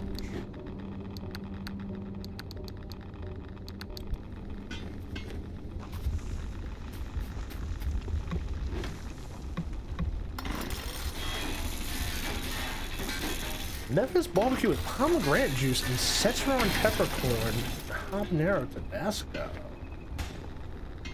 All right, I can see that. I'm playing with like the like spice and like tartness.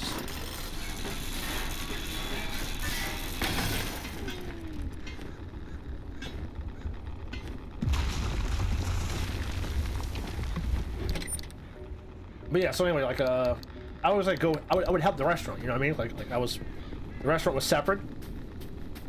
Like I would always like piss them off because like the last table had like desserts, and I'd like be over in the restaurant actually helping. And he'd be like, well, why the fuck I'm running it? What the fuck? Like pissed off. Or like every once in a while, like there was a couple of times me and him got into like arguments of like, no, I'm telling you, you made a dish with this. What the fuck are you talking about? Like he did like spring rolls once. We got into an argument of like, no, I'm telling you, you did a dish like that. And like I went upstairs to like clean it up, and like he told the other server, yeah, he's right. I did do that dish. I do remember it now, but I'm not gonna tell him I fucking did it.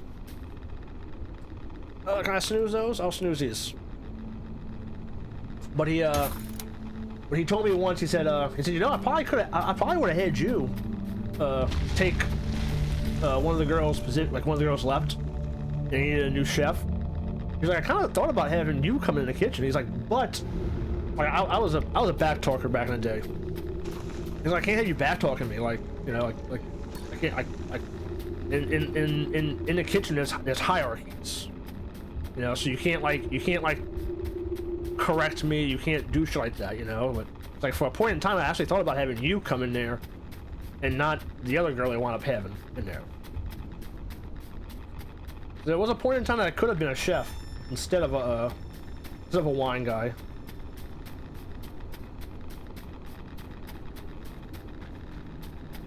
Where the fuck is this? I would like to be a chef. I think being a chef would have been a little more bullshit as well, though. I don't know. Like if I would have been more of a chef and not a wine guy, I think I would have enjoyed myself more. I would enjoy cooking. You know what I mean? But like I'm not gonna learn. I'm not gonna, you know. I don't know. I guess cooking is all about practice and learning and like handwork, you know, like actually like doing it. And I'd rather just not try cooking it and waste my time and my money, kind of, you know what I mean, my effort. Like why put the effort of doing all this bullshit when I can just be the one that says, okay, well, I don't really need to cook it, somebody else cook it for me.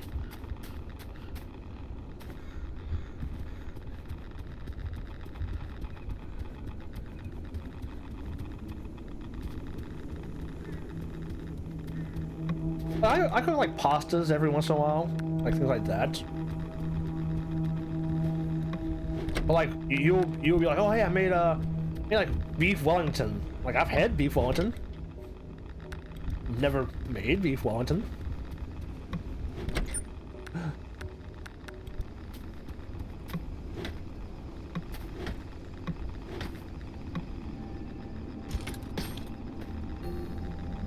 Inventory full? What are you talking about?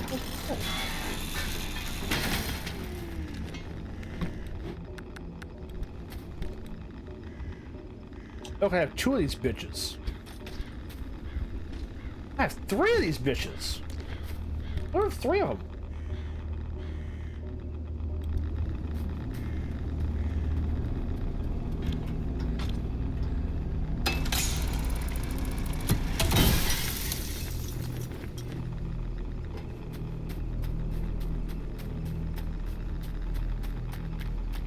Yeah, see, I don't mind, I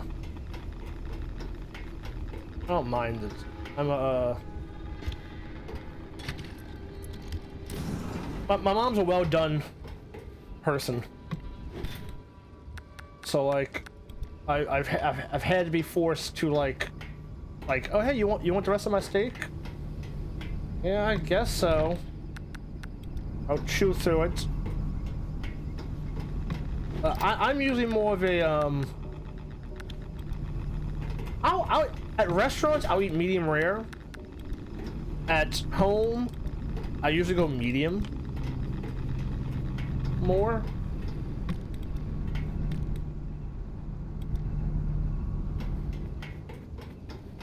But steak is steak, in my opinion. As long as it tastes good, not tough.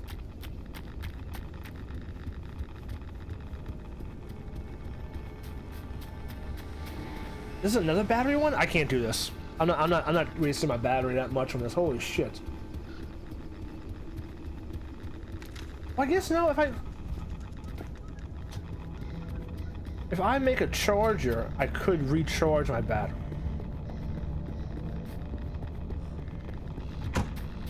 How much does a charger cost me? I could make a couple of jumper cables, I think. It's not horrible.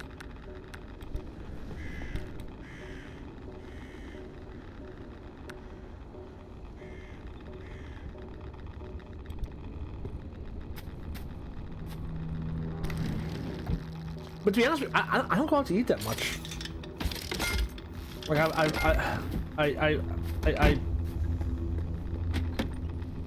I joke. My joke is that my favorite holiday. Oh, I'll ask you that, Bennett. What is your favorite holiday?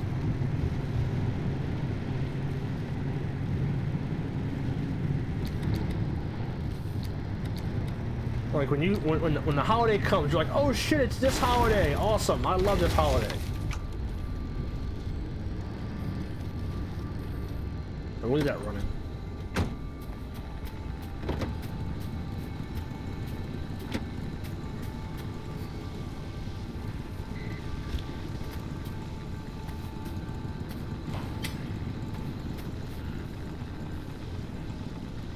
Wait, what? Why is not...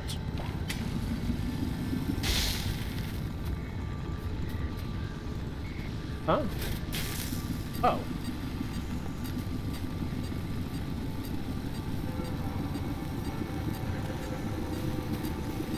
All right, that makes sense. You know, Xmas, Thanksgiving. You know, that's a perfectly normal response to what is your favorite holiday. My favorite holiday? My favorite holiday is this a bomb?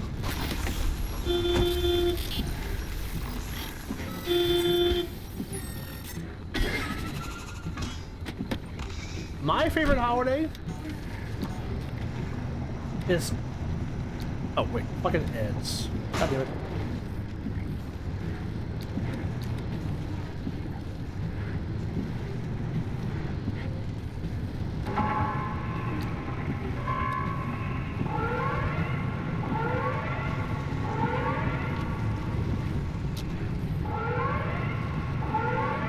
I'm waiting for Eds to come.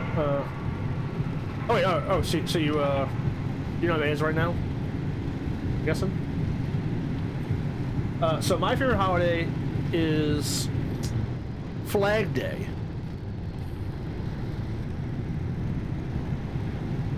That is my favorite holiday, Flag Day. I love me Flag Day.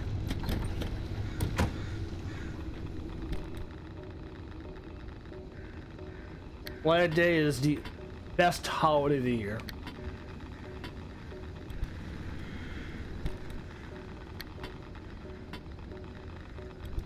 Why can I? What the fuck is going on?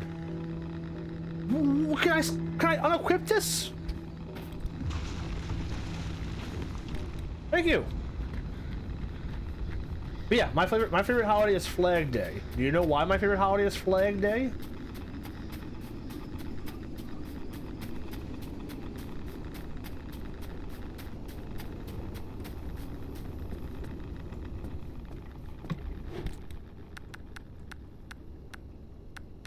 Now I say this with you you do not go to Google when I ask you this question. Because like, you know, I'll ask you a question like, oh hey, let me just Google it. Do not go to Google. I'll say that. Oh wait, I didn't realize when is Flag Day? What day is Flag Day?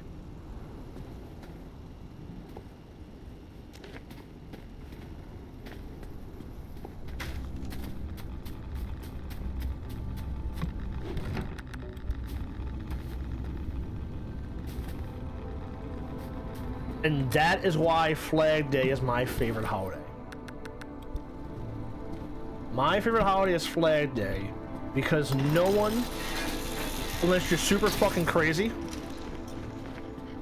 knows when Flag Day is. I have no idea when Flag Day is. My favorite holiday is Flag Day. I don't know when Flag Day is. I know it's in June. That's all I know. And the only reason why I know it's in June is because I've said that joke so many times that I've had people actually text me and say, Happy Flag Day. And I'm just like, oh, yeah, today is Flag Day. But that is why Flag Day is my favorite holiday. Because no one knows when it is.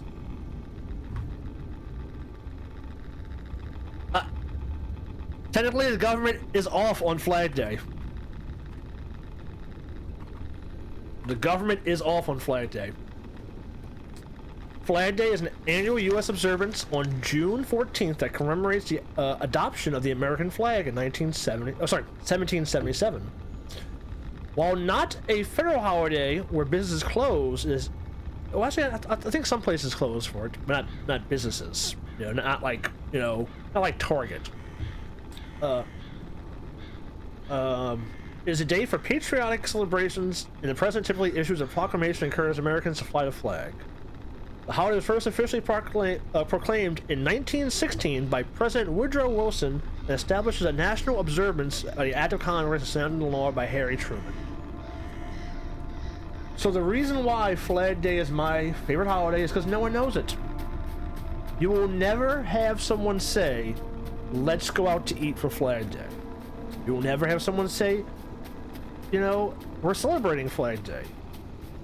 You'll never have, you know, so like 17 years in restaurant business, you know what I mean?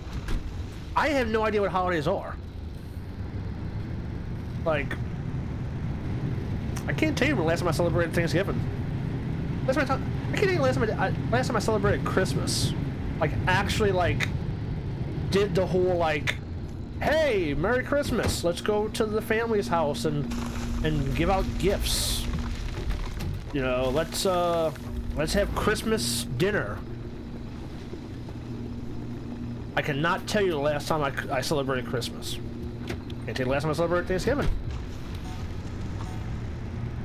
To me, Christmas and Thanksgiving is all work. You just work your ass off. And you just smile through everything. That's what Thanksgiving is to me. So for Thanksgiving, we did for 17 years in a row, for Thanksgiving, the property I worked at did a Thanksgiving buffet. And it would be like between 11:30 seatings. So from 11:30 to 2:30, sometimes just 11:30 to 2, we would do anywhere between 700 people to like 700 was a busy one. A slower one would be like 480, 470.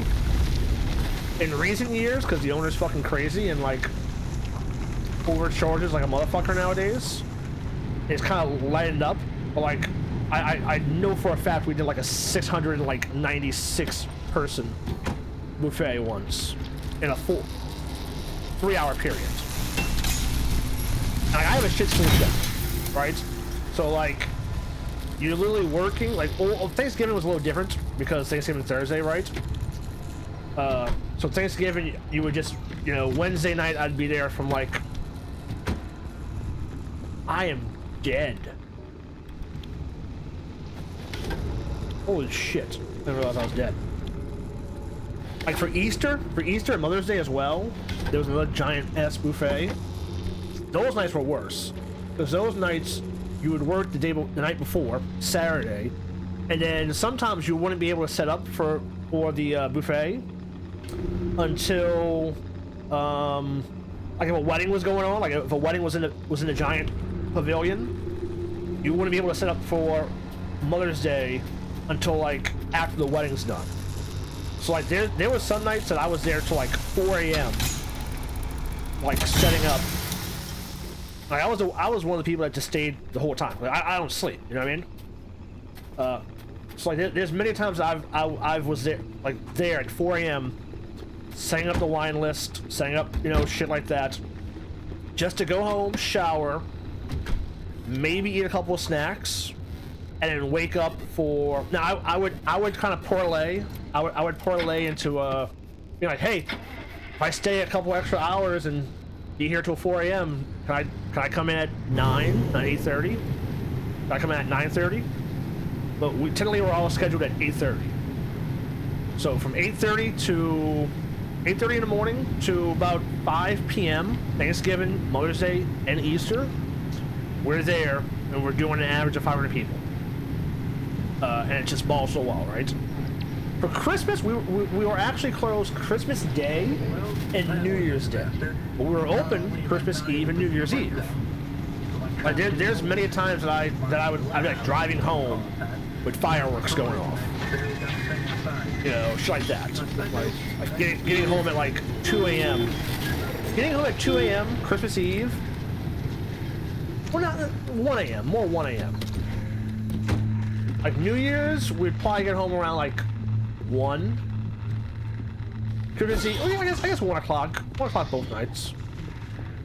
Unless we just hang out, unless we just decide to say fuck and just hung out and like drank afterwards. Just say we did something.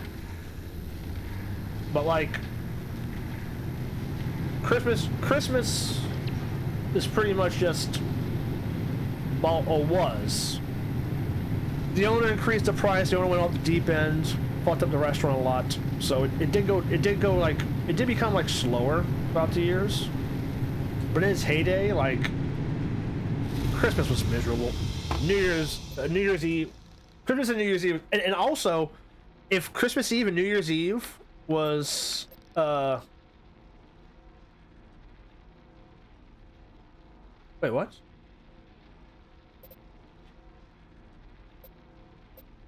Wait, what? Why can I? What?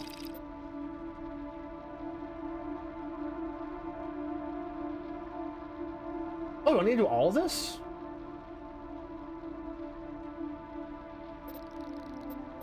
Oh, am I doing a round trip? Is that what I'm doing?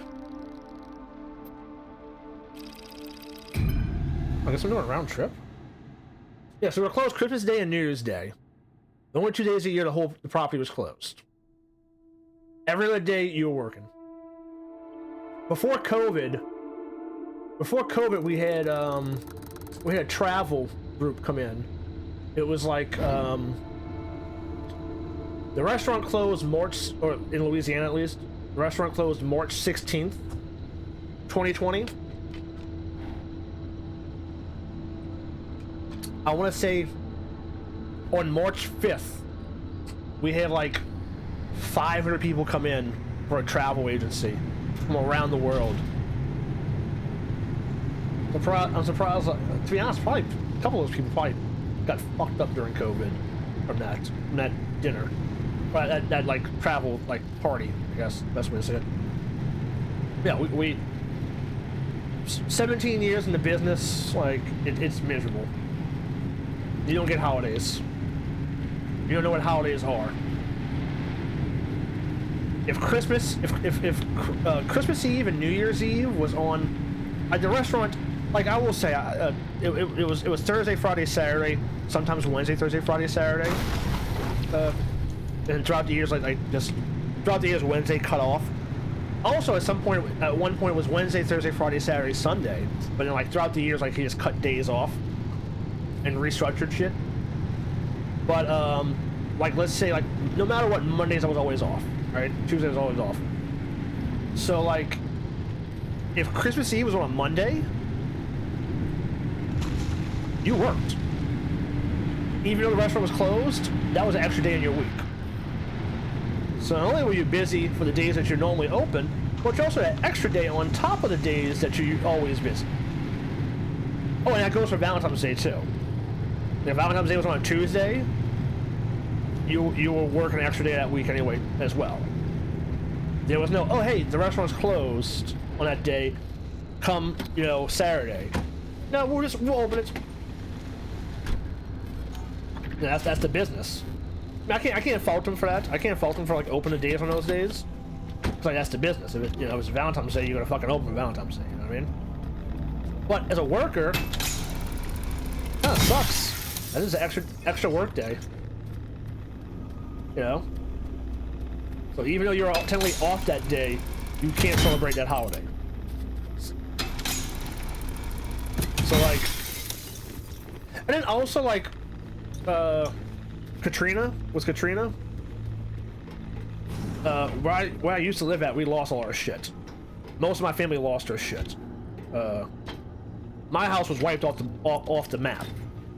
I lived, before Katrina,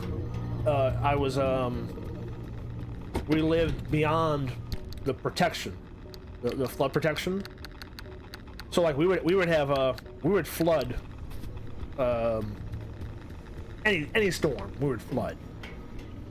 So after Katrina, we moved away from our main family, and so we were always away from the family, then my grandma lived in Waveland, which is it's a coastal city. So like Biloxi, Bay St. Louis, coast of Mississippi. It's a beach town. And that place, that house my grandma and grandpa used to live at, it got leveled. The only way you can tell where the house was because their carport had green carpet. So like after Katrina, you know, the places that we used to go and celebrate holidays at also got wiped off the face of the earth. So it's kind of like, you know, you don't have like a central place to go have holidays at anymore. And then like I started working in junior high school. So you're in school and then you start working junior year high school and then you just stay working. You know what I mean? Which that's how I learned so much, and I kind of built my my resume of, you know, knowing wines and shit like that, because I have so many years in doing it. But you know, you go from Katrina, having family, just like having no like centralized family area to like celebrate holidays, to 3 years later. Katrina was 05. I started working there at 08. Yeah. So 3 years later. So so for 3 years after Katrina, we weren't celebrating holidays like we used to, and then I started working. And then once I started working, that was it. You know, I'm working. I can't go celebrate. Even if as the family grew and more people grew older and there's more places to actually like get together and have a family meal, I'm working. Sorry. You know. So I just never just learned to kind of hate holidays. Like I am legit a Grinch. I will say that.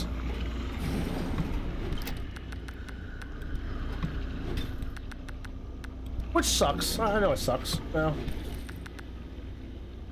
you shouldn't hate holidays. It's just that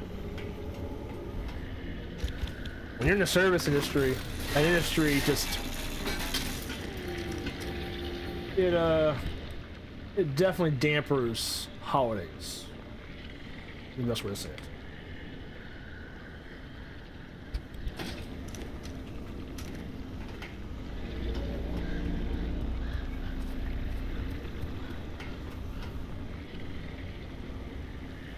I'll hold on to this. Yeah. This. It's always joked. My favorite holiday is Flag Day, because no one celebrates Flag Day. If on June 14th, I'm saying it now, but like eventually, like it'll get like lost in my head again of like remembering the exact date.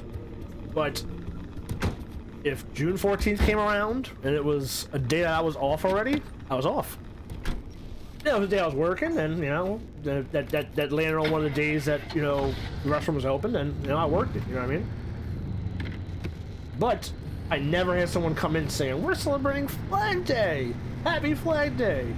Flag, like open table. I don't know if you're familiar with open table.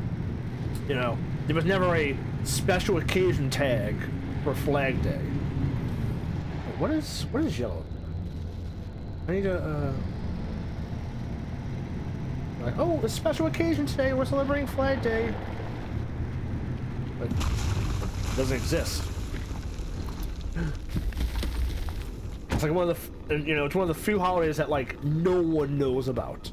Like people might know about like President's Day, you know, Martin Luther King Day. Of course, people know about, you know, things like that.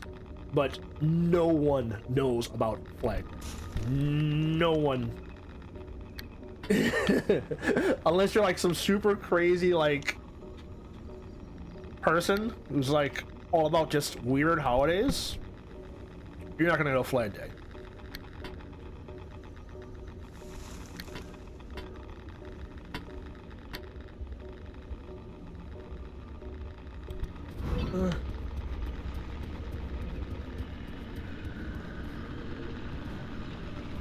That's why, like, that cruise I went on recently. That cruise I went on was the first vacation I took in 13 years. Like, because I was very much married to work.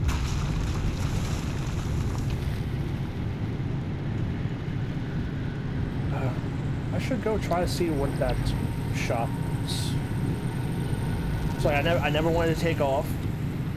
I always had the idea of, like, I take off, then, especially with the wine pairings, shit like that, like, how are they gonna present the food? How are they gonna present the wine? You know, pretty much since COVID, I was running the restaurant, more or less. I was more or less kind of the manager, the chef was kind of like, you know, we trust you, just do what you gotta do. So I always had that kind of like guilt of like, oh hey, I take off. Who's gonna, you know, who the fuck's gonna know what is what, you know? Fucking some 22-year-old Tyler, is he gonna know how to pronounce these wines? Oh hey, our first course. Our first course is Cantina Dea. It's a Toscana Bianca, which is a Tuscany white blend. It is a 3-grape blend of Malvasia, Falangina, and Trebbiano. Our second course wine is from Malgus, South Africa, and it's called Sien. It is a 4-grape blend. It's a Bordeaux blend, you know, because, you know, you think about, you know, the distance that South Africa is to the South Pole compared to France to the North Pole, you know, so it's that kind of same climate zone.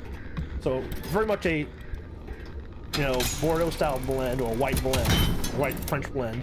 It is a 4-grape blend. It is a Chenin Blanc, a Videlio, a Viognier, and a Rousson blend. Our third course is from Querétaro, Mexico. It is El Bajío. Querétaro, Mexico is around 200 kilometers north of Mexico City. So right dead in the center of Mexico. It is classified as a Chardonnay Barrique, which is just another way of saying barrique, so a French-style barreled aged Chardonnay, but from Mexico. So it's going to have like these bright green notes, but it still has that kind of structure of a French Chardonnay.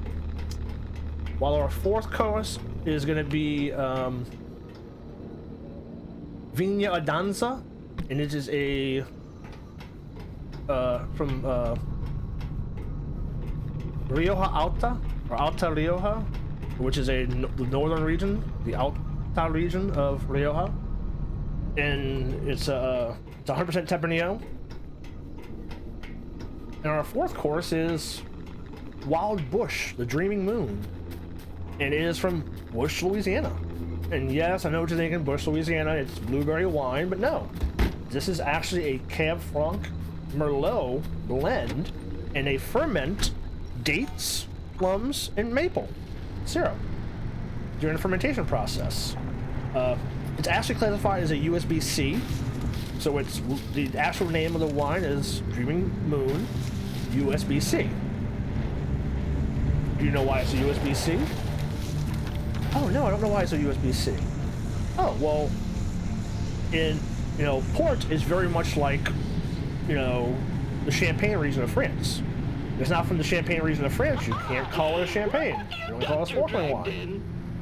So what he did was he wanted to say, okay, well, there's a thing called Méthode Champenoise, which is in the method of the Champagne region of France. It's kind of a way to kind of be classy but not be champagne. So what he did was, oh wait, what is this? Oh, a fuel tank. Oh shit. So what he did was he said, can I do a Méthode Champenoise in the method of the Méthode Portugal, in the method of the Portugal region? They said, no, you can't do that. There's no such thing as Méthode Portugal. Like, well, shit, I don't want to call it just a red wine. When people think of red wine from Louisiana, they think of kind of like just shitty red wine. He was like, hey, can I call it a USB-C? And they're like, yeah, you call it a USB-C. It's okay, well, I'm calling it a USB-C, thank you. And people be like, what is a USB-C? Is that like British Columbia? Like what? Like, no, it's a USB-C. Like your charger? Like a USB-C wire? And they're like, oh, well, wait, why is that wine? I was like, where do you plug the USB-C cable into on the computer? The USB-C computer port. So it's pun intended, the Dreaming Moon USB-C, because you can't call it a port. So what he did was he named it after a computer port. Now in my warped fucking head, you know, I'm thinking like, who the fuck's gonna be able to talk like that to a table? Feel free to come back around. While also handling the rest of the dining room. No, nobody can do that shit. They're not gonna know how to fucking talk like that to a table. You know. So I always kind of had the notion of like, the notion of like, I can't take off. If I take off, who's gonna do that shit? No one's gonna be able to do that shit. Olympic torch. I mean, Olympium torch. A lot of strap. Don't throw that one around. Tired of seeing it in the Numatube system. I mean it this time. Alright, so I should take one of these off. I guess I'll take this one off. Yeah, so I just never took off. Because I was like, no one else is gonna be able to do what I do. If I take off, all I'm doing is hurting the restaurant and taking off. Because no one else can present the way I present. No one else can talk the way no one knows the wine. I'm the one that picks the wine. So if I'm the one that picks the wine, I'm the one that can talk about the wine, I'm the one that can present the wine. I can be the one to give the experience the people are here to have. Now how do I do this though? Where do I put this at?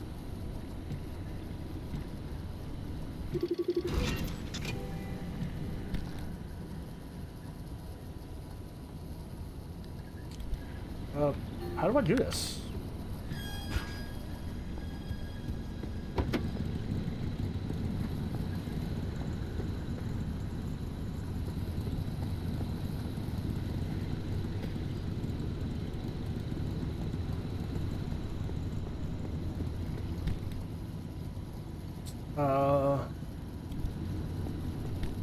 How do I install this?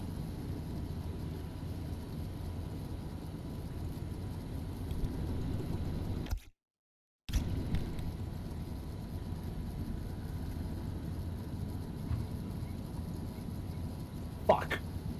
I need a backseat rack, which I don't have.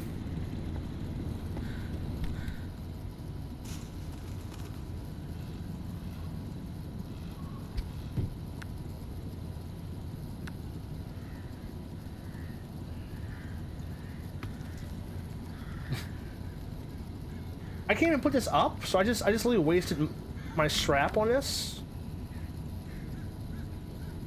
Damn. That sucks. I can't do this shit. I don't have a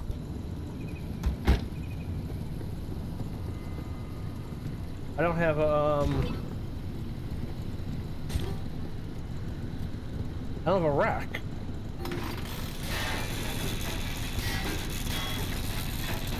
I guess I'll destroy it. Let's see what it gives me.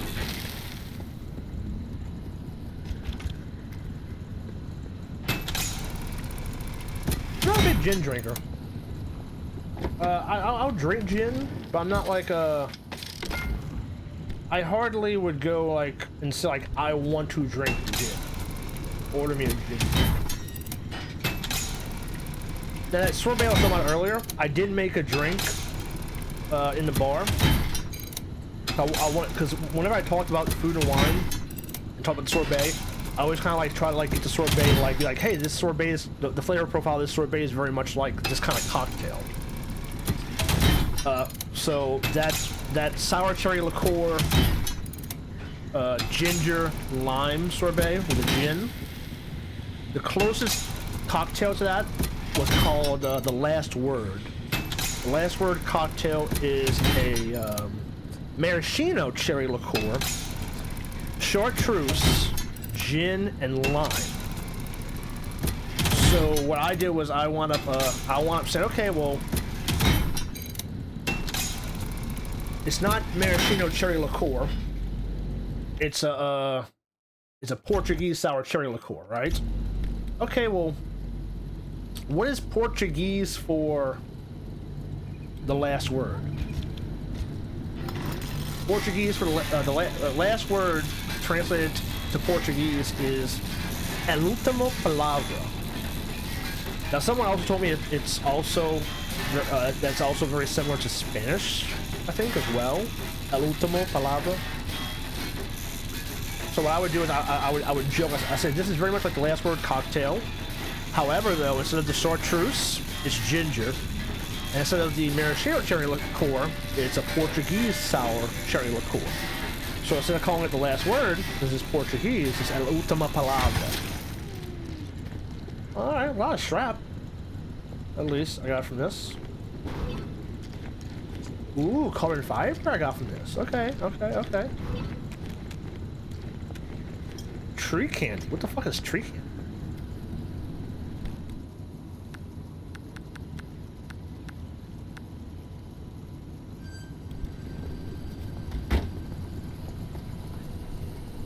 I've got just the kind of But yeah, so sugar that you're looking for. you can hear how much shit I'm talking about with fucking all this food and wine. That's just the last tasting I ever did. You know what I mean? That's not like the tasting I've done throughout the years and all the bullshit and like wines and like sorbets that I've remembered and put in my head. And just like recycle through and like, all right, this is the new one now. But that's kind of like, oh, is this a special pry bar? What the fuck? Why is it a special pry bar? Why is there a store on it? Why is there a purple store on that?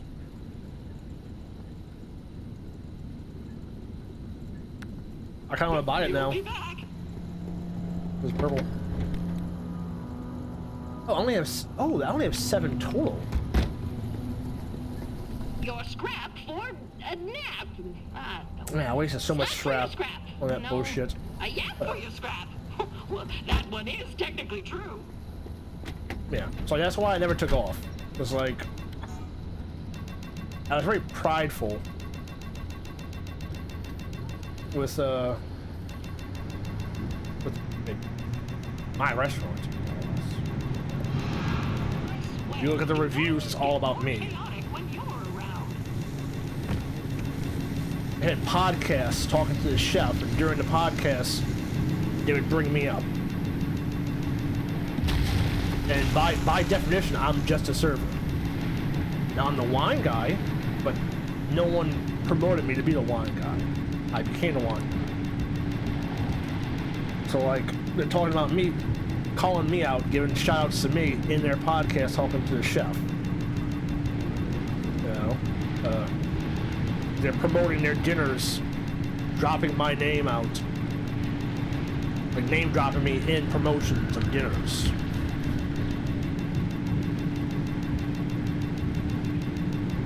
Wait, what? Summon gateway on the ARC device. Oh, wait. Is that what I'm doing?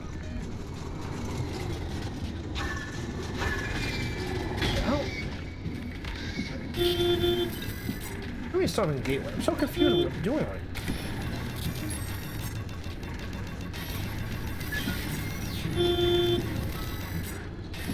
Wait, did I fuck something up here?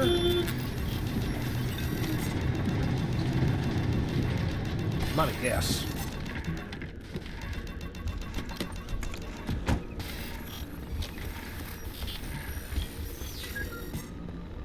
So I was very much married to work. But even if I wanted holidays or wanted, like, time off, I never requested it.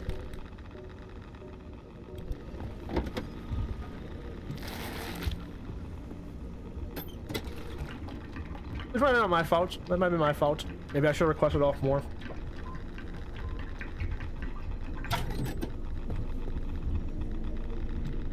I just kind of had this like, I don't know.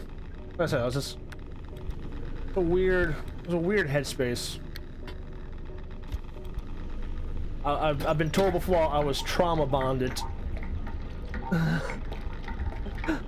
That's what somebody told me. They said you're trauma bonded.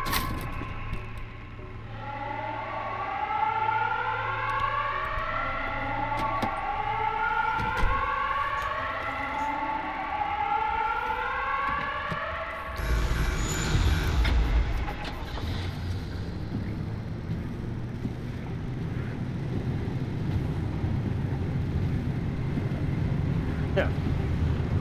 Now mine's a little less on the idea of like money.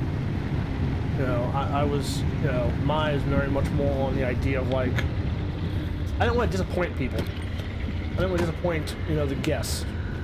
If someone came into the restaurant off the invitation that I put out, I didn't want to be off that day. Like, there was literally, poor guy, you know, he there was a night that I was like, hey, we're gonna give you somebody else to work with you. And I was like, I can handle it, but like, just time-wise, it's gonna be a little tricky time-wise. So why not having just somebody else take one of the tables, like one of the bigger tables off my hands, to where I can just kind of focus on all the other small tables. So all we had was one table, and the guy was pissed the fuck off. Like, I had to stop what I was doing with my rooms, and like go and present the wine to him every course, because for the first course, I don't think the kid kid. I think Tyler was like 24. So like, to me, like, the kid, like, he didn't know the fucking game, you know. He didn't know, like, basically anybody was a kid. To me, anybody was a kid because they're not as fucking. I don't know. I try not to be braggadocious. That's why I always call myself the steward, not the Somm. But like, the truth is, they didn't know what the fuck they were doing compared to me. You know. So like, I feel so anybody who didn't know what the fuck they were doing, which was pretty much most of them, is a kid whenever they're, you know, in my area. Because the way the property set up was, it's a big property. There's 3 different restaurants, and then like 2 different like pavilions, and like I just more or less kind of had I had one whole restaurant more or less, which was the fine dining portion, and it was just basically me. And every once in a while you have somebody come in, just take one table. So like it was me. So anybody who wasn't me is by default just a fucking kid at what I did. But yeah, so like the guy came out, he was super fucking pissed. He was like he put the fucking first course down and was like, "This is lobster," and walked away. He didn't even go. You know, last time we were here, they were telling us how the food was and how the food was cooked and how it was prepared, and they were talking about the wine, and I brought all these people here, I'm spending all this money, and he always says is, "Oh, here's the lobster course." Now I don't know what he said. He said more shit, but you were super fucking pissed on it. So like, I'd stop what I was doing and like go in there every course. Like he would still serve the food, and then be like, okay, I'd walk in after he'd served, and then like presented the food, make the guy happy and all that. But like, just that's an example of like, I guess I go back here? I don't know what I'm doing, or do I go? Let's go back. I don't know what I'm doing. I don't know what I'm doing. But that's just one example of like, just people coming in expecting the experience I gave before to them, and then like they get somebody new and they're like, what the fuck? This isn't how it was last time. Like this guy doesn't know anything about the wine. This guy doesn't know anything about the food. Like, oh, here's a chilled lobster ravioli, and here's a Tuscany blend. Enjoy. like, no, you want somebody to present the food. Oh, and for our first course this evening, we have a chilled lobster lasagna. This will be lobster, butter poached. Then we go ahead and toss it in a truffle aioli, layered in between house pasta. Of course, with a lasagna, you gotta have cheeses. So, of course, we have a little ricotta cheese, blended ricotta cheese, as well as a Parmesan crisp. The idea, of course, is when you have lasagna, you get a nice kind of golden crust with, you know, with a chilled lobster lasagna. You really can't have the golden crust, so we kind of do a little placebo effect by doing a Parmesan crisp on top of it. And then let's be frank, you know, the bowl is a white bowl, the aioli is white, the pasta's beige. We need a little color on there, so what we did was we went ahead and added a little,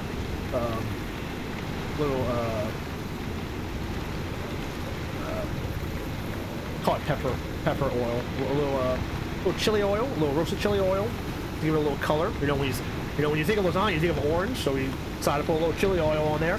And of course, you know, in Italian cooking, you know, sweet peas are very predominant in Italian cooking. So we actually added a couple of sweet peas on there to give you a little pop, not only in, you know, your palate when you bite into them, because it is going to be a very heavy dish with that aioli and that pasta, but also just a little pop on the plate itself, just to give you a little more color on the plate. And then with that, we have the Cantina Deo. And then what I said earlier about fucking Cantina Deo, you know, Tuscany, Bianca, you know, Bellangina, or Malvasia plus Bellangina plus Quay Bianca. You know, so like the guy was super fucking pissed because like the kid didn't go and like do that whole fucking big like you know song and dance. He just went in and said it's a chilled lobster ravioli, sorry, chilled lobster lasagna, and here's a Tuscany blend. I'll tell you what it was. So our clientele was it was mixed. We had some bigwigs.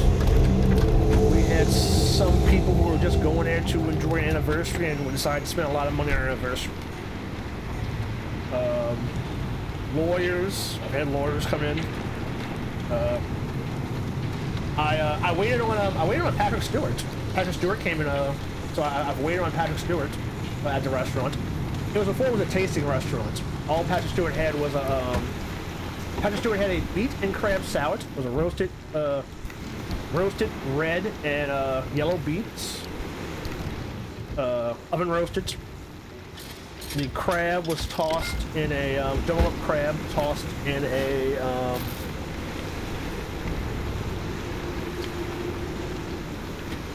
which is like a lemon caper, like sauce, like lemon caper aioli kind of deal, and then just mixed greens. The mixed greens were tossed in a mixed green sauce and lemon caper dressing, or caper dress. I don't know. I forget. This is a long. So Patrick Stewart came to eat. He had a Christ. Oh God. It was during Logan. When Logan came out, they were filming Logan down here, and he had a weekend off of filming. So he came to visit the property. He stayed on the property, took a tour, and then wound up eating.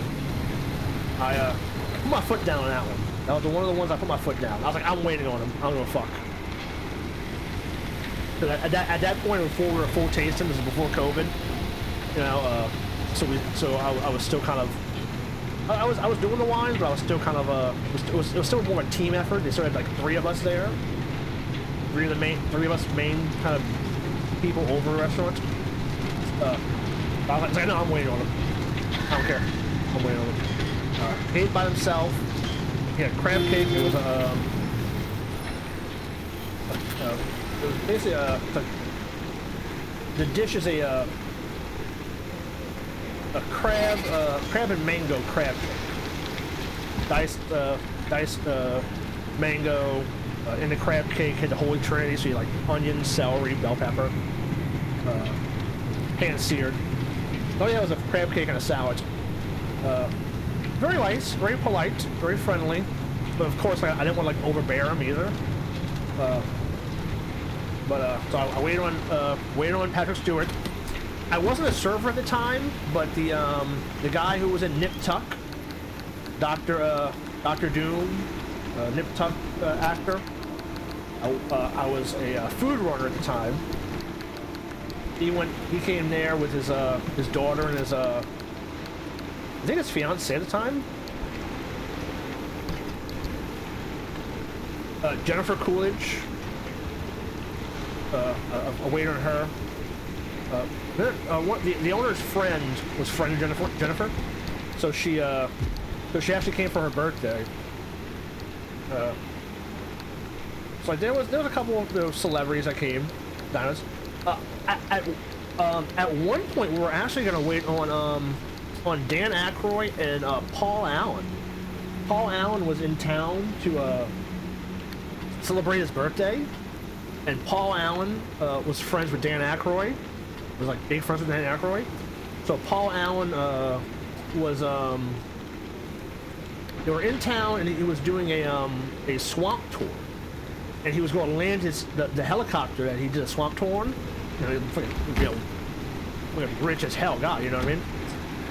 So he literally was going to fly his helicopter onto the property with Dan Aykroyd and have dinner. So they had me and one of the like I said, there was 3 of us at one point. So it was me and another woman who were going to tag team that table.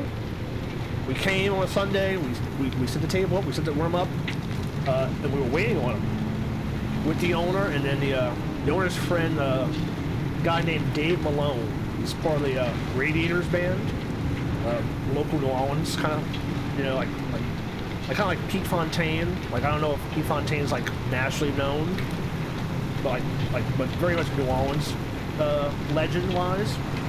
Like Dave Malone was there, like he brought his guitar out, he was gonna like play guitar with Dan Aykroyd and all. He didn't show up. We had everything set, we had all the food set, we had all the food ready, we had the table ready and all that. But the security force called the owner and was like, yeah, we're running late. We're not gonna come. We're just gonna skip. We're gonna skip coming. So technically Dan Aykroyd and Paul Allen were gonna be the most like richest people I was gonna wait on. Also Tom Cruise. I think when they were filming Edge of Tomorrow, maybe. One of the news anchors that came, one of the local news anchors was trying to get Tom Cruise to come out to eat over there. The guy who owns the movie studio, he would eat there a lot. It's called Celtic Studios. Celtic Studios where Twilight was filmed. What the fuck? He would come out there a couple of times. So like there's some Todd Graves, who owns Cane's, you know, from Baton Rouge, you know, local. He on in a charity, he dropped $23,000 to have a table of 8, do a wine pairing in the house, in the restaurant. I mean, like he dropped $23,000. Like he was in a bidding war with somebody else, and they both wound up putting $23,000 down. What the fuck? But he never came in 8.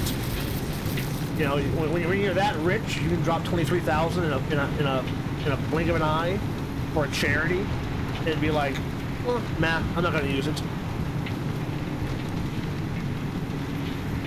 I remember the chef was like, oh, hey, Todd Graves will come out. We gotta make sure we do a really awesome, like, higher end wine selection for him. Where am I going?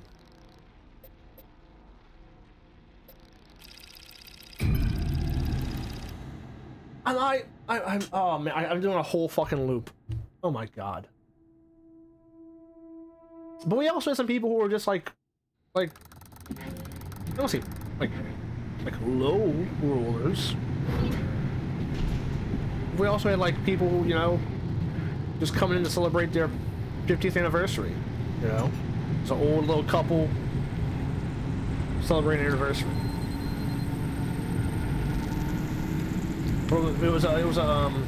It's a tourist destination as well. So we had a lot of people from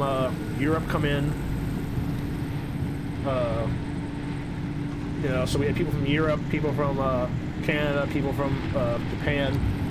We had a lot of travel writers from Germany to come in, things like that.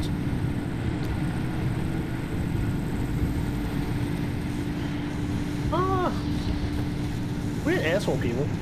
When I was growing my mustache out, they had a guy, one of the like local like lawyer firms here, like one of the local like lawyer firms has like the commercials during Saints games and all that. He came and ate. He was calling me Stalin the whole fucking time. I was like, Stalin, really? Like, does that have a thick fucking mustache? Okay, dude, whatever.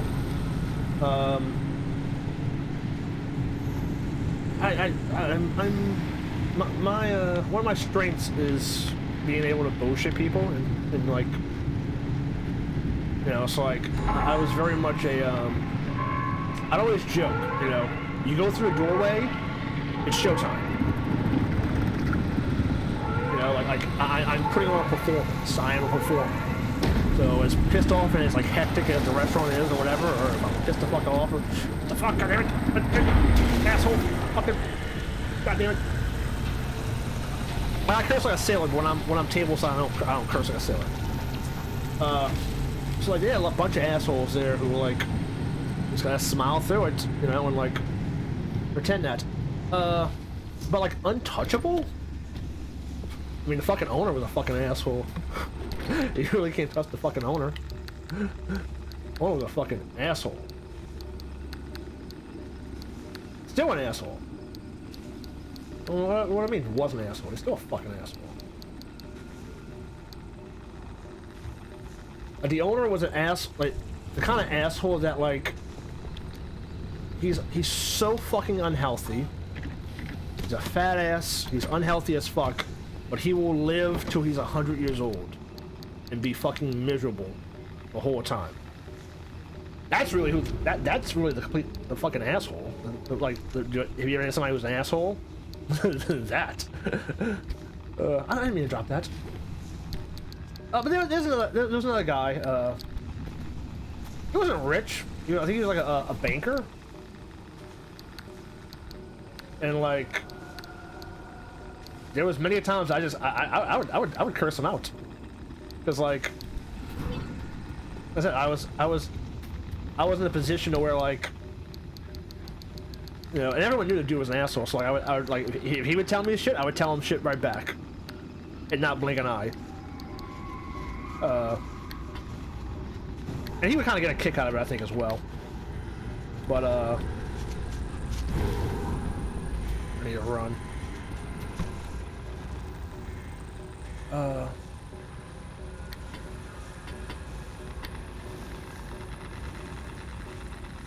But like untouchable? I mean, the business is like, as much as an asshole they are, you know, they're. Well, why can't I move? Oh, I'm not. You know, as much as people are assholes. I mean, there's people I fucking hate it. Well, like I would like put like codes on their profiles on like over table, like blacklisted, like put my initials on there. Like, I would hate them, and then like this when they came in and smile through my teeth and be like, "How you doing? How you doing?" That guy who I showed you a picture of with the under the stairs wine cellar. When I first started working there, I hated him. I didn't care for him at all. When I said that there was 3 main servers, I was one of the 3 main servers. The other servers just went on. I didn't just, what the fuck? But when they left and it was just me by myself at the restaurant, the guy came, he was a regular, so I had to wait on him. And then throughout the years, you know, I kind of grew to like him. He was a cool dude.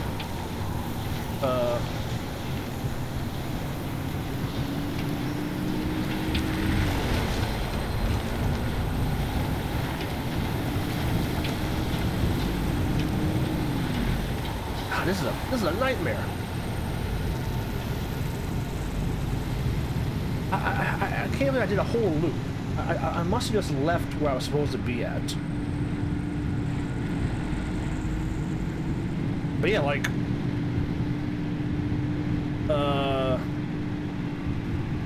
like my hourly pay, like a couple of years ago, I said like, hey, look, I'm the wine fucking guy. Like, y'all give me a fucking raise. Like when I first started working there, like my hourly pay was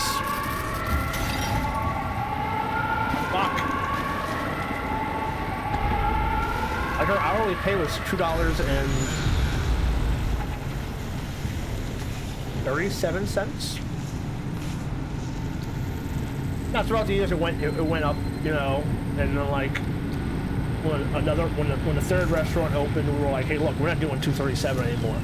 Those people are getting $6 an hour. We're getting $6 an hour too. We don't care if like there was two restaurants at a time. When the third restaurant opened, the excuse was since we made so big on tips that our hourly wage was lower than the daytime lunch restaurant. So they made twice as much as we did because we made twice as much as they did. Twice or even three times as much as they made on tips. So when that third restaurant opened at night, we're like, no, we want what they get. And then like after COVID, I was like, hey, I'm tired of making what everybody else gets. I'm the fucking wine guy, and when I do shit, and now can I link it now?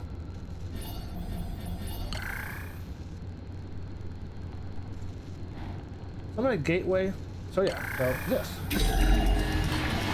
Okay, that's fine.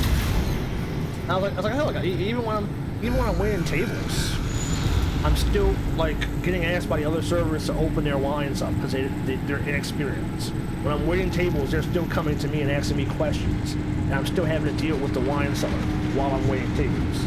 So I want to pay raise for my server base pay to adjust. You know? But at the end of the day, you know, those customers are paying your fucking bills. Those customers are the ones paying your money, paying you crazy fucking money sometimes. So as much as they're an asshole, you just gotta fucking smile through your teeth and say thank you so much. Ha ha ha ha ha ha.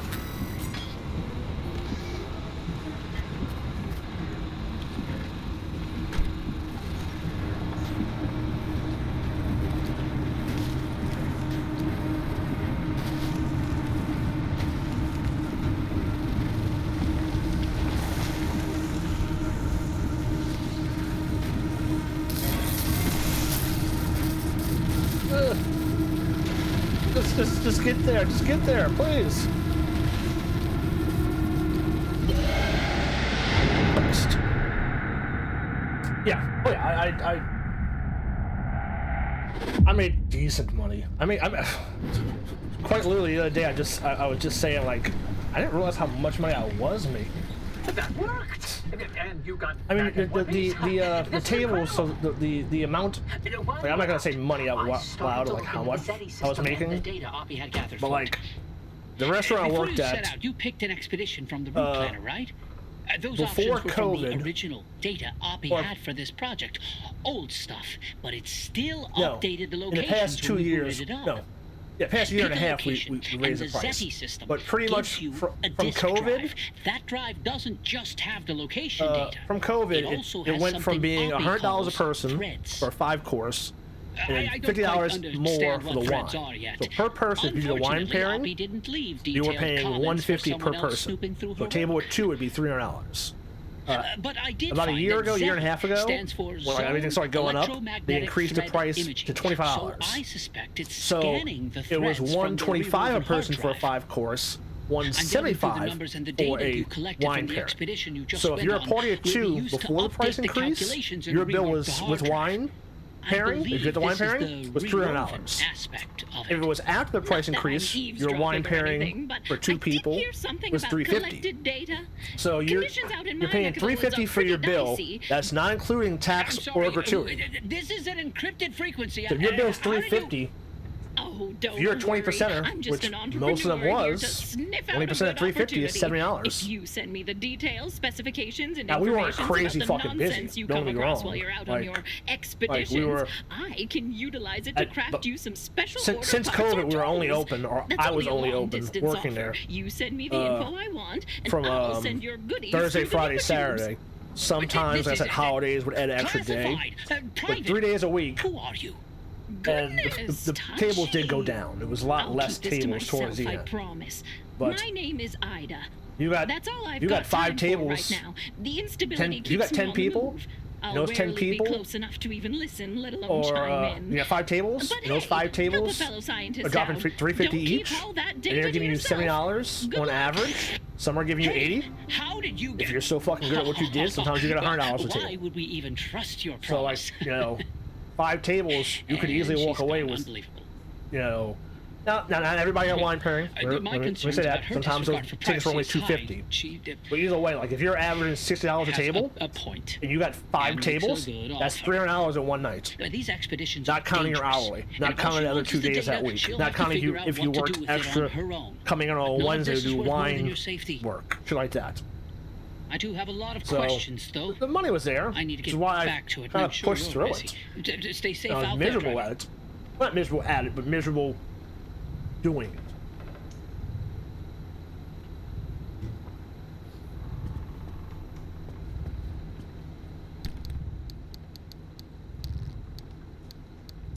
But I also have I have no idea. If you haven't caught on to the way I talk, I actually haven't said this out loud on stream yet, or even just like in general, like just like talking or bullshitting, like in like fail stream chat or whatever. I keep saying in past tense. I don't know if you caught on to that yet.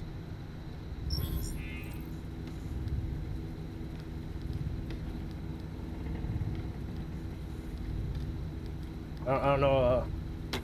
I don't know if that's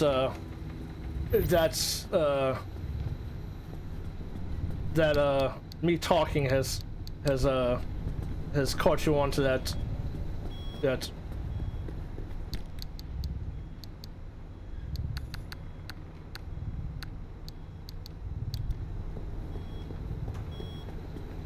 So I actually have no idea. Now, oddly enough, though, I think I read that the tips I did make are gonna be like backlogged. So the tips I did make are gonna have no tax on tips. But I already paid those taxes on the tips. So I don't know how it's gonna work. But also, no tax on tip only refers to the first 25,000. And like I said, I'm not throwing out like what I made out, like my big years, but 25,000 I would have got taxed after. I very much. To be honest, I still might. No, not now. If I was there for the whole year, I would have got taxed on it, because it's no tax on tip for the first 25,000. If I'm not mistaken. Let's see. No tax on tip. I believe it's for the first 25,000. I could be wrong. Yeah. Eligible workers are to claim deduction up to 25,000 to qualify tip income. So so like for instance, like those like high-end restaurants, like New York, those like high-end bars in Vegas and all that. Those people are getting taxed. It's still not no tax on tip. I don't need this door. This door is just fucking here.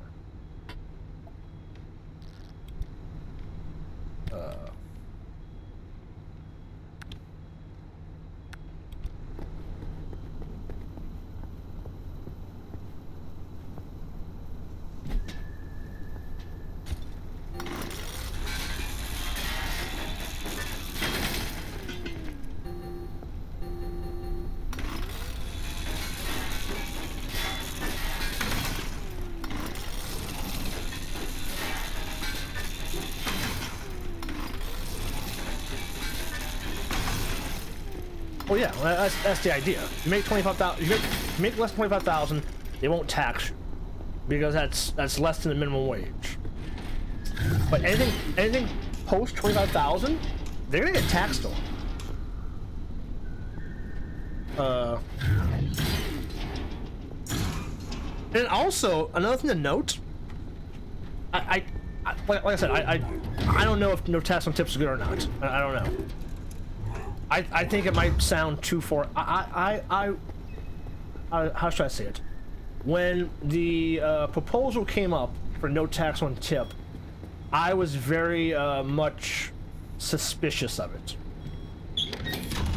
Because the way I look at it is no tax on tip, so like service industry is notorious for kind of screwing over servers, right? Like you know, you don't have 401ks, you don't have health insurance, or at least I never had health insurance, like, which I think the guy kind of fucked us over. Like, I was considered a part-time worker, even though I worked there 17 years. And I was there a lot of fucking hours. But like, Social Security, things like that, you're not putting money into Social Security anymore if you're not getting taxed on your tips. You know, you're not, you know, and like, it's only 25,000. Like I said, I never did much research into it. I will say that, but like the things that you put money into with your taxes. Now, of course, we'll never get Social Security. We'll probably never see it when we get that old. At this rate. But yeah, like if you're putting money into all those things, and you're expecting to get, like, the money you put into Social Security is the money you get, like, or usually the money you put into Social Security. See, the thing is, I was working 40 hours a week. If you include like the shift, me working Y and all that, but even if you worked more than 40 hours a week, he still claimed you as part-time. Like I said, the guy was a fucking asshole.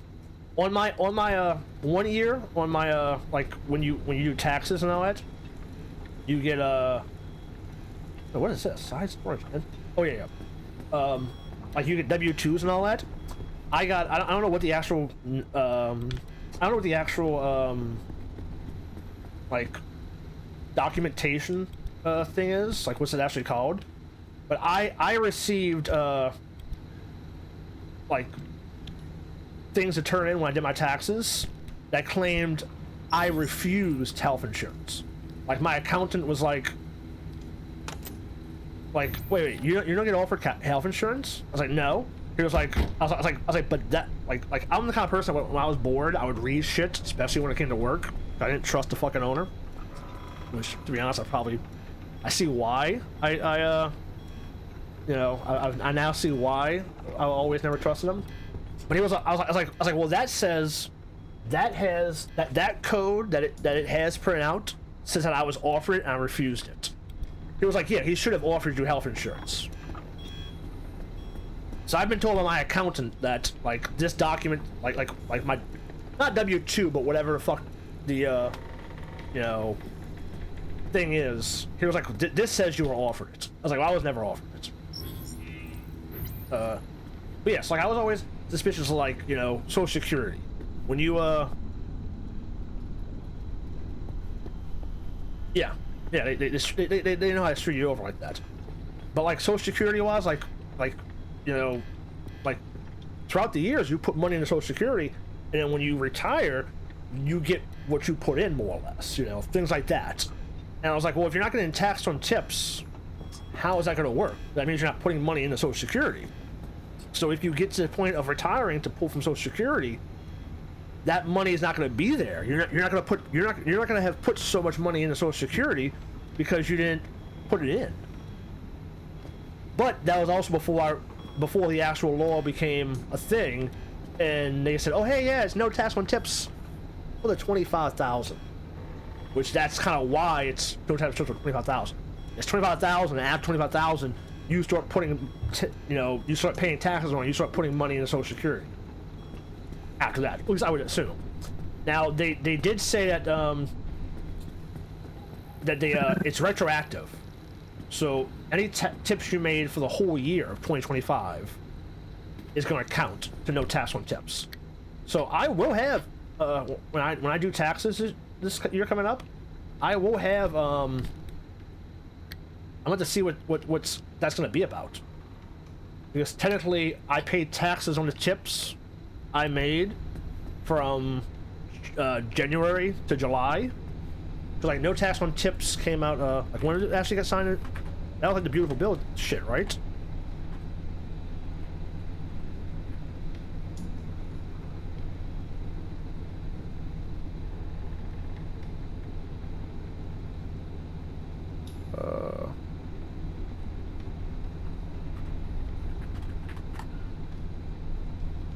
Yeah, July 4th. So like, I don't care. My last day, July 4th was actually the. So I worked July 4th. I was like, hey, what's going on? What's going on? You're closing the restaurant for 3 months. You're closing the restaurant till October. There's only 3 days. 3 days I'm working till October. What the hell's going on? What the hell's going on? Can I get some answers? Oh, we'll get back to you. No, sorry, on the 3rd. That was the 3rd. We'll get back to you on the 4th. Oh wait, you're not working on the 4th. We'll get back to you on the 5th, because they closed the restaurant. And July 4th there was nobody on the books, so they closed it when they decided to close it. So July 5th was my last day of technically working there. So they signed this the day before my last day of working there. So literally all my tips I made, besides one day, predates no tax on tip being signed to law. But what I read though is when it's signed into law, it retroactively does no tax on tip for all of 2025, even though it was signed into law in July 4th. So yeah, I'll have to deal with that and see what that is, and see if I met the limit or not the limit, I guess.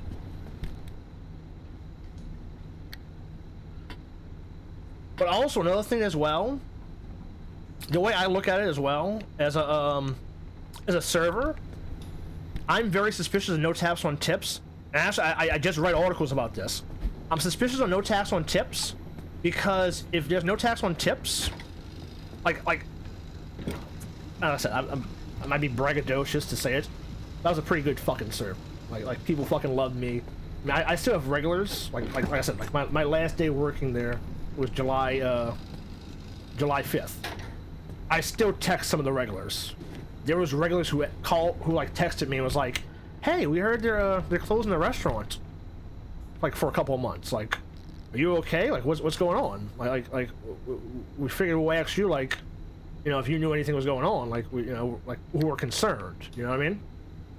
So I have a pretty damn good server. So like, you know, people tip me over 20%. You know, I had people that all like I had regulars who would bring me Christmas cards and like knew my dog's name, you know, and like when I was on a cruise, I texted them and I took a picture of the crew of like the back of the boat. No, sorry, I took a picture of Cozumel, I think. And I was like, "Oh, hey y'all, you know, just give you a little heads up, you know, I'm doing well. I'm in Cozumel, you know, cruise and all that." But like, if there's no tax on tip, does that make people less likely to tip 20%? And then another thing I read was no tax on tip. However, though, there's a provision about included gratuities. So, like, if a table is 6 or more, the tax that's on that, like, if you get like an autograt of 6 or more is autograt, that's not included in no tax on tip. You get taxed on that. The only way to get around it, like in the law, it has to be voluntary. So if you have an autograt, that autograt is actually taxed. See, automatic gratuities are considered wages, not tips, by the IRS, and are fully subject to federal income tax, withholding, Social Security tax, and Medicaid tax. They do not qualify for new federal tax on tips. The deduction that applies to voluntary tips. So like I was reading like 6 days ago, yeah. So what they were saying was, people need to start, or restaurants need to start doing things like having like additional, if there's an additional tip that it, like, let's say like there's no tax on tips, right? You have a table with a 6 top. I've had it in that pass. My 6 top has an autograt, right? And the autograt's this. They tip on top of that. Whatever they tip on top of that is subject to no tax on tips. Let's say they gave me $50 extra. That $50 extra is not taxed, but the autograt is. So there's a lot of small nuances to the no tax on tip law. Where was the thing I read at? There was something I read that was like it was about like they need people they need to instead of doing like tips on like 6 or more, they need to put like recommended, like, hey, this is 18%, this is 20%, and make it to where people write in the option on those bills. And then like if the party's like, hey, for 6 or more we recommend a tip of 20%. 20% of the tip for your party tonight would be $100. If they write $100, then that is a no tax on tip. But if the restaurant says, hey, 20% of the 6 top is $100 and you have to pay it, then that's not a tax on tip.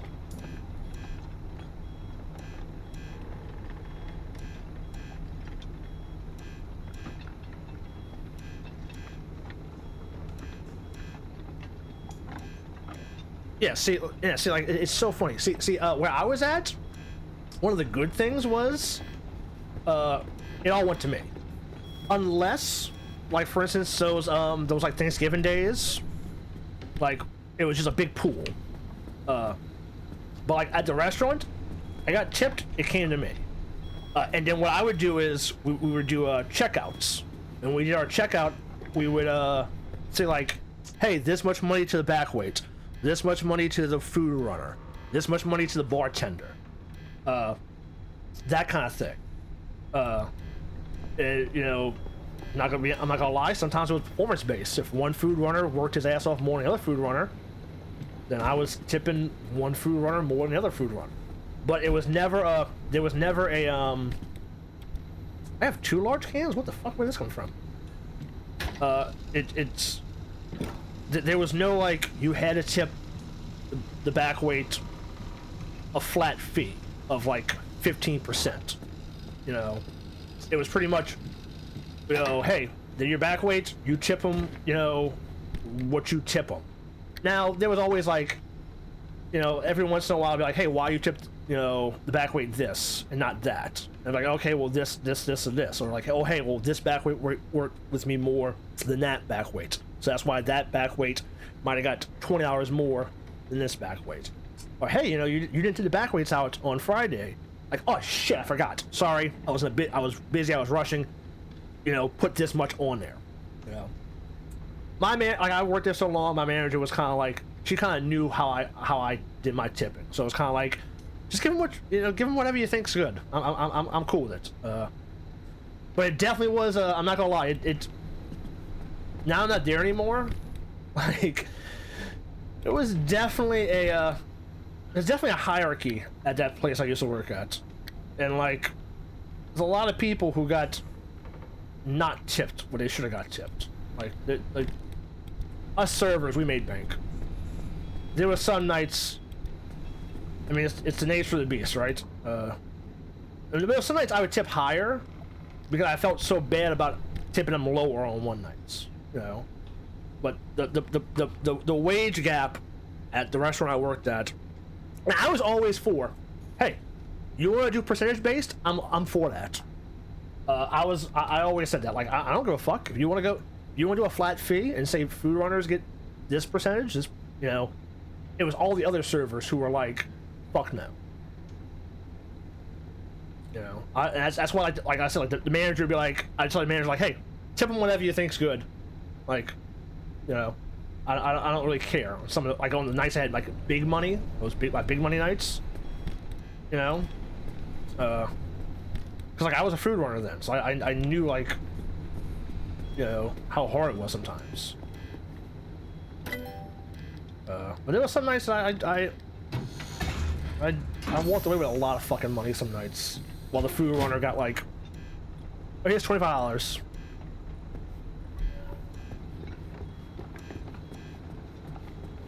But you know, it's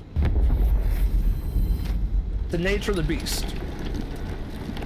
Since it wasn't a percentage base, like, okay, well, if I go ahead and tip the back weight this much money, the other servers aren't, so I'm basically tipping this back weight and food runners more money because no one else is. That shouldn't be my responsibility.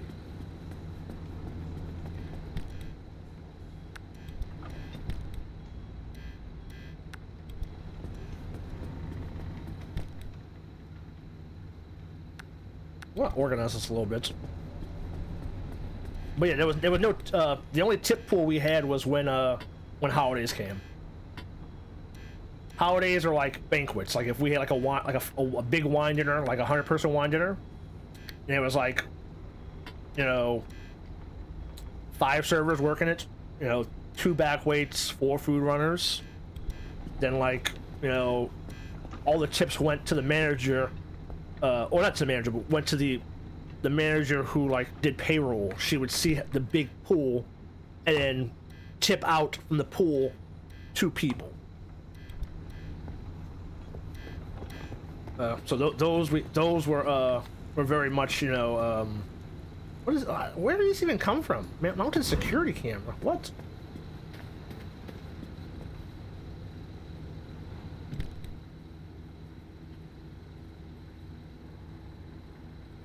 What is this? I don't even know where this came from. Wait, where does it even go?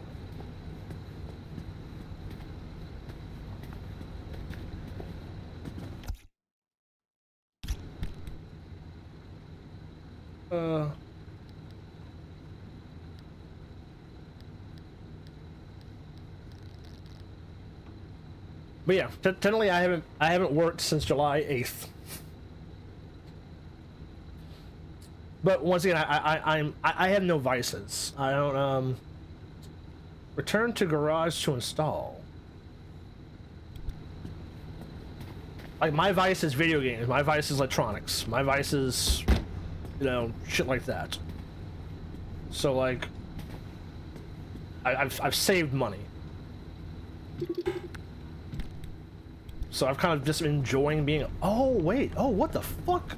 Wait, why would I put security cameras here? What the fuck? I mean, why not just... I mean, if security camera, you can put it outside, right?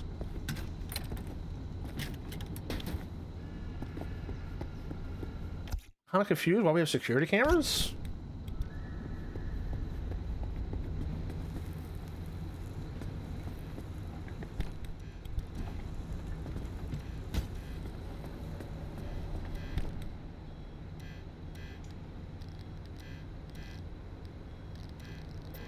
It's been weird. It's been weird, like being off. Like I'm so used to working.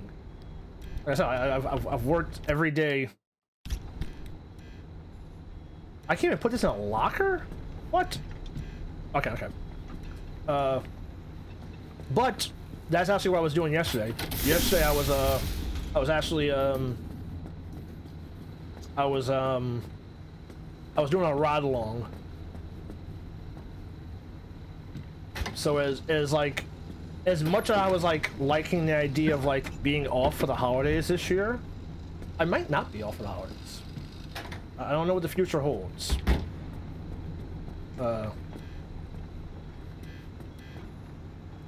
Like my I don't know. I don't know if you can hear it in the way I talk about the restaurant, talk about, you know, my wine pairing, shit like that.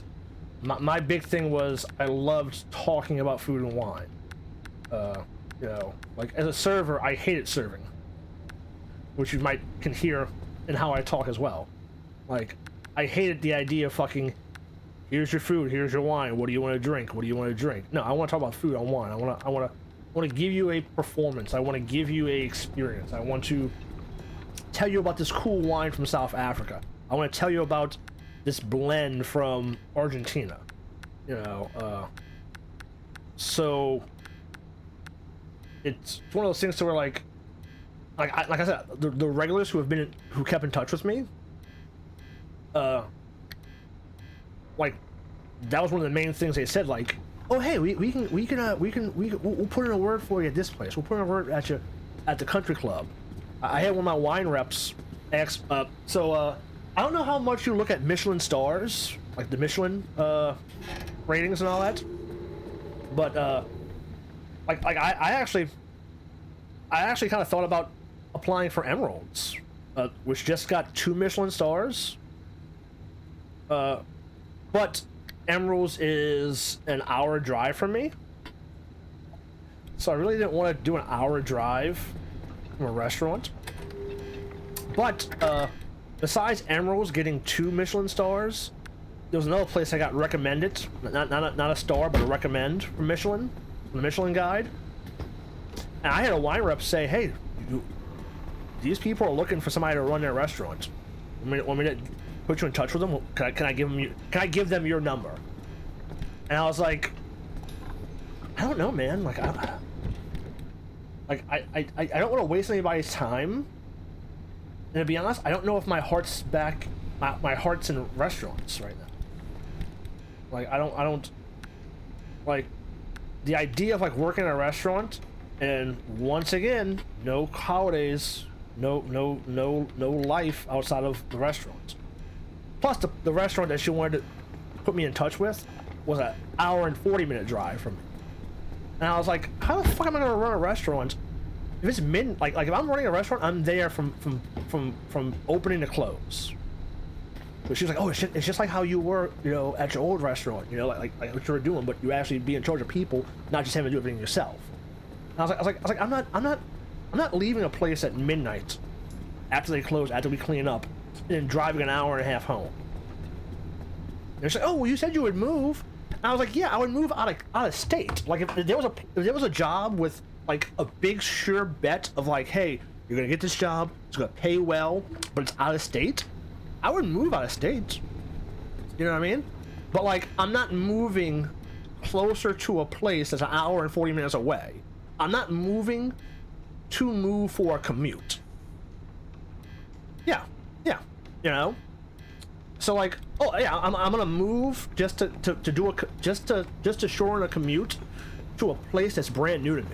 Like it was a place I worked at for a while, then yeah, maybe I could see me moving. But like to go work at a restaurant when I'm not even like, my heart's not in restaurants right now, and like just like say, all right, hey, I'll go buy a house over there, you know. I was like, I'm sorry, Chelsea, but I'm just not. I thank you for the offer. This is before they got on the recommend list, at Michelin star recommended list. So this is before like they were like really big, but yeah, like my passion was talking. So I've been talking to some distributors, some wine and liquor distributors, because that's my passion. My passion is talking food and wine. You know, and like a distributor isn't doing food, they're talking wine. So I went on a ride along yesterday, and drove around New Orleans, different places, you know, and you know, just kind of talked to, you know, beverage managers and such shit like that, and like just did that for a day yesterday.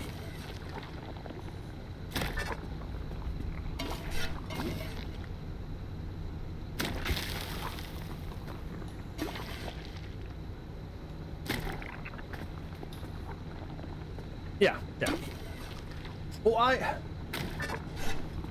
so like, I don't know. It's one of those things where like, once again, I said I was married to the job. Like junior year of high school, like I started working there, and like I just beeline to working there. Hello? Why aren't you? Hello?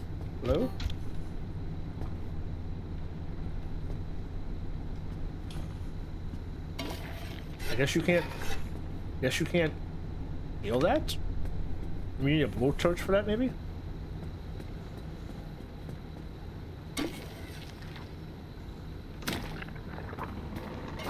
Yeah. So like I was in. I took college classes in high school.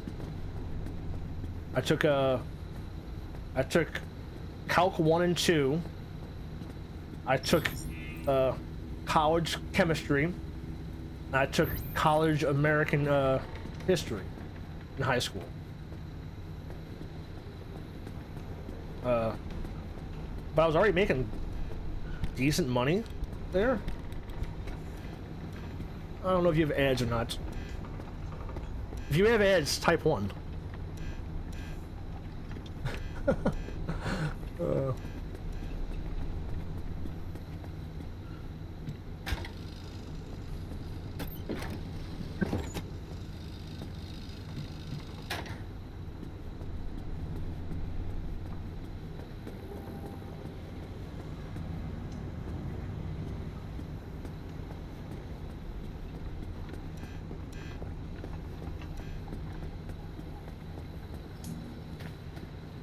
Oh, what is this? Electrician? Light replacement. How do you do that? Just get a bulb?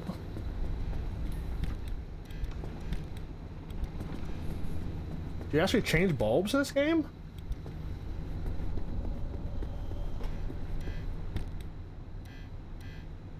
Thank you for tuning in to KRBC The Zone. Here today we're with Dr. Garlic.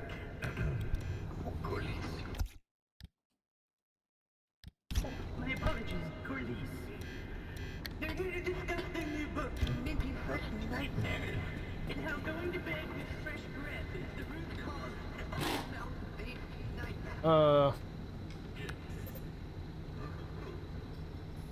Oh, light replacement kit. You back from ads? I started talking and I stopped talking because I was like, oh wait, ads are running. About my teeth. Well, but you have to understand about Yes, I can agree. sleeping is not salivate. Yes. Salivate, you release an enzyme chemical that combines with I'm assuming you're back from ads?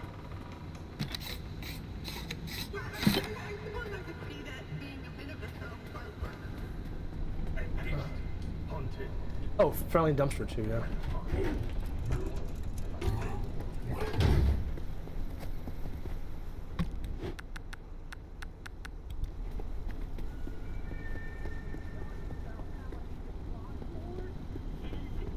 I don't get it. Is this part of the Minty Fresh shit?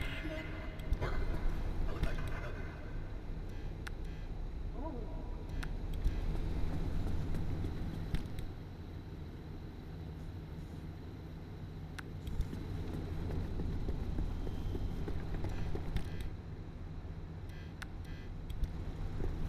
There's a nice cab. There's a nice cab that's if 6 was 9. Pretty tasty cab. Oakville cab, if I'm not mistaken. I need a back seat. That's what I need. I need back seat racks. That's what I need to do.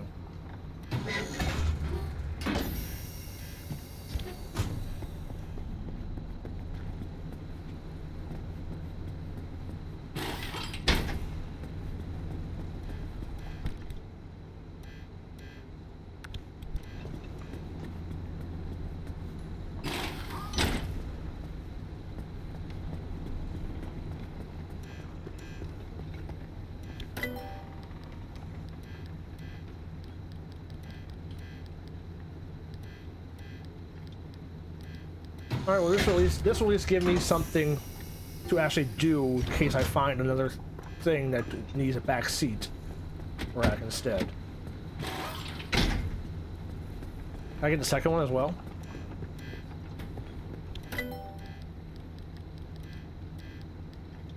No. I can get it if I get a little more stable energy. Unless I just go with a side rack. Actually, I think side rack, right?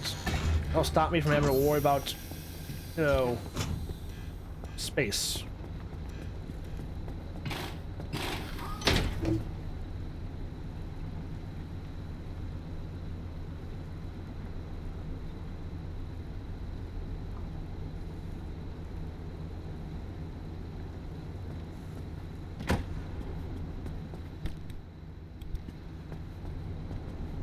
I can also actually, or do I just put the light on this one? I do have a light. I can just put this light on here.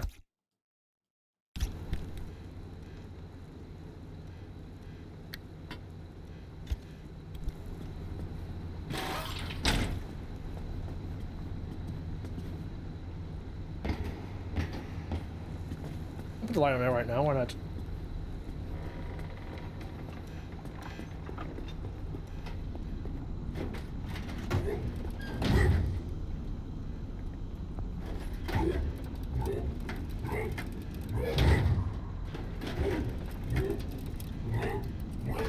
Visiting the friendly dumpster. Why aren't you marking it off?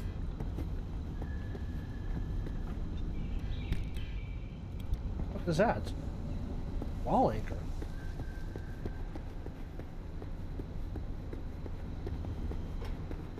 Alright, well now I have no more stable energy, right? Alright, so I got nothing else. I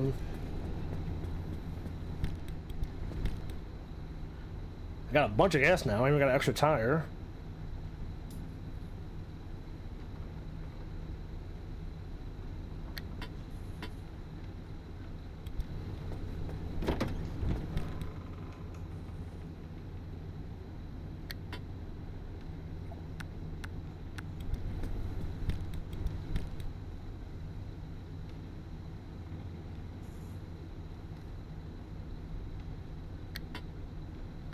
Still no idea what this does.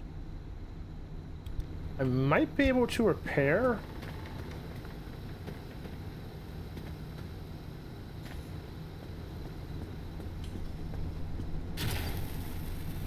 No?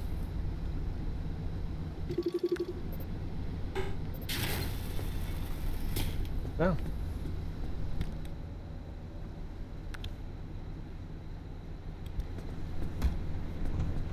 Oh.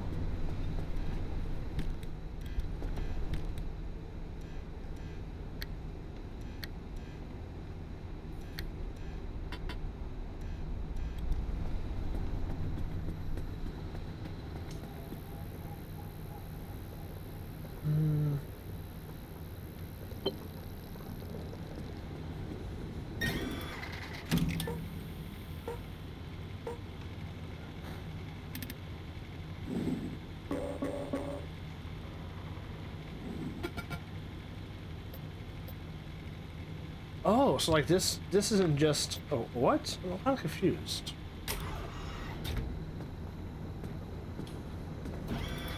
Oh, I think that's why. Maybe, I don't know.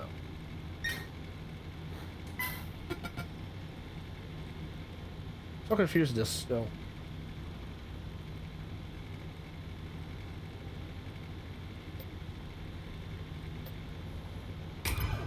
No, I don't... Pick that.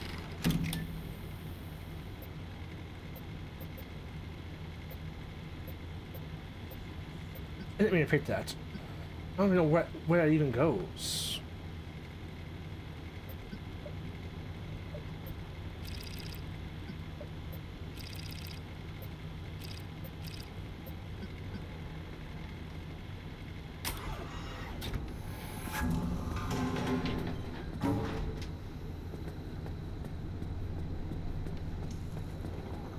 Whatever.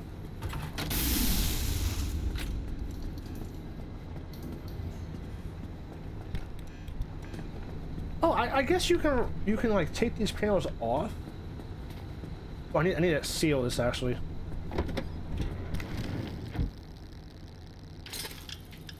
This is having to redo.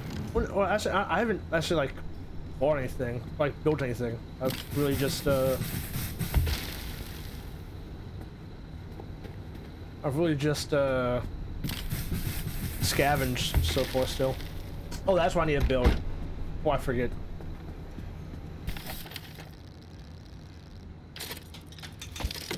We'll build 2 of these actually.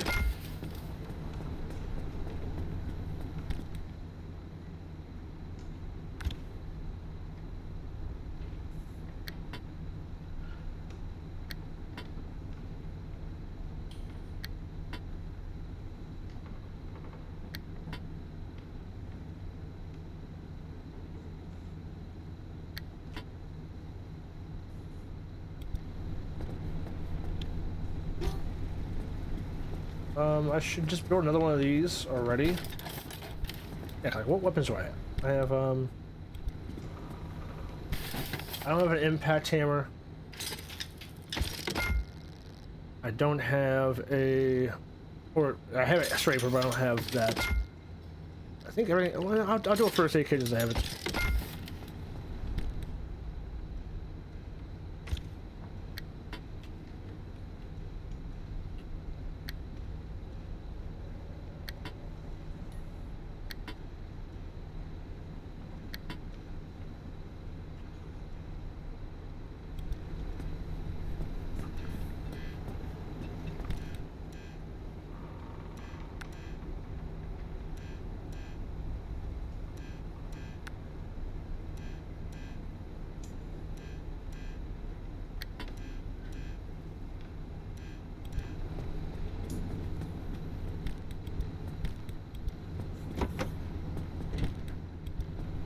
I'm happy with this.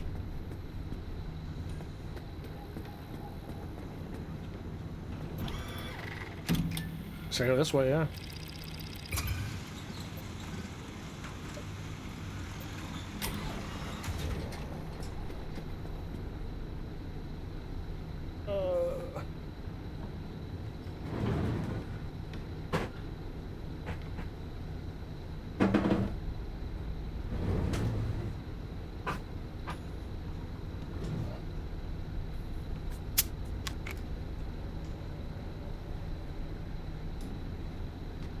Oh shit, it's almost midnight? I don't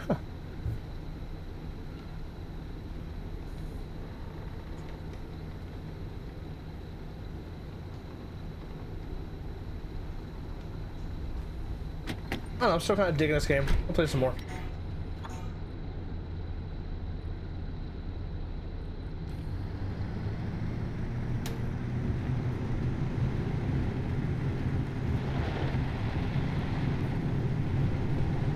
Do one more track before I call it, I guess.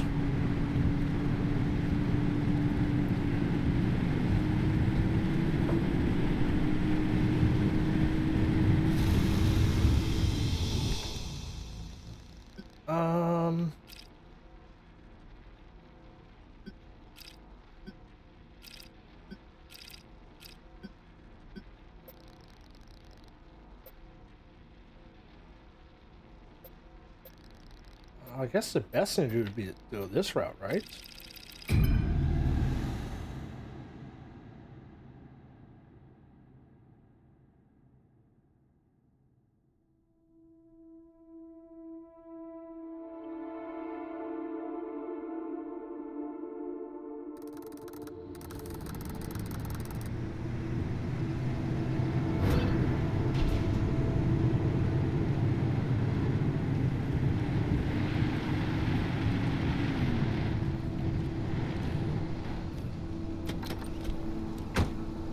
What do I need? Do I need a door? I think I need a door, right? I need a door. I need this door. I need a panel as well. Alright, best spot to shoot this at would be then...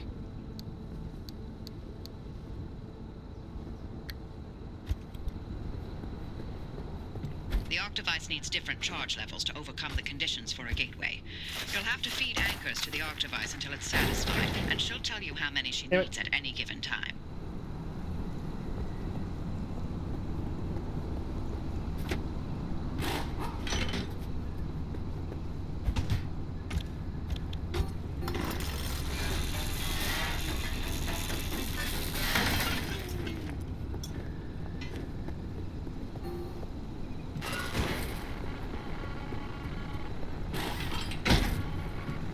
Grimnits are like us in a way. Those of us who chose to stay behind, we are as discarded and forgotten as they are. And by chose to stay, you mean actively defying government orders to evacuate? Then yes. You remember how we went without electricity for 4 months to dodge the clearing crews? There's, like, what? Only 100 of us left? If even that. Frankly, I'm surprised so many of us were unable to move on, for one reason or another. Oh, speak for yourself. I'm here for the hunt. Hey, even better now there's no one to get in our way.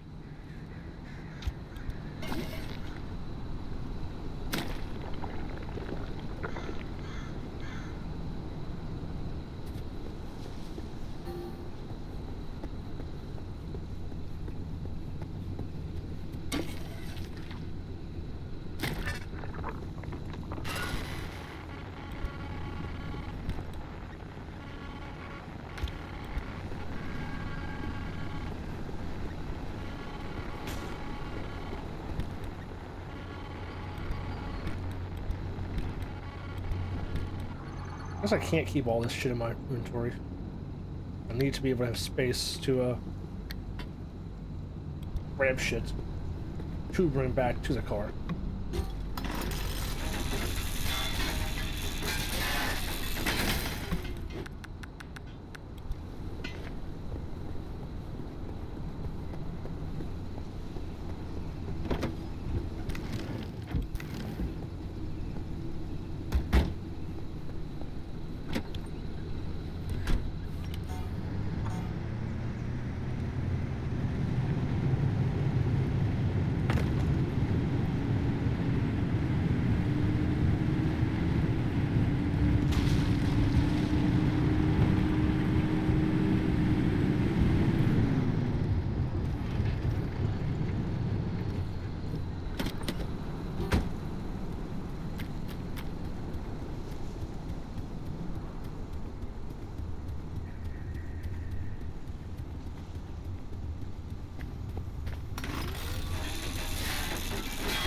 God damn it. What's gonna happen?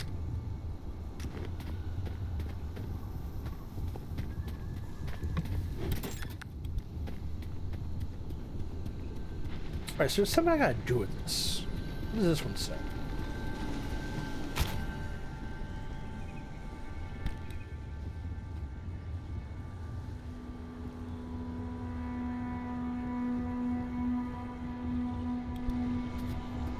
Electricity. If I throw it in here,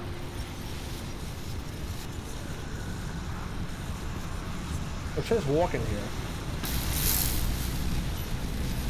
Oh no, I should just go.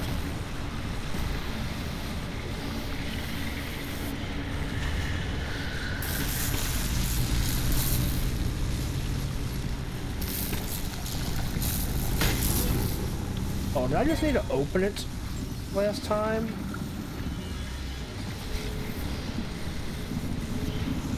Oh, what the fuck?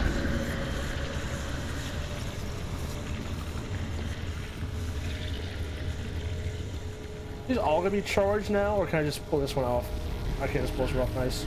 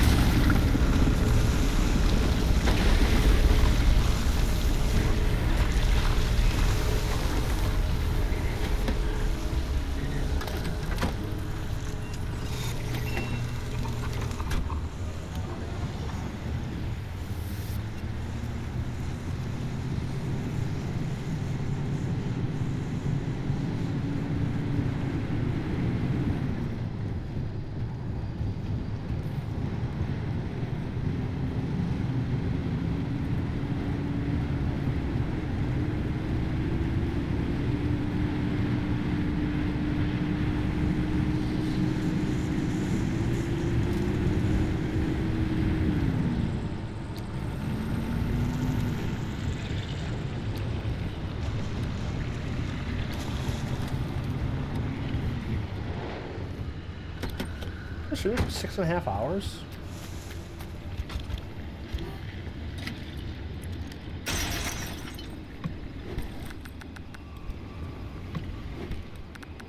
feel like a 6-hour stream, a 7-hour stream actually. I still like this game.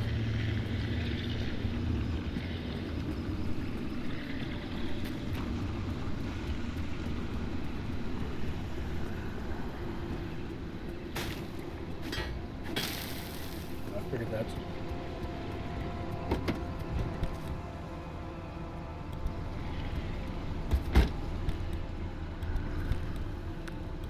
Oh, I need to test this out, actually, while I'm here. Is this something that...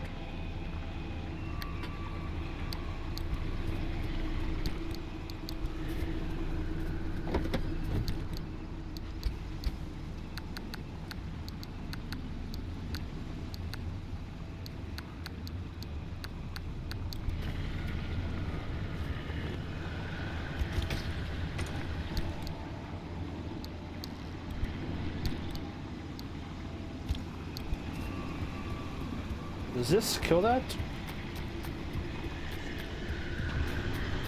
What does this do? What the asshole?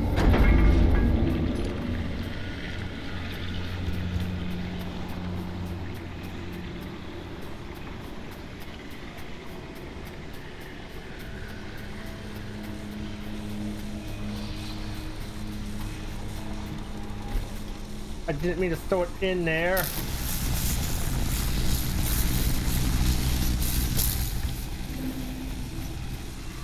What does this do? I'm so confused what this does.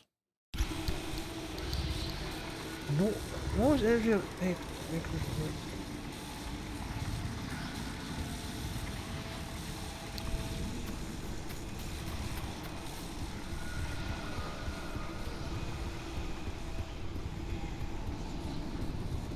I have no idea what this does. Still. Like it says I can press RT to do something. Oh wait. Am I doing that? Oh wait. Now it's flashing. Now it's not. Now it is.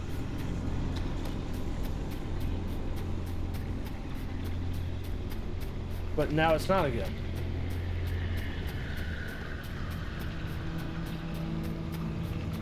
Yeah, I have no idea.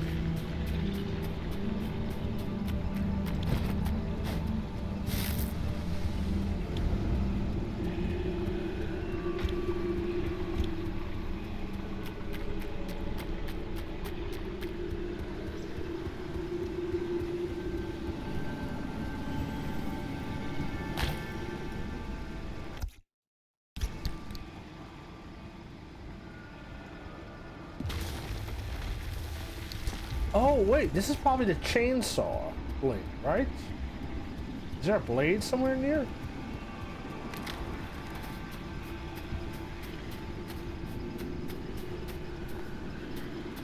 I probably need to throw this into one of those chainsaws. I can't cut it myself.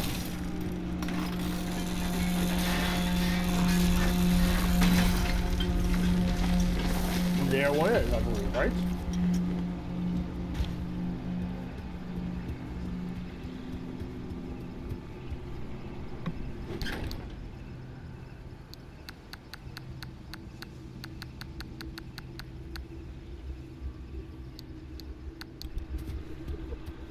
I thought I heard some kind of saw. Yeah, that's what it is. I gotta throw it into one of those chainsaw blades, or one of those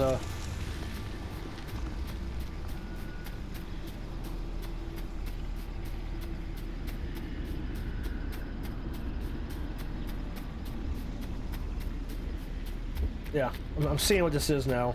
It's a special thing you gotta open up in a special way.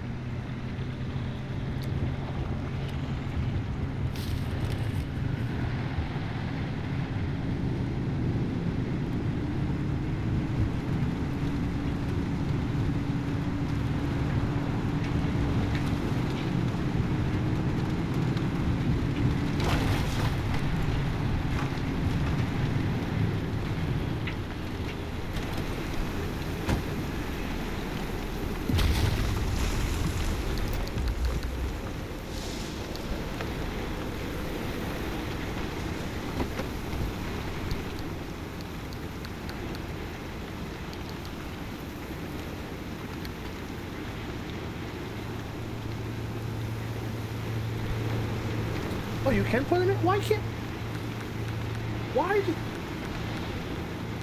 Why can you rearrange and put them in there, but you can't just put them in there?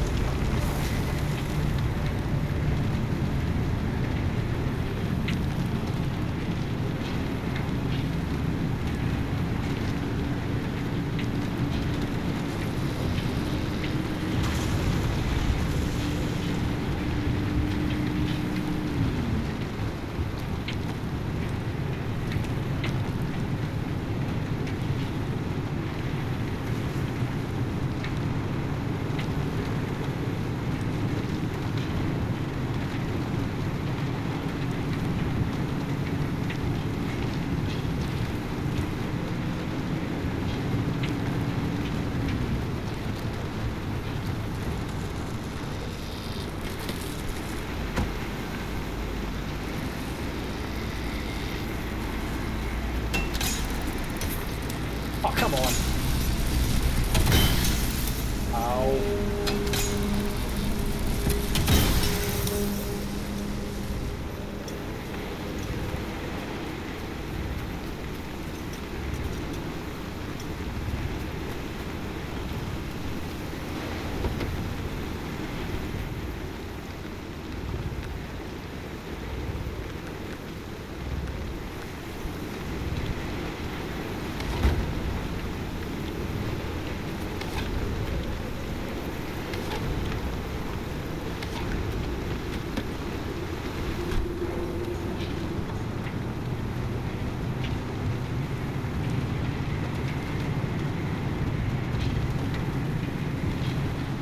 Oh, this is the wrong way.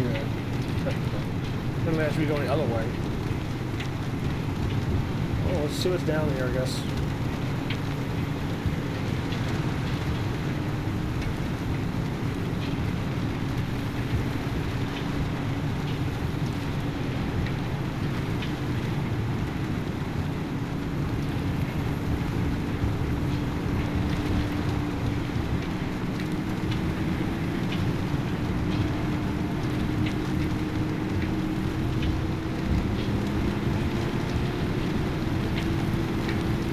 I am flying 80 miles an hour.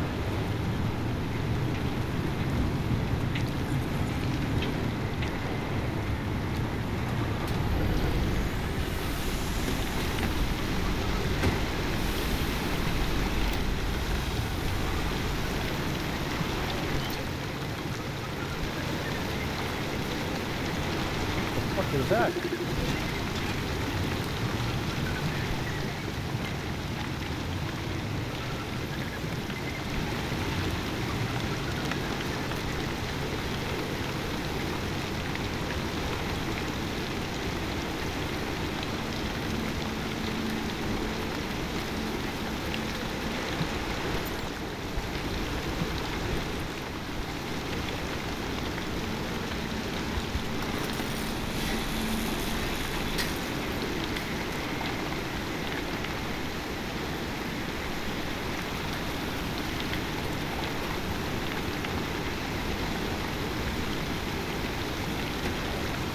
Is that all this way?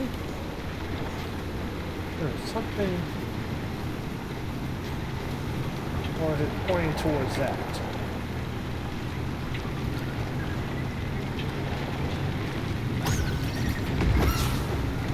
Ow! Right there. Oh, right. Oh, it's pointing to that. I thought it was pointing to fucking pufferfish. God damn it.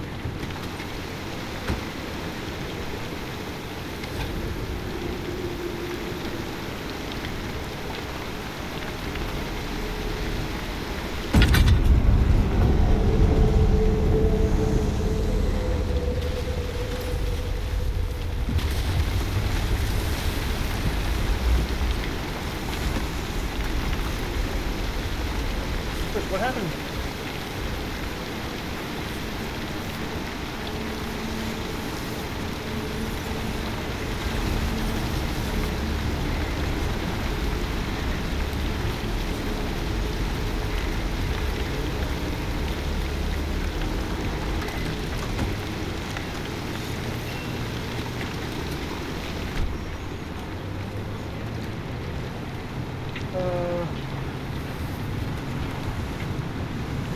cut through there?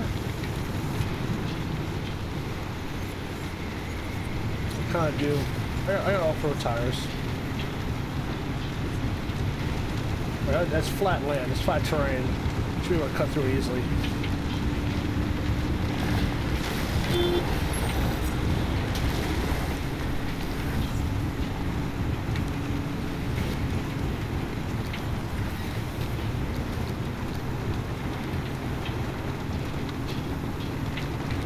Do I run you? Yes, I can. Yes. No, no, log.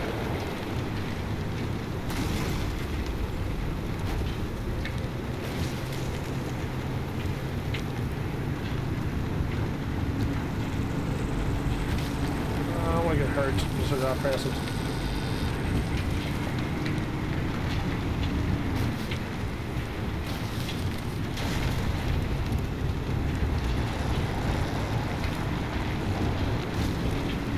I don't think I need the plasma.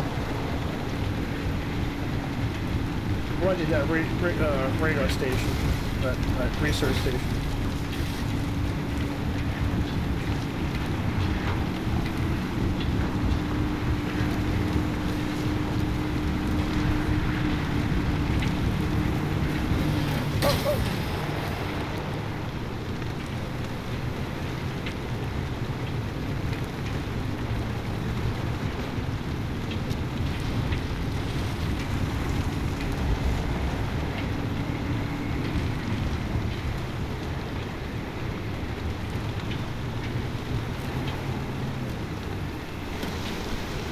I should turn the call off, actually.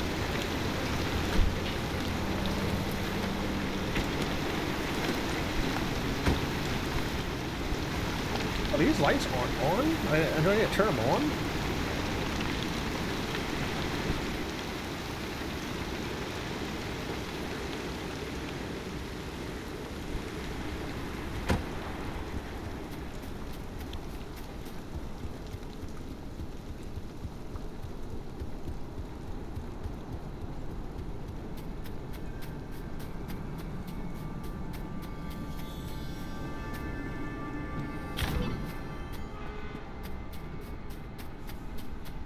So what does this one need? This one needs...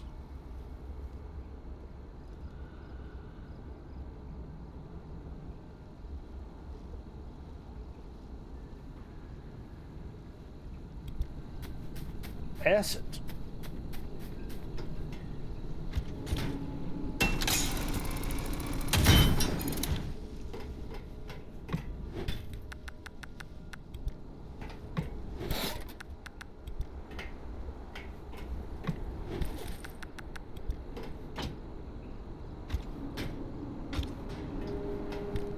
How do I have a pry bar?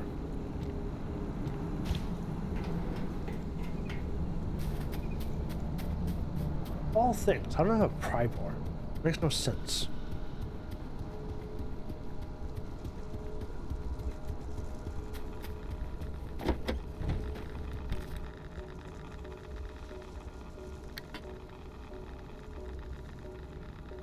That makes no sense either. Why can't I can't put it in there, but I can rearrange it to put it in.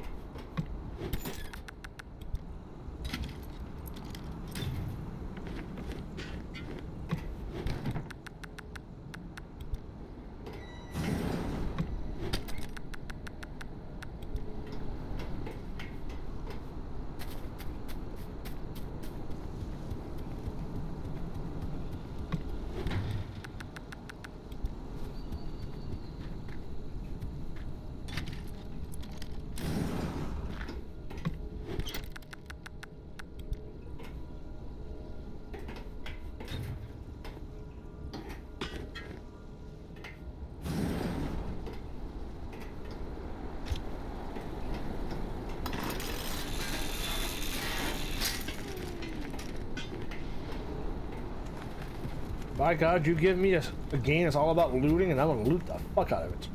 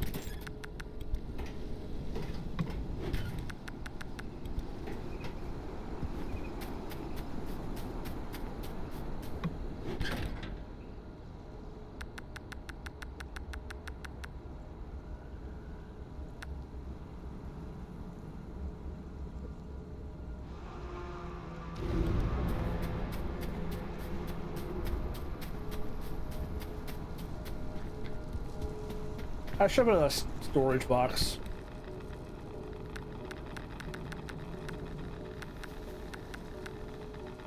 Oh wait, how did... What? What? Ah.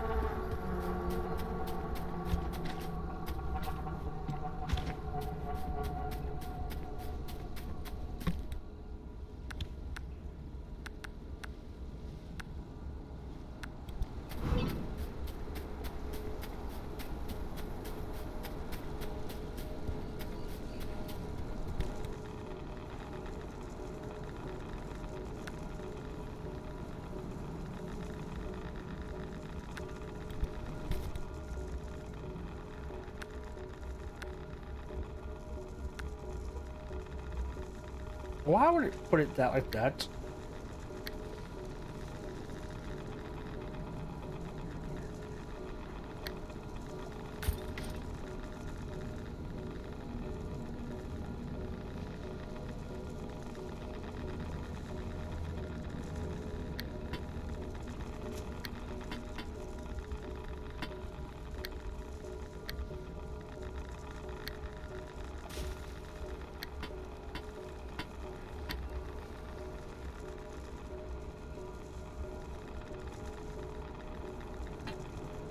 What?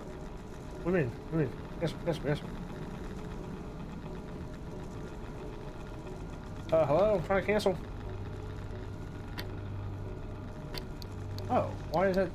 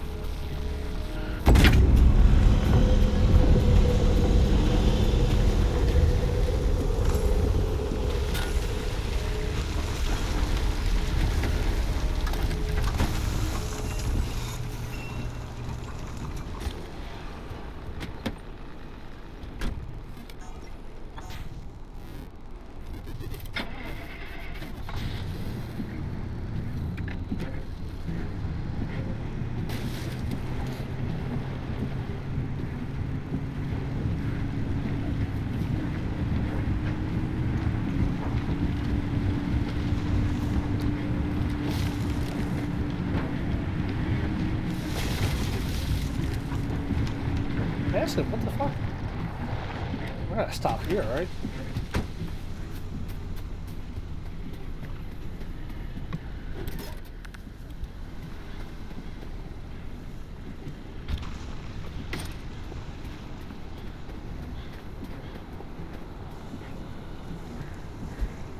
Alright, I gotta really throw it. Oh, I gotta really throw it.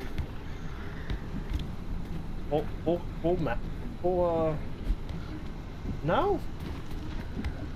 A little higher, maybe?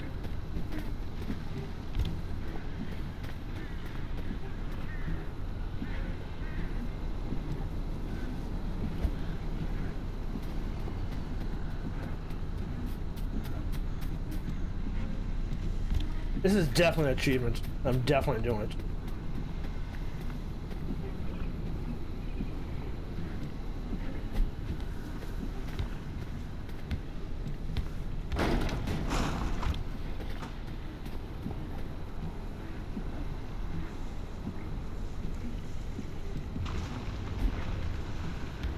Oh, come on.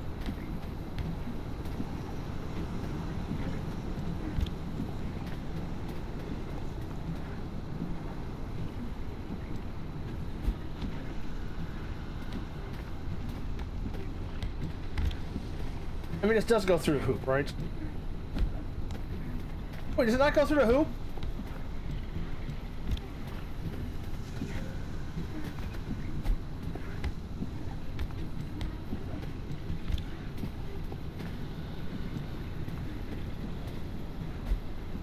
Alright, it does.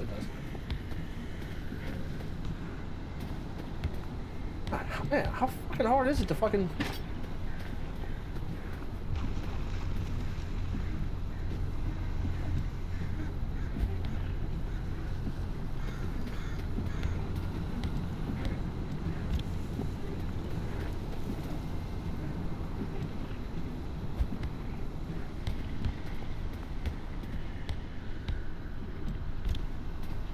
Should I arc it more, maybe? Oh, come on.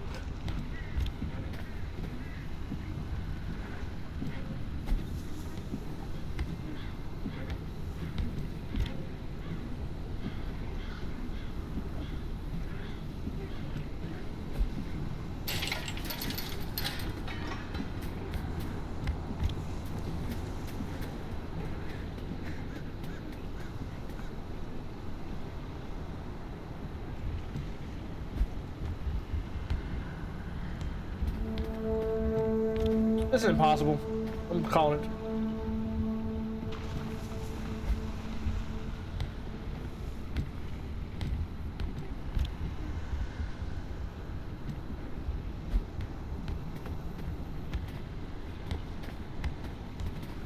I'm calling it. This is impossible.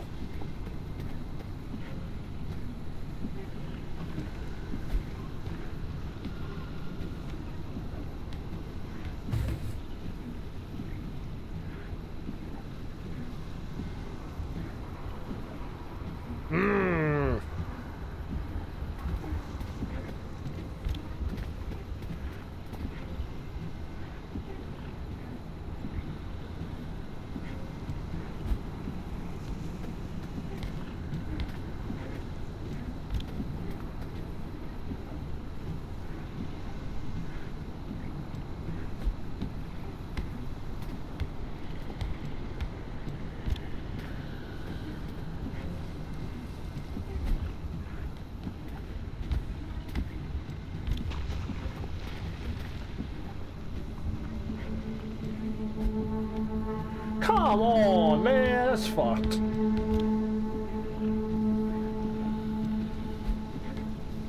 Yes! That was an achievement. How was it not an achievement? God.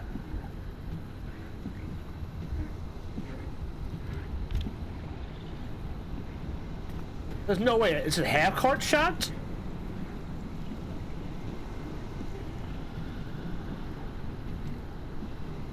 I don't want to throw it.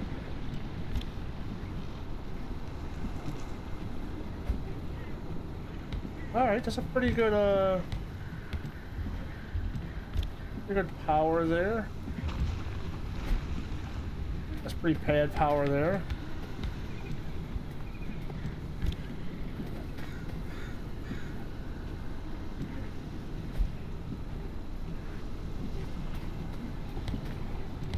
All right, if a 3-point shot isn't achievement, there's no way a half-course shot is.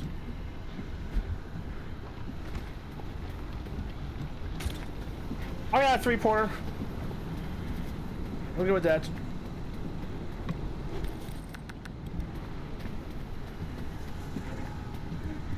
It's just burning my gas while I'm doing it too.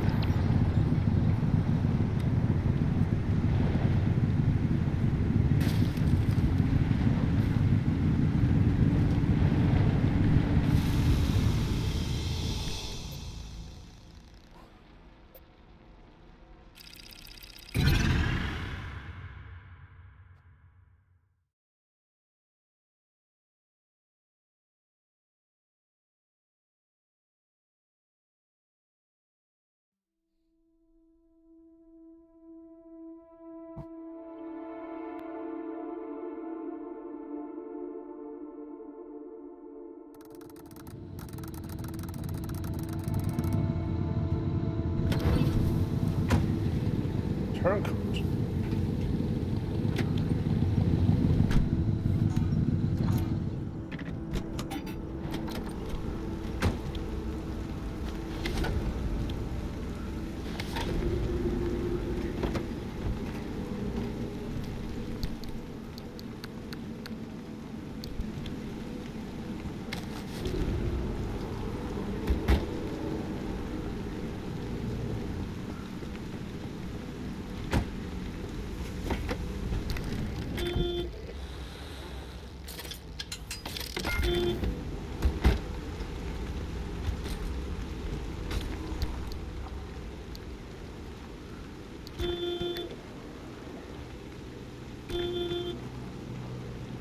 Why can't I equip it? What?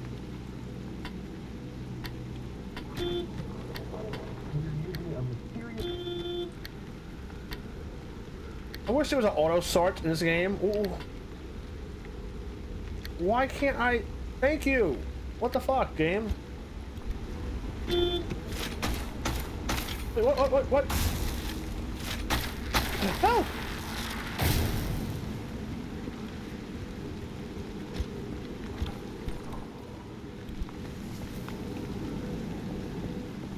What the fuck? Not made a fucking... God damn it.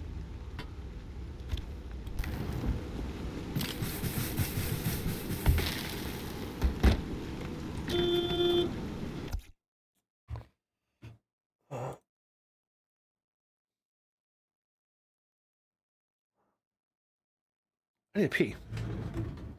George Pellegrino.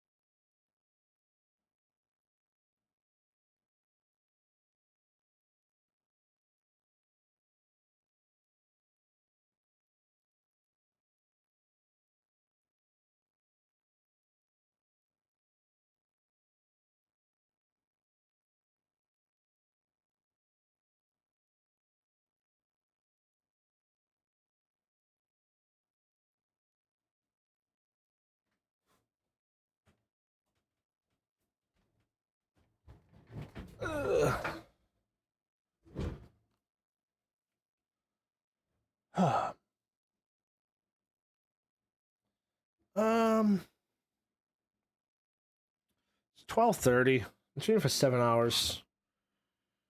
I'll just call it here. I haven't ate yet today either. I mean, I had like a snack or like, you know, a bag of chips and, you know, shit like that.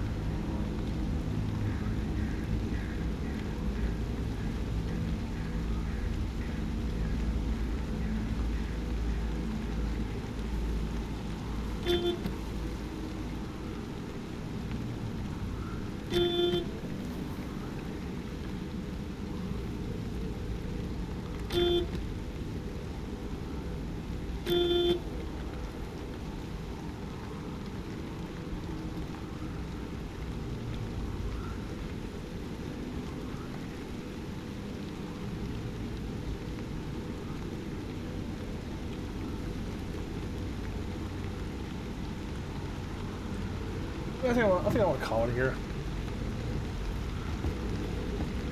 Go get a pizza or something like that. I don't know. Cereal.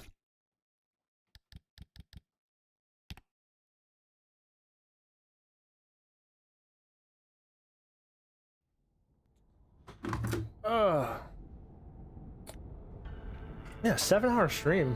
I was not expecting to do that. I don't even know who won the game today. Who won the game? Who has been playing today? What was the NFL game? Patriots destroyed the Jets. That makes sense. But yeah, that's gonna be it for me.